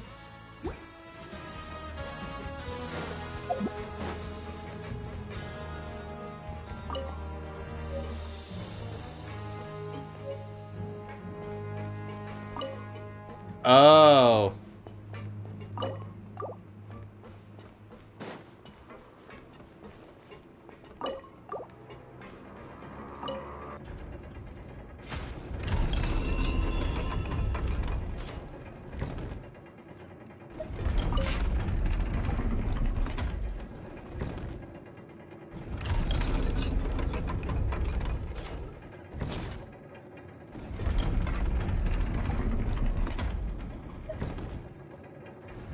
Mess with this for a second more and then I'll go back. I'll try and solve the rest of it probably in my spare time.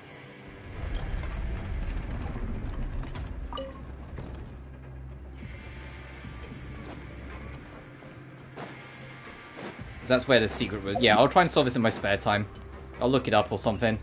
Because we'll be here for a while. I can't get out. Okay.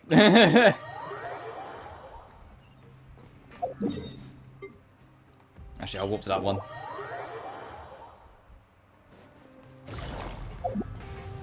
I also want to see if I can get into Waifus' office.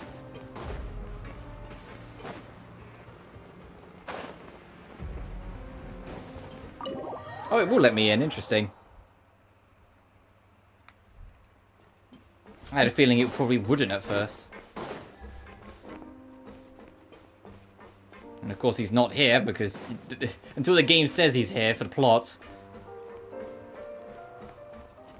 Oh, cute little theme that plays while you're here.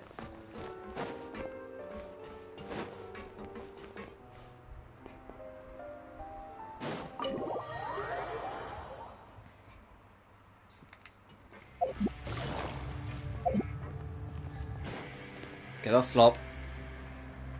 Oh, he wasn't kidding. Today's meal is nowhere near as good as last time. Oh, who knows how long it'll be until we're lucky enough to get that super tasty meal again. As long as you're here long enough. Forget about it then. We'll just deal with the regular food for the time being. Let's just get out of here as soon as possible. But life here doesn't seem all that bad. Other than the foreman being kinda mean and the work being pretty tiring. You think so, mate? If I had a coupon for every fish who said that. Seems you fishies still haven't learned your lessons from your life up on the surface. If you take things at face value, then by the time you reach a dead end, you won't even know how you ended up on that road in the first place. That's some advice for us, old man. I like your attitude. I can, let you in on a little something. Everyone's been telling you to just follow the rules and not cause any trouble for yourself. Am I right? But what they don't tell you is that the rules aren't exactly what they pretend to be. The rules for being a prisoner. The truth is, this place has a lot of hidden rules. Huh? Hidden rules? What do you mean? Not everyone knows about those rules, but whether you know them or not, once you break one, you might encounter something even worse than death. Really? Oh, now you're really scaring poor Paimon. Don't joke around like that! Have some advice for us, old timer? Of course. And I'd say that just disappearing would be one of the better outcomes. Oh, you mean that if there really are hidden rules, then Child's disappearance might have something to do with that? In that case, would you tell us some hidden rules? We definitely want to avoid breaking them. Come on, mate. This is valuable information. The difference between life and death. Do you really think you can just ask and I would tell you? Paimon understands, but we don't have many credit coupons yet. Yeah, I know. Not like I'm going anywhere. Just come talk to me after you've saved enough. Moreover, you're new fish, freshly caught, and completely out of your element. What'd be the point in even telling you anything before you've gotten a handle on your new lives? Come and find me once you've been here longer. I'm usually around the rag and bone shop. Just call me V-Doc. Bye-bye now. He left. Just like that. Huh. Do you think he's just trying to scare us into buying fake information from him? It is possible that someone would just disappear. Yeah. Oh, is it possible? Sorry. It might be a good place to start in our investigation. Hidden rules, huh? But, like he said, we don't have any coupons, and we're still not familiar with this place.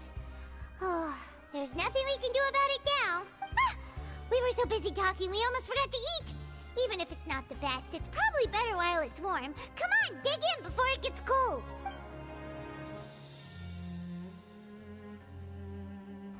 We spent some time getting familiar with the fortress, and before we know it, it's night. Return to your dorms.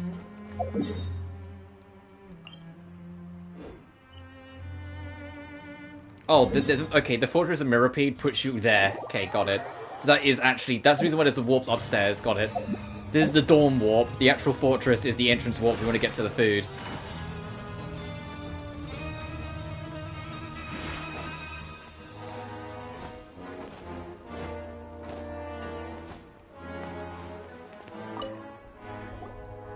So Paimon just confirmed with the guards that our shift is set for every morning, and we're free to do whatever we want all afternoon. But it seems like most of the other inmates choose to continue working through the afternoon to earn more credit coupons.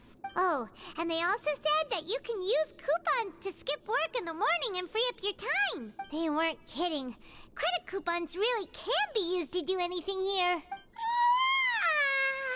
Paimon's so tired. And we'll need to wake up and go to work in the morning. Without any credit coupons, it's not like we can really do anything else. Nighty-night, Traveler. Paimon hopes hopes we can keep making progress on our investigation tomorrow.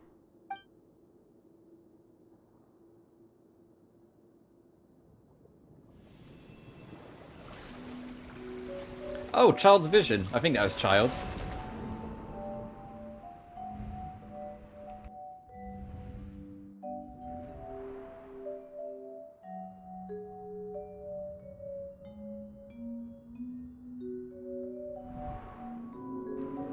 I hear someone calling me.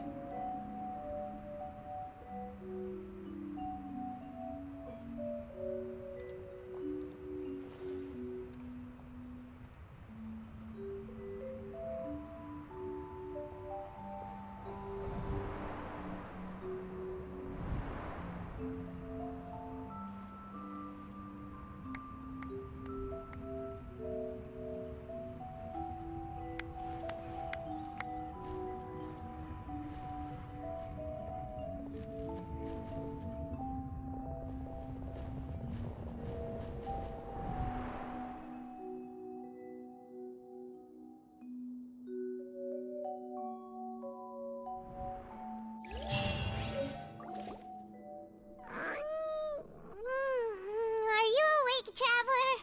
Hmm? What's wrong? You seem to have something on your mind. Did you dream about something last night? In a dream, I was Child. Is that even possible? Unless it wasn't an ordinary dream? Child's vision! So you had it with you this whole time? Maybe the vision connected Child's consciousness to yours. Maybe I can use his vision to see everything he experienced from his perspective. And our investigation has its first major breakthrough! Good thing you brought the vision with you here. So what did you see in the dream? Do you know where Child went? The dream was a little hazy. I didn't see anything particularly useful. Okay. Well, hopefully it'll be a bit more helpful in the future. What's more important now is that it's the start of another new day as prisoners. Let's do our best to earn more credit coupons. What's the plan for today? Let's go work in production. Let's go! It's time to start working. If that guard Fielding catches us skulking about, he's sure to give us an earful. At least it warps us straight there.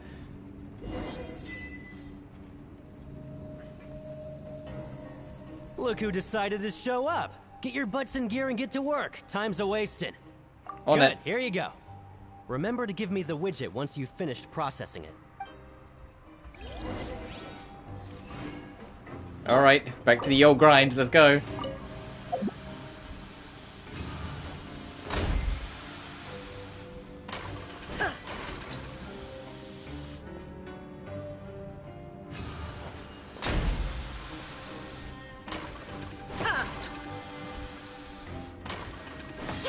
Yeah. Get stuck a whole bunch.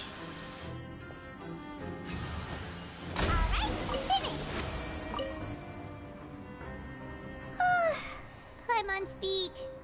But after so many shifts, it seems we're really getting the hang of it now. All you do is float around telling me what to do. Hey there, fellow shift mates. I saw you finished your work, so I thought I'd come over and say hi. Oh, hey there! We've seen you before. Your assigned workspace is really close, isn't it? That's right. The name's Rowan. This past few days, I couldn't help but notice the new faces working nearby. I guess we were destined to meet. I've been working here for almost 15 years. Even the foreman, Grainville, always calls me Chief. Whoa, you've been working here a long time, Chief. Hey, Chief. If there's anything you'd like I'll to be know, nice. I have just no ask reason me. to antagonize this guy I know the work yet. here in the production zone better than the back of my hand. Alright, Chief. We'll be sure to come to you first. We just haven't quite learned all the rules. Did you just ask about the rules? Pretty sharp for newcomers. You've already heard about the rules, huh? Who'd you hear it from? The hidden rules, that's what they're called, right? Alright. Seeing as I'm the one who came over here, you're already calling me Chief. I guess I can tell you a little. Ooh, so if I wasn't nice, you might not have told me. Ooh, there's other ways of finding out. You don't have to just pay him. Truth is, you two keep working like this, you might be putting yourselves in danger. Huh? Wait, there's even a rule about that? What would have happened if you never told us about this? Well, it's usually not that easy to break one on accident. The conditions of the hidden rules are usually pretty specific. But once you do break one, bad things happen. So if one happens to go wrong, you suffer for it regardless. So the conditions in this case are... If you work continuously in the production zone for 3 days, and if all you do besides eating and sleeping is just work, then something bad will happen during lunch on the 3rd day. Huh? Like what? Oh, don't scare So we have to skip the 3rd day. So it's forcing the currency to be spent, because you have to spend money every 3 days. If I knew that, then I wouldn't be standing here talking to you, now would I? You mean, even you have never tried working 3 days like that before? There's actually a legend about this rule. They say that there was a worker who worked way harder than me. He was both efficient and eager on the job, and most other workers couldn't hold a candle to him. One time, he tried to test his limits and worked as long as he could. Then during lunch on the 3rd day, he disappeared into thin air, as if he'd evaporated. Later, some people went and asked some of his past friends about him, but they said, never heard of the guy. What the? How could that happen? Did you ever see him? Unfortunately, we were assigned different production zones. I never saw for myself what he looked like. Wait, are you thinking that it was... Thank you very much for the information. Oh, we're gonna do it. You... Listen, kid. This ain't the kind of thing you should be curious about. Let me tell you, you're better off forgetting about it and looking after yourself. Now I kind of regret ever telling you. Yeah, I agree with Chief here. Do you really want to try? Nothing ventured, nothing gained. Alright, if you insist. Finish your morning work and arrive at your cafeteria. So we are doing a 3rd one, but I get it. The idea is the manipulation. Oh, isn't this the super lucky meal? Looks like hard work really does get rewarded. Paimon's gonna take her time and savor every bite. I'm a little concerned the credits has appeared in the corner. What would you like to do this afternoon?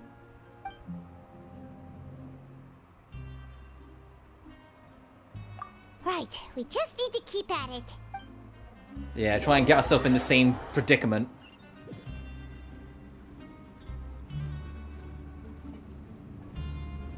Look who decided to show up. Get your butts in gear and get to work. Time's a-wasted. Good, here you go. So he says the same thing each time. Alright. Then it'll break 1. Then it'll be this. Then it will break 3 times. I think it's the exact same each time. 1, 2, 3. Yeah, it's the exact same each time.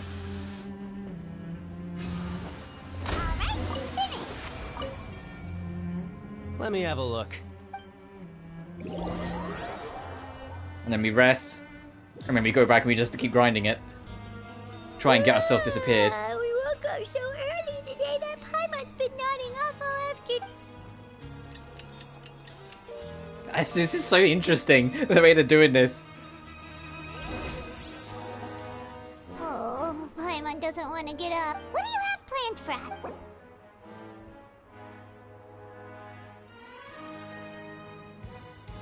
Oh, see, now it's put us in front of it. Yeah, the stage objective, so you can figure out what's going on. While working the morning shift, apply for continuous working shifts with Grainville. But Yeah. Paimon really hopes the foreman will be... Yeah, so if you're ever unsure, the game will help keep you track to give you a better idea. I wonder what happens if I was less kind or didn't ask Look as who much. decided to show up. Get your butts in gear and get to work. Do you only Time's have one oh. line? What's with suddenly wanting to work so hard? You need coupons that badly? Sure. Let's just say we really want to test our limits. You investigate the hidden rules.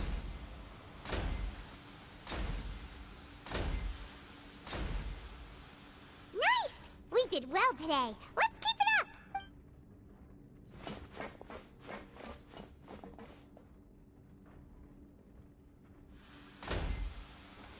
Yep, and now the rest.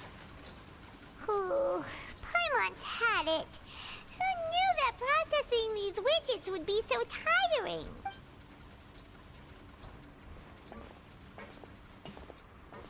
We're trying to see what will happen to us while we keep on bouncing it.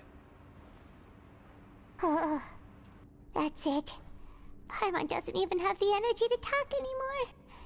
Is it time to eat yet? Come on, lunchtime for Paimon.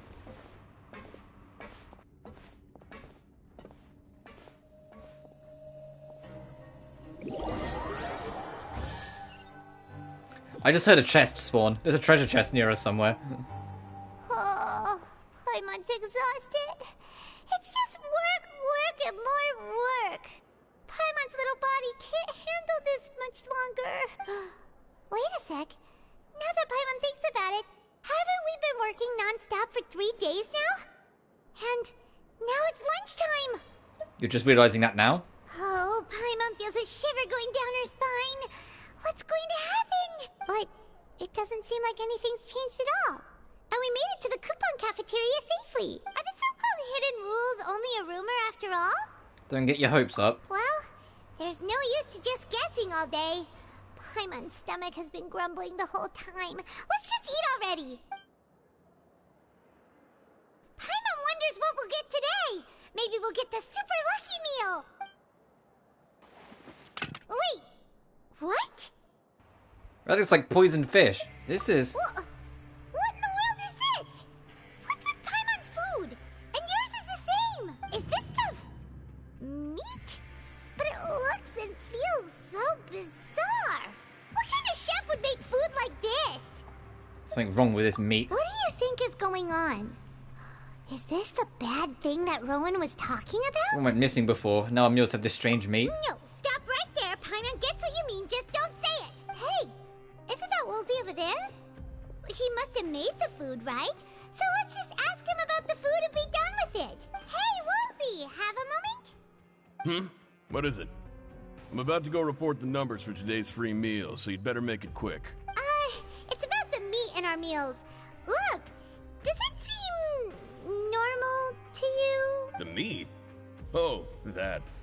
Looks perfectly fine to me. Totally normal. You better hurry up and chow down. How could this be fun? Hey, don't leave! You barely even looked at it! Hey! What should we do now? Woolsey wouldn't even give us the time of day. Is he trying to hide something? It's like we'll have to investigate it ourselves. Yeah, looks like we have no other choice. Paimon was positively famished a minute ago, but now she's lost her appetite. Oh, fucking here we go again. The strange welfare meal received after violating the hidden rules of the production zone. What would you like to do this afternoon? Investigate what we've discovered. Let's see if we can find any new leads.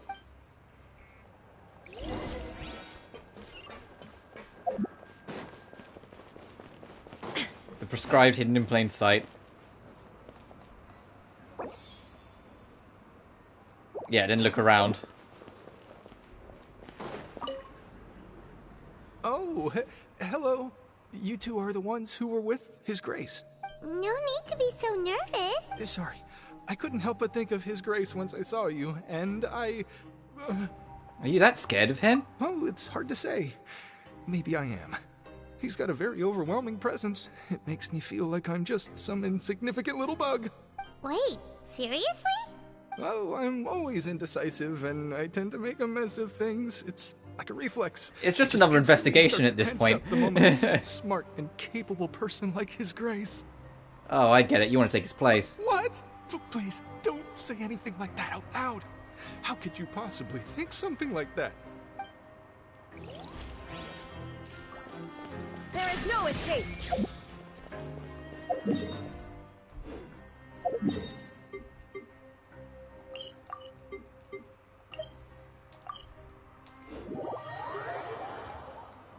Oh, and the other one's way above. Oh, my mistake. I thought it was below.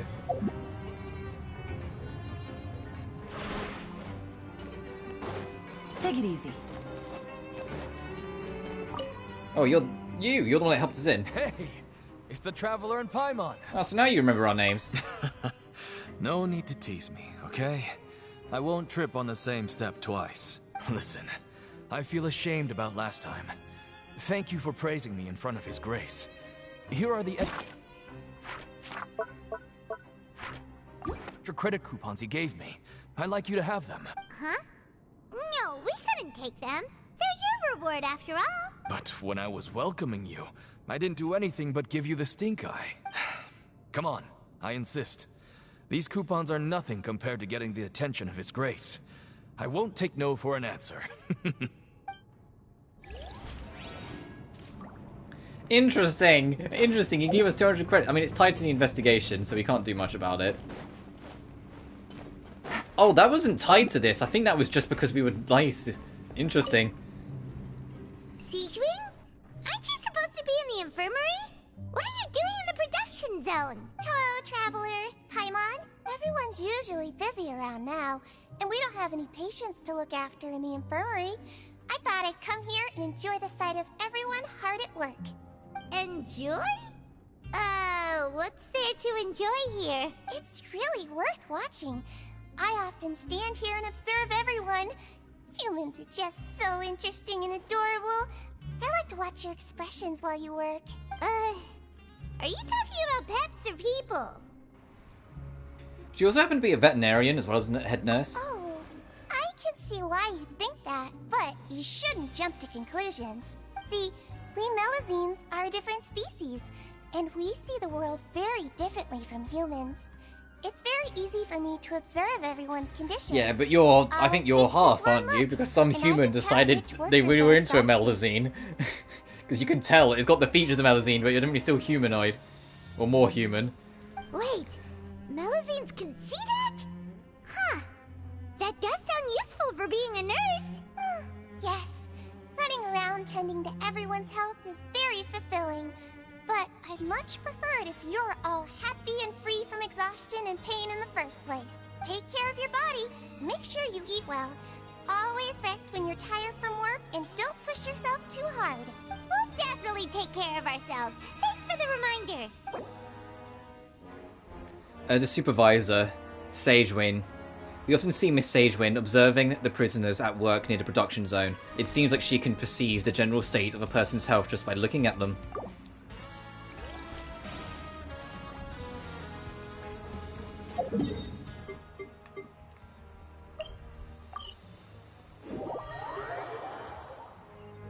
Oh, it's still above.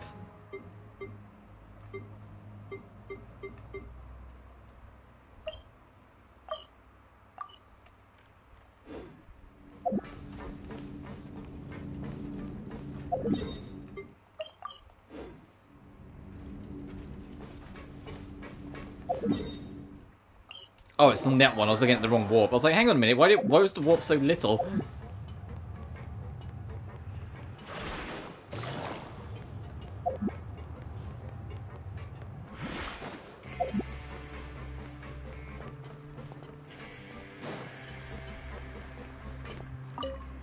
How's Lynette doing? Oh, wonderful. I was worried that you'd be busy trying to earn reward coupons all the time, but it seems like you haven't neglected your investigation work after all. Paimon likes having more coupons, but no one wants to work all the time. Have you also been investigating the area, Lynette? No, I was just slacking off, and you happened to catch me. I admire the honesty. How's Lynette holding up? My brother is still obsessed with anything remotely related to the Forbidden Zone. But knowing him, it won't be long before we get more leads. Oh, before I forget, this is for you. Huh? Credit coupons? Why are you giving us these? I've been here longer than you. Coupons aren't a resource in particularly short supply. What is in short supply are interesting people to talk with. Aw, that's so nice of you, Lynette. We'll be sure to make good use of these coupons then. Thanks a bunch! Oh, she gave us 400, damn. What about you, Rowan? What you got to say? Huh? Rowan? What are you doing here, Chief? I was injured a bit just now. Nothing major, I think I just pulled something. Little mishaps like this are unavoidable at work, you know? Huh. Paimon wouldn't have thought someone as experienced as the Chief would still get hurt on the job. I just knew you would say that. This is pretty embarrassing. Where's Siegeween when you need her anyway? The one time I need to make a quick trip to the infirmary. Oh, you mean she wasn't in the infirmary? Yeah. The rumors say that there's never anybody in the infirmary in the half hour before lunch, and nobody knows where Siege Wing gets off to. Yeah, she starts spying on everyone downstairs. We saw her.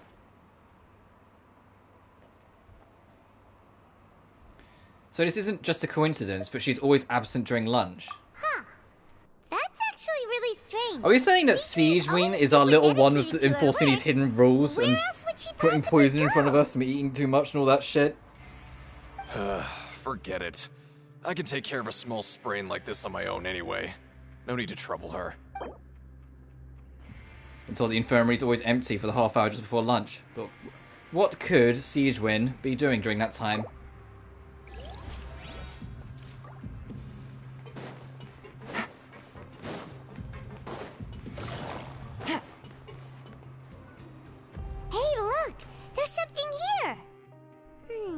Looks like a research notebook. That suspicious guy peeking into the infirmary just now. Are they a fan of Siege Wing? He must have dropped this. Let Paimon read it real quick. The Melusine perceive the world very differently from humans. There are significant deviations. As a result, their sense of aesthetics and beauty is also very different from that of humans. This must be taken into consideration when giving gifts. Ooh. This all sounds pretty serious. He sure did his homework. I should thank him for the intel. And as for the notebook, let's take it. Research about the characteristics of Melusines.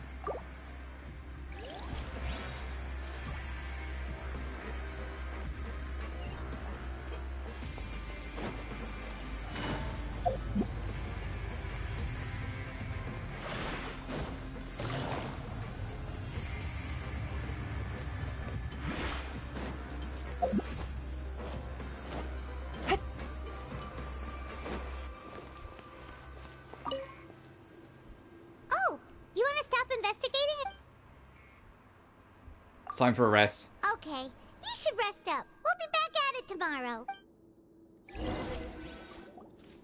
So after working a few days straight, we got some strange meat in our lunch. What was that all about? Has our investigation turned up anything useful recently? I think I've got something, but unfortunately not related to Child. Really? Then it looks like that part of the investigation has hit a dead end. Well, we'll keep searching for more clues tomorrow. Good night, Traveler.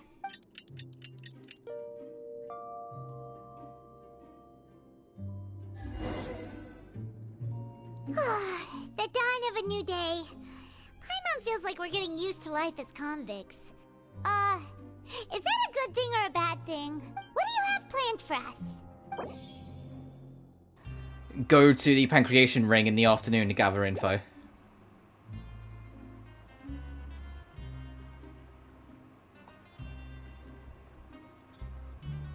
It's in the afternoon. Working here so long, but doing the same thing all the time can...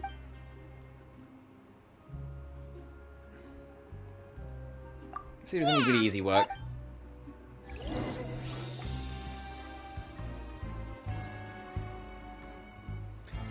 Apply to Granville, do some simpler processing tasks, and get some credits coming about breaking a sweat. You finish the morning work and arrive at the coupon cafe. Yeah, the game's moving us on a little bit.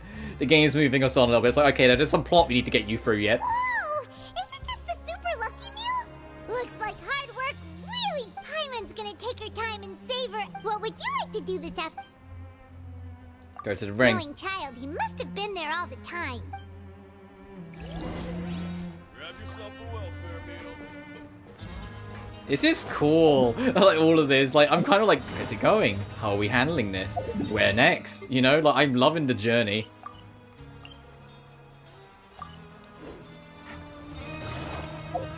We are on the right floor. I just had to kind of double check myself. Yeah, because that's that. I genuinely love how this story sets up all its mysteries, like through Fontaine. I think Fontaine's had the best like build-up, setup, and like fitting the pieces in. I just hope when it comes to the final act in the next update, it sells it in the end. Like, you know, everything comes together. Because it's genuinely really good. It's fantastic. It's why I'm shutting up so much in the story. I mean, I usually do anyway because I'm invested, but you know what I mean. It's fascinating. Oh, you must be the Traveler, huh? Sorry, mate, but competitors as strong as you are prohibited from participating. I don't make the rules, mind you, but I was given very specific instructions. Even convicts value their lives, don't they? I hope you can understand. But we have a game here that'll let you show off your strength, and you'll even earn some credit coupons in the process. What do you think? Interested? And if we lose the game, will it cost us credit coupons? Of course. That's the cruel reality facing every competitor in a place like the Pancration Ring. Alright, I'll give it a go. Okay, great.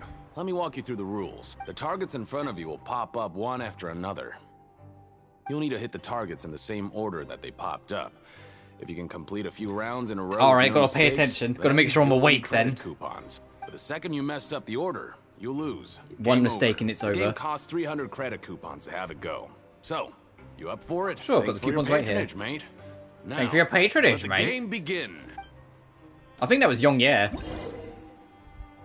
When Light Blue, order they came up, successfully follow the order 4 times to complete the challenge. Conversely, taking the wrong order a certain number of times will cause you to fail. Manually interrupting the challenge. If you pause it, it will fail you. That's evil. Okay, do your best to hit the target. 1, 2, 2, 1, 3.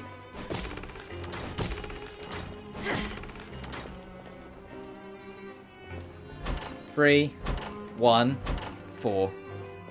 3, 1, 4. 1, 2, 4.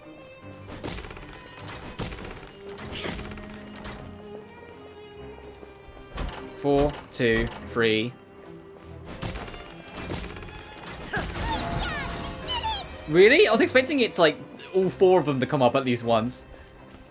Alright, that was easy. Your strength really shouldn't be underestimated. Now I get why you're prohibited from participating in any official fights.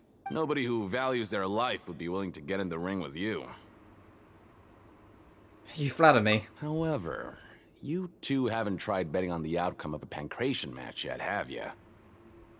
I am 99% sure this is Yongye. I am certain it's Yongye. Just go talk to Rusimov. Buy a ticket for whichever fighter you think will win. There's a big payout if the fighter you support comes out on top. But we don't know anything about the fighters. How can we possibly know who to support? That's normal. Just watch a few matches and get a feel for the fighters. It won't be long before you can pick winners in your sleep. He's got a point. Why don't we give it a try? If we have enough coupons, we could probably bet at random until we figure everything out. Huh. Bet at random, huh? Well, how should I put it? It's not like you can't do that, but I'd advise you to give it some more thought first. You wouldn't want to get too carried away, eh? Did you? Come on. Huh? Wake up, Young. Read the headline. Okay. What's the problem? Is there some sort of rule here? What? I never even picked a boxer before, and you already know about the rules? You're not just strong fighters. Seems you're pretty perceptive, too. Hidden rules, what they're called, right? Might as well tell you about it, since you already know. Yeah, I'm always gonna poke. I've always got to poke. I think you've got the potential to be one of my greatest customers. I think I can let you in a bid. Besides, I don't want to risk ever losing a customer like you. Is it that serious? Okay. The hidden rule here is, if you buy both boxers' tickets and support them both, something bad will happen the next morning. So the rule is that we shouldn't pick both boxers in the same fight. But if anyone actually did that, wouldn't they be guaranteed to lose coupons? Who would do that anyway? And what do you mean by something I think bad all of these will hidden happen? rules are designed about just ensuring no one earns too much money. Don't work too consistently, otherwise we poison your food.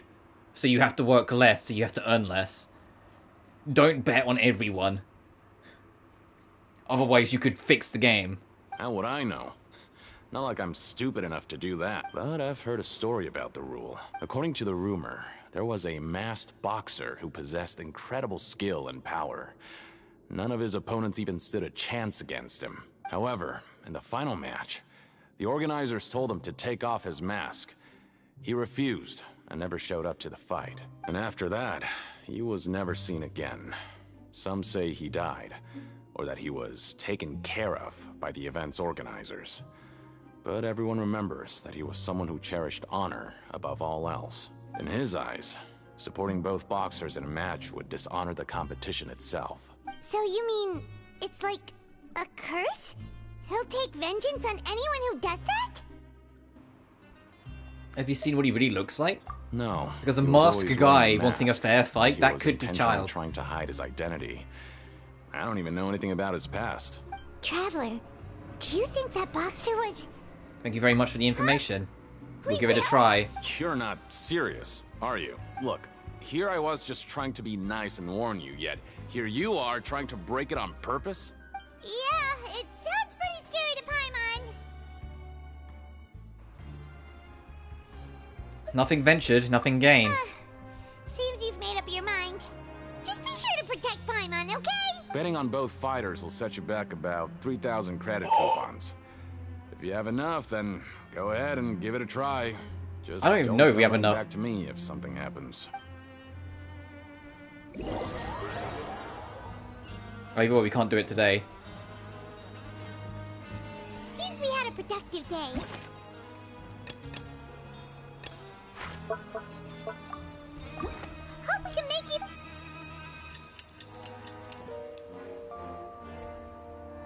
I mean, we picked up extra from helping out that guy, and we picked up extra from spending time with Lynette. Oh, Paimon doesn't want to get up. What do you have planned for us? Yep. Go to Pancreation Ring. I'm still gonna keep our funds up, but we'll go in the afternoon. Yeah.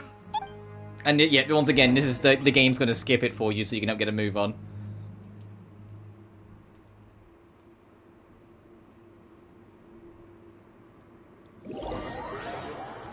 Get our food, and then we'll head over to the ring. Whoa! Isn't this the super lucky meal? Paimon's How it can't be that fucking lucky. We're getting it all the time.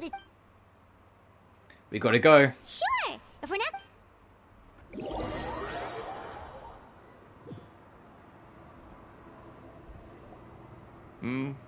Are you two here to buy tickets? Better be quick about it. Another match is about to start. Who are the boxers in the next round? We have the reigning champ, Le Grappler, versus a contender from the Eastern Prison Block, Demon Horde. Are those their nicknames, or did they choose those names themselves? Either way, super weird. Since you're new around here, I'll help you out and give you a little suggestion. Even though Le Grappler is the crowd favorite, Demon Horde is a first-class dark horse with incredible potential. Anyway, for this match, I recommend He sounds like he's trying to do, I forget what the actor's called. He's doing the impression of that guy from Family Guy. Hey, Peter, that guy. We'll buy tickets for both fighters. Huh? For both fighters? I can tell you're new to this, but I didn't think you were completely clueless. Maybe you don't quite understand the rules, no? Let me try to explain again for you more clearly. You see... Oh, no need, no need. We're aware that we're going to lose coupons. Alright then, if you're absolutely sure. Remember, no refunds once you buy the tickets. Yeah, we got it. Just shut up and take our coupons. Alright, we leave, go back to the dorms. Aw, looks like we won't get a chance to sleep in as long as we're here. We sleep.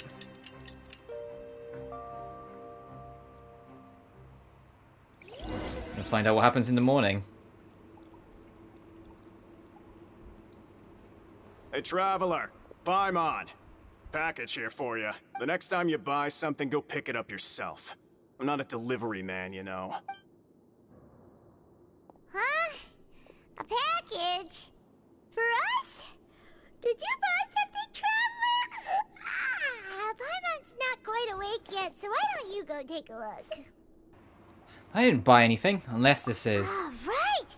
Yesterday we broke the hidden rule and bought tickets for both boxers. Oh, maybe this package is the bad thing that Colin said would happen. Huh? Paimon suddenly feels wide awake. Wait, maybe let Paimon go hide somewhere. Paimon, first. please. Just call Paimon after you opened it. Hey, wait! Paimon's still here! Don't open it! Ah! Doesn't seem especially scary. Huh? What is it? Are you okay? Let Paimon take a peek too. Oh, it's just a small bottle. But the color of the liquid inside looks so wrong. Almost like... Well, the rumor has it the boxer went missing, and the liquid in this bottle obviously looks like blood. Alright, that's enough of that. No need to say it out loud. Paimon already knows what you're trying to say. Do you want to give it a taste? Ugh, no way. Get that stuff away from Paimon. Seems we'll have to investigate. This place is chock full of strange happenings after all. Paimon thinks we shouldn't open the bottle until we figured out what's going on. Just trust Paimon on this one, okay? Strange blood-coloured fluid. Strange package received the next day after violating the hidden rules of the Pancration Ring. What do you have planned for us? We should investigate the clues you've discovered, but that means we have to skip. Though it feels nice to slack off a little, less work means less coupons. Let's make the most of our morning.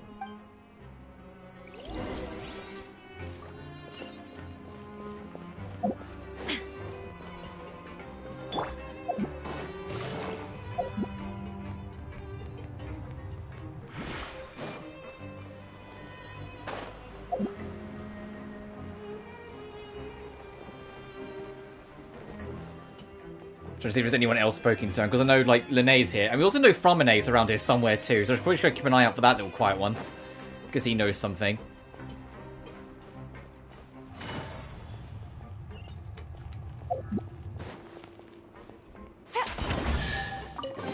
Alright. A chest full of valuables, and a trove of potential clues.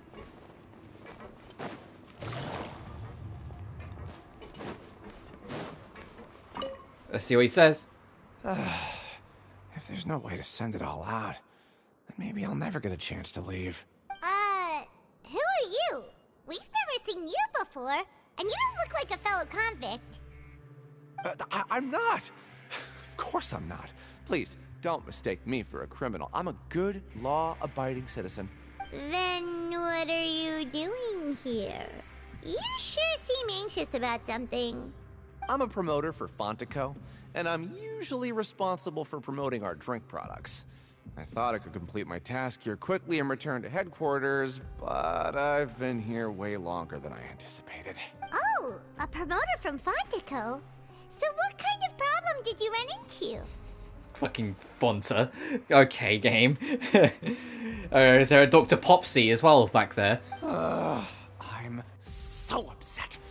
It's all because of that Duke. After discussing the company's promotional plans with him, he told me outright that my project was worthless. However, in light of our long history of successful collaboration, I still tried to patiently explain the details. However, to my surprise, he just cut me off while I was speaking. Let me take a moment and recall his exact words.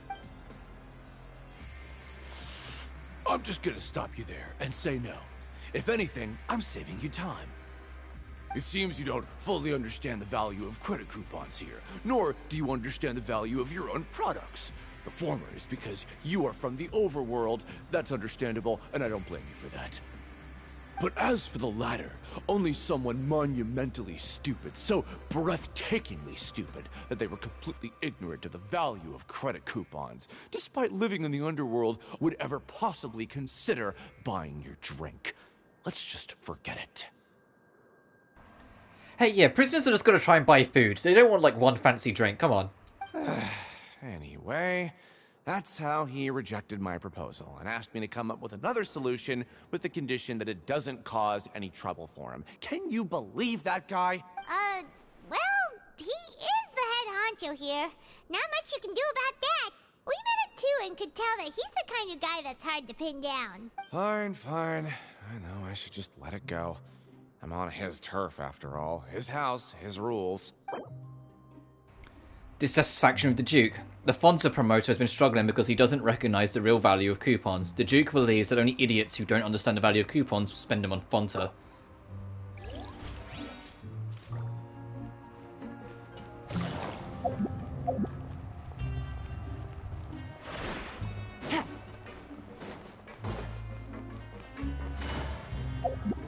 Meanwhile, back in the ring, Step into the ring. It's a shame we can't do fights. I know, there has to be a line drawn somewhere for how much expressiveness you have in this area, but it would have been nice to be able to just go start a fight and get coupons that way.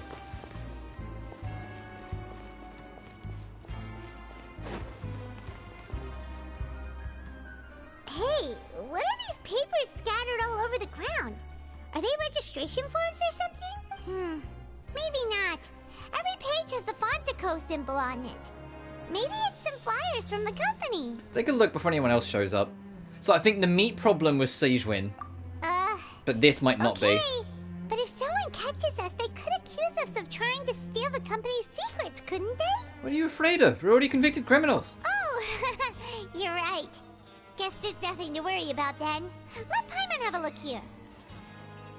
Without assistance from the Fontaine Research Institute, development of the new product has been slow, and some researchers on the project have voiced concerns. We have no choice but to let the new product undergo the first phase of promotional trials without a designated name or packaging. We will adjust the direction of future development according to feedback. We have decided to only conduct closed, small-scale trials for the time being. Sure doesn't seem like anything unusual. The company is just trying to develop some new products besides Fanta. But it sounds like things aren't going well at all. Let's put these papers back where we found them and make it look like nobody went through them. Okay, good. New products under development. Fonta's internal report suggests that they're starting a new trial of an as-yet unnamed and unpackaged product. The product has to undergo a trial because even Fonta's own employees have a lot of reservations about it. That's probably what we have.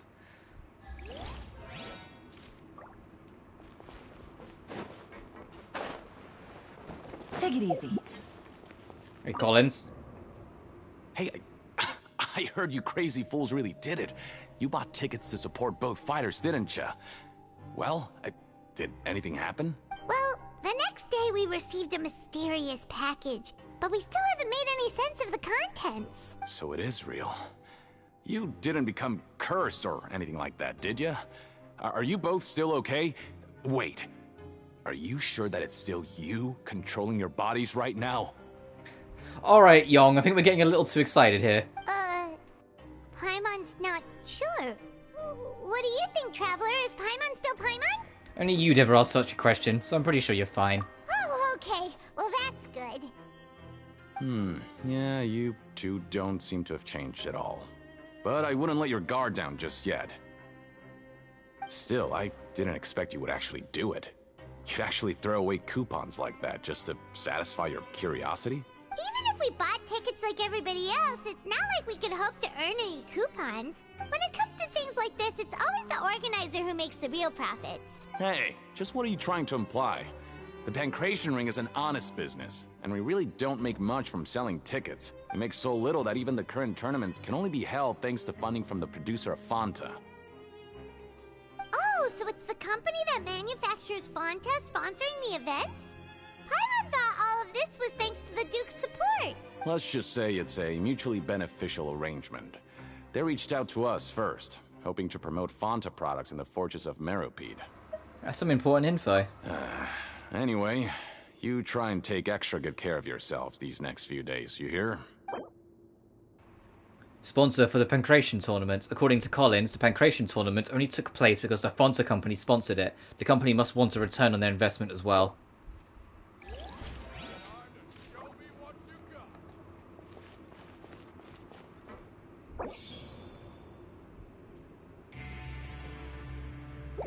Alright, time to head back. I think we've done all we can do here.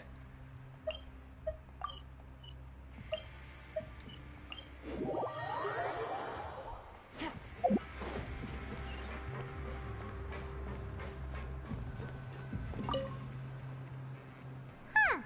We ended up here without even thinking. Send the shift. Alright.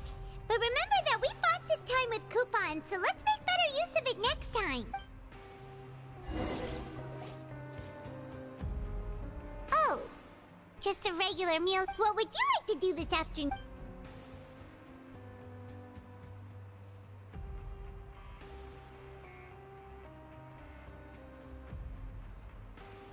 I don't think there's anything else we can do, so I'll just go to production After zone. working here so long, but doing the same thing.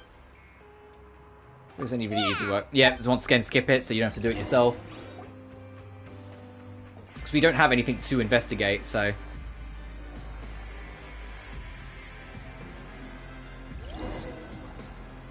A mysterious box? A bottle of crimson liquid? Paimon still doesn't know what to make of it. Do you have any ideas, Traveler? Got something, but not relate the child. Well...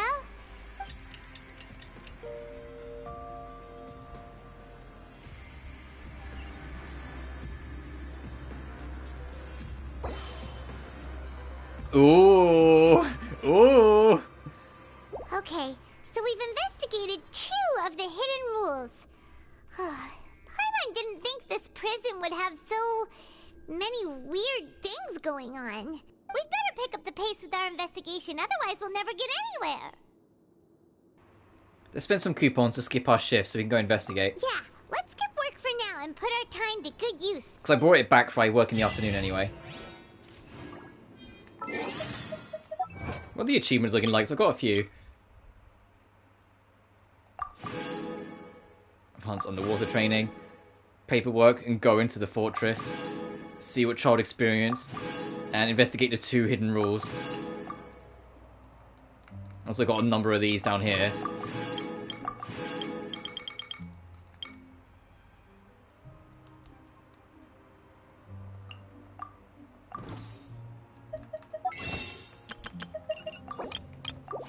Don't mind if I do. Alright, let's back to it. Maybe Lene and Lynette have found something more.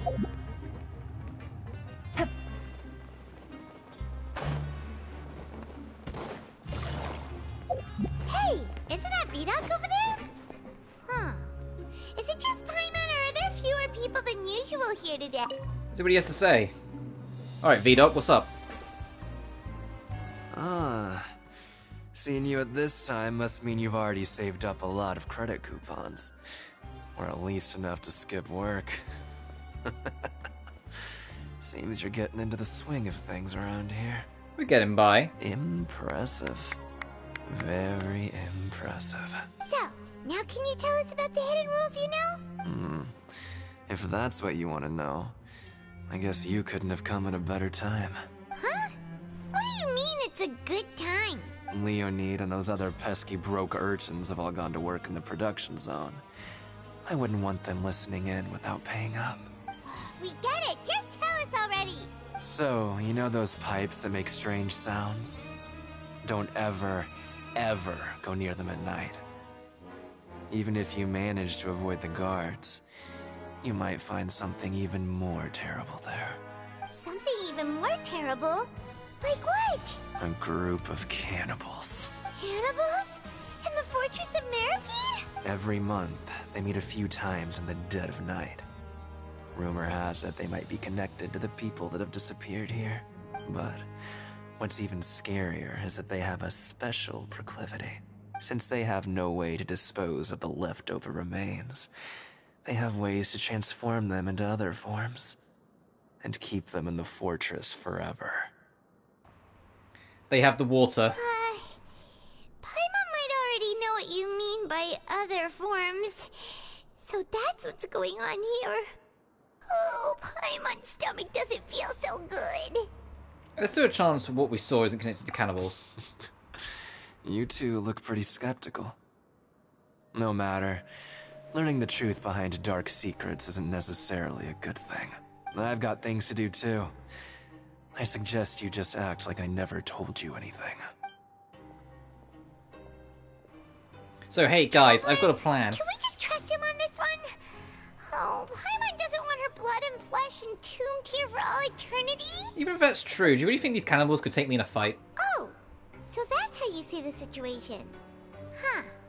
You know, Paimon does feel a little better about it now. Let's get ready to investigate another hidden role. So in the middle of the night, we've got to go. When will all the secrets end? Bring me curiosity, you and Paimon eat lunch and out to investigate the new hidden role.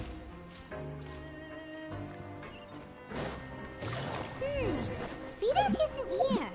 But the guys who went to work in the morning are back. Let's go ask them. Just stay away from me. Alright. What? What are you saying? You shouldn't go around saying stuff like that.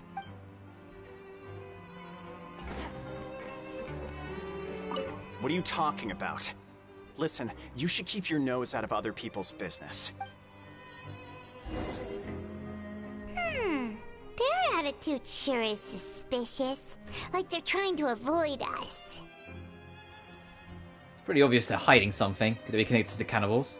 But if they're being so obvious about acting weirdly, do you think they might just be trying to lure us in? Oh, this is all getting way too creepy for Paimon. Let's approach it from a different angle. So you mean we still need to investigate some more? Okay, if you say so.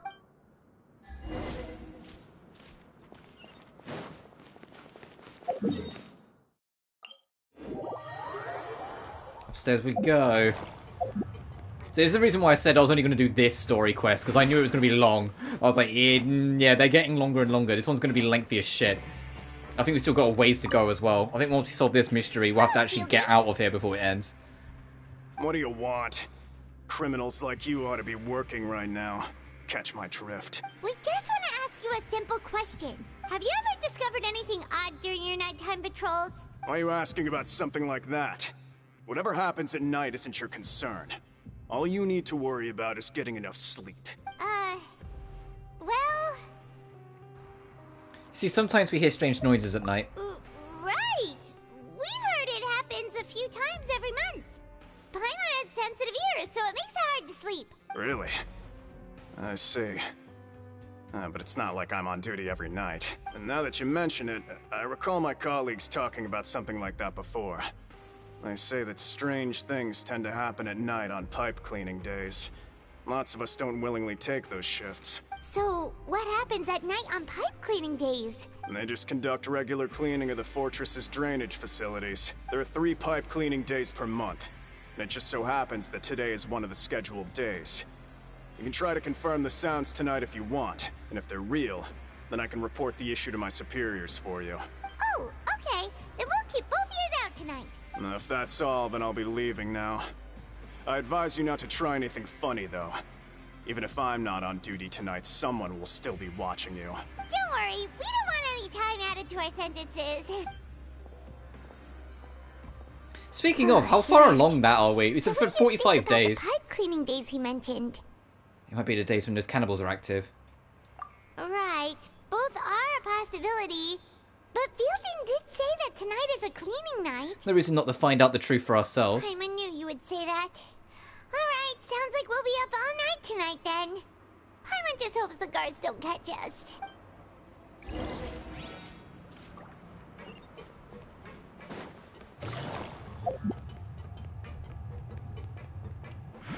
Yeah, time to rest until night. Oh, Paimon's so tired. But we can't sleep yet. They'll be cleaning the pipes tonight, so it's the perfect chance for us to investigate. If we miss our chance, it'll be a while before we get another opportunity. Whatever. Just be sure to wake Paimon if she dozes off. Paimon's worried something might happen if you go alone. Huh? Traveler? Did you fall asleep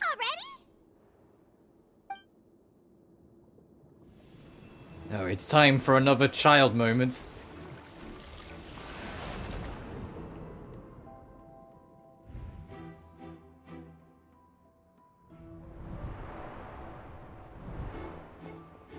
This music is so Ace Attorney, this bit that's playing now. Dun, dun, dun.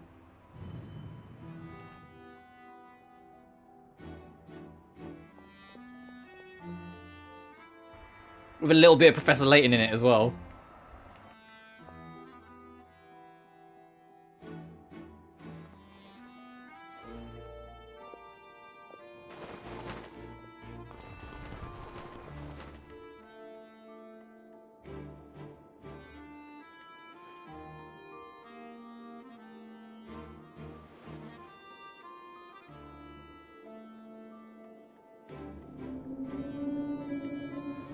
Something is calling me. I have to go.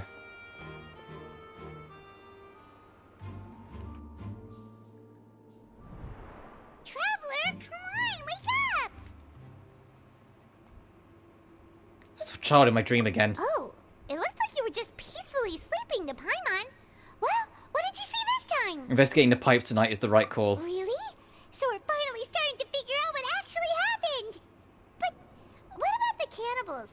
How do you explain them? I'm sure we'll find out soon enough. Okay, well, it's about time for us to get moving. Just be careful to avoid Oh, is it time for stealth? guards. We'll find out if we're playing as Lumine. Oh, maybe not. Maybe we just got to get over there.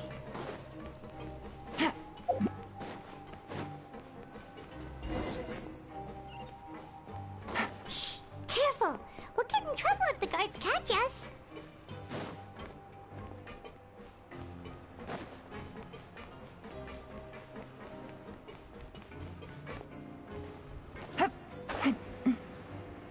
I hope we can climb the pipes. Good. Because that guy's there.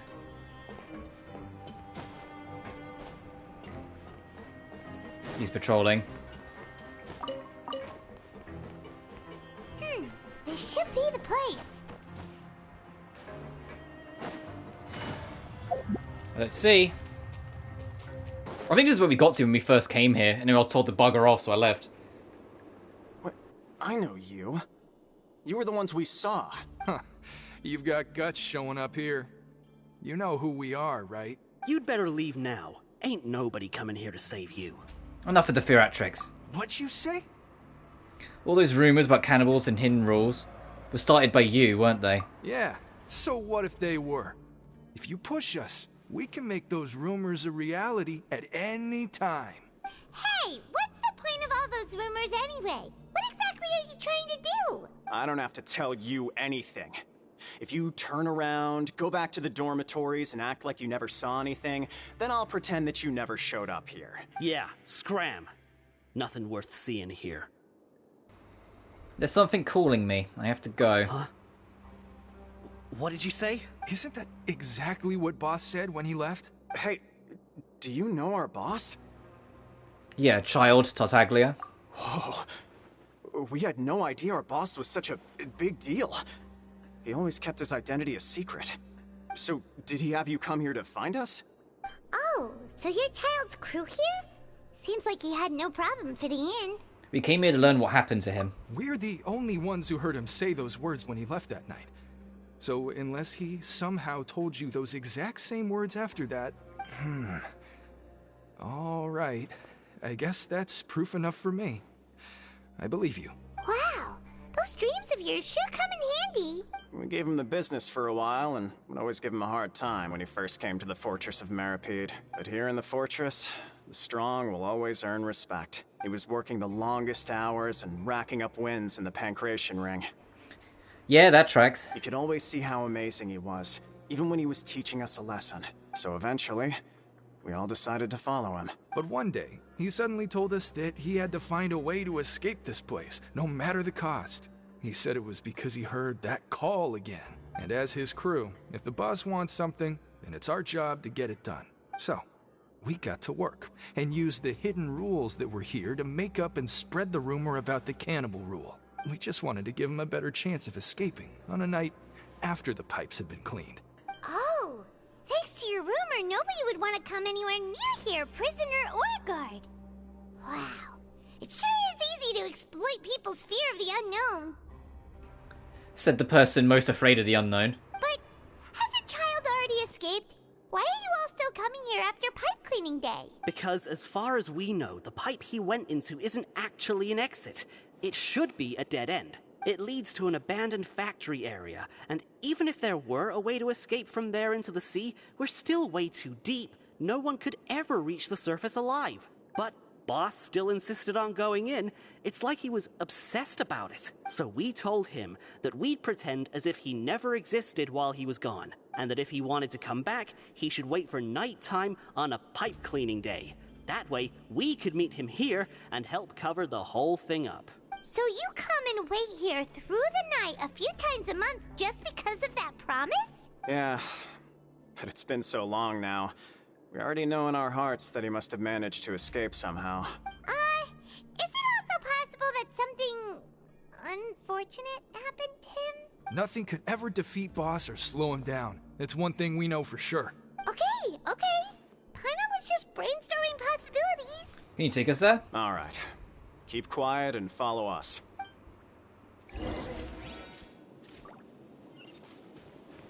Into the depths of the where we're not allowed to go.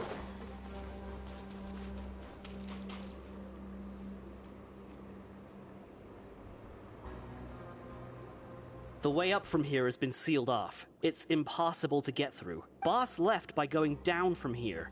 It wasn't full of water at the time. Later, we came back hoping to have a look.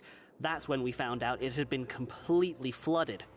Meaning he did find a way because water got in. It's impossible to navigate unless you're an extremely skilled diver. Do you think Child got trapped by the water? Not likely. We all know that Boss was an incredible swimmer. Yeah, I know a good diver. Really? Then have him come investigate. Pronto. We need to go get Fremine. Just be sure to tell us if you get any news about Boss. It's getting late. We should leave before the guards come this way. Yeah, we learned a lot about what happened to Child here. Let's get going. Oh, it kicks us out. Interesting. Yeah, we need to go get a hold of Fremine, because Fremine's a diver. He might know. We finally learned some key information. Seems all of our investigative work has finally started to pay off. When you said you knew a diver, you were talking about Fremine, right? If we ask Linny, he'll definitely have Fremine help us. Ugh. Why is Child like this? What was he doing going into the pipes? Not making our jobs easier, that's for sure.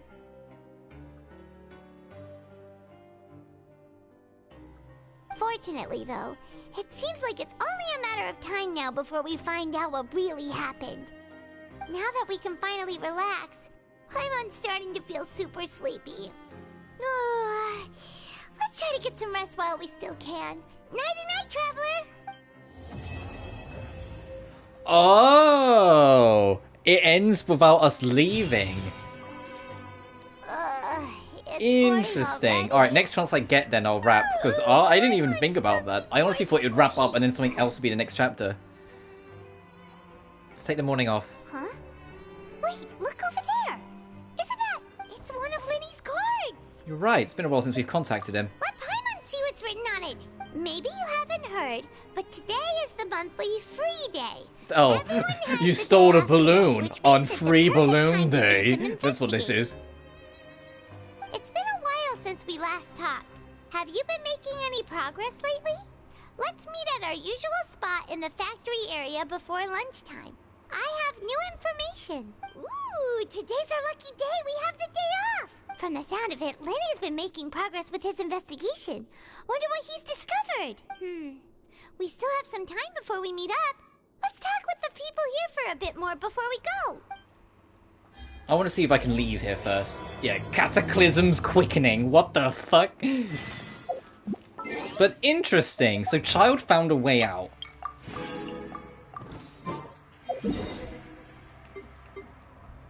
I'm just checking that I can just leave. Yes. Okay. Oh, lights! Oh, I've missed you. Oh. Take it easy. It's been so long.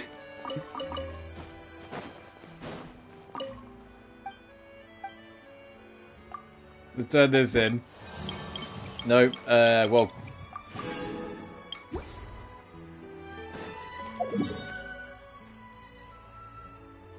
But yeah, as for that, we'll explore more of it another time. Because I do want to wrap up now. I said I was going to, because I know that was only the first fucking quest, and we were doing that for like the past, what, 3 hours? We're not going to fit in another one. So I think that is a good time as any to wrap it up. I can't wait for us to come back to it, though. It won't be straight away, for though... Oh god, I just realized how big this text is. Fontaine Research Institute Kinetic Energy Engineering Region. Alright, you couldn't just say... Institute region. It's like quarter... I digress. It won't be tomorrow we come back to this. Tomorrow Sonic Frontiers The Final Horizon drops, which is a major update to that game that I really want to cover and play. So we'll be playing that instead. If we get it done in one, we'll be coming back the day after, so on Friday for this. If not, it'll be Saturday, because I can't imagine it taking any longer than 2 streams at most. But, until then, I'm just going to burn this as well, because we didn't end up finding anything else, like any other domains. But until then, as always, thank you all so much for watching. Remember to like and subscribe if you haven't already. It generally really helps this little channel grow.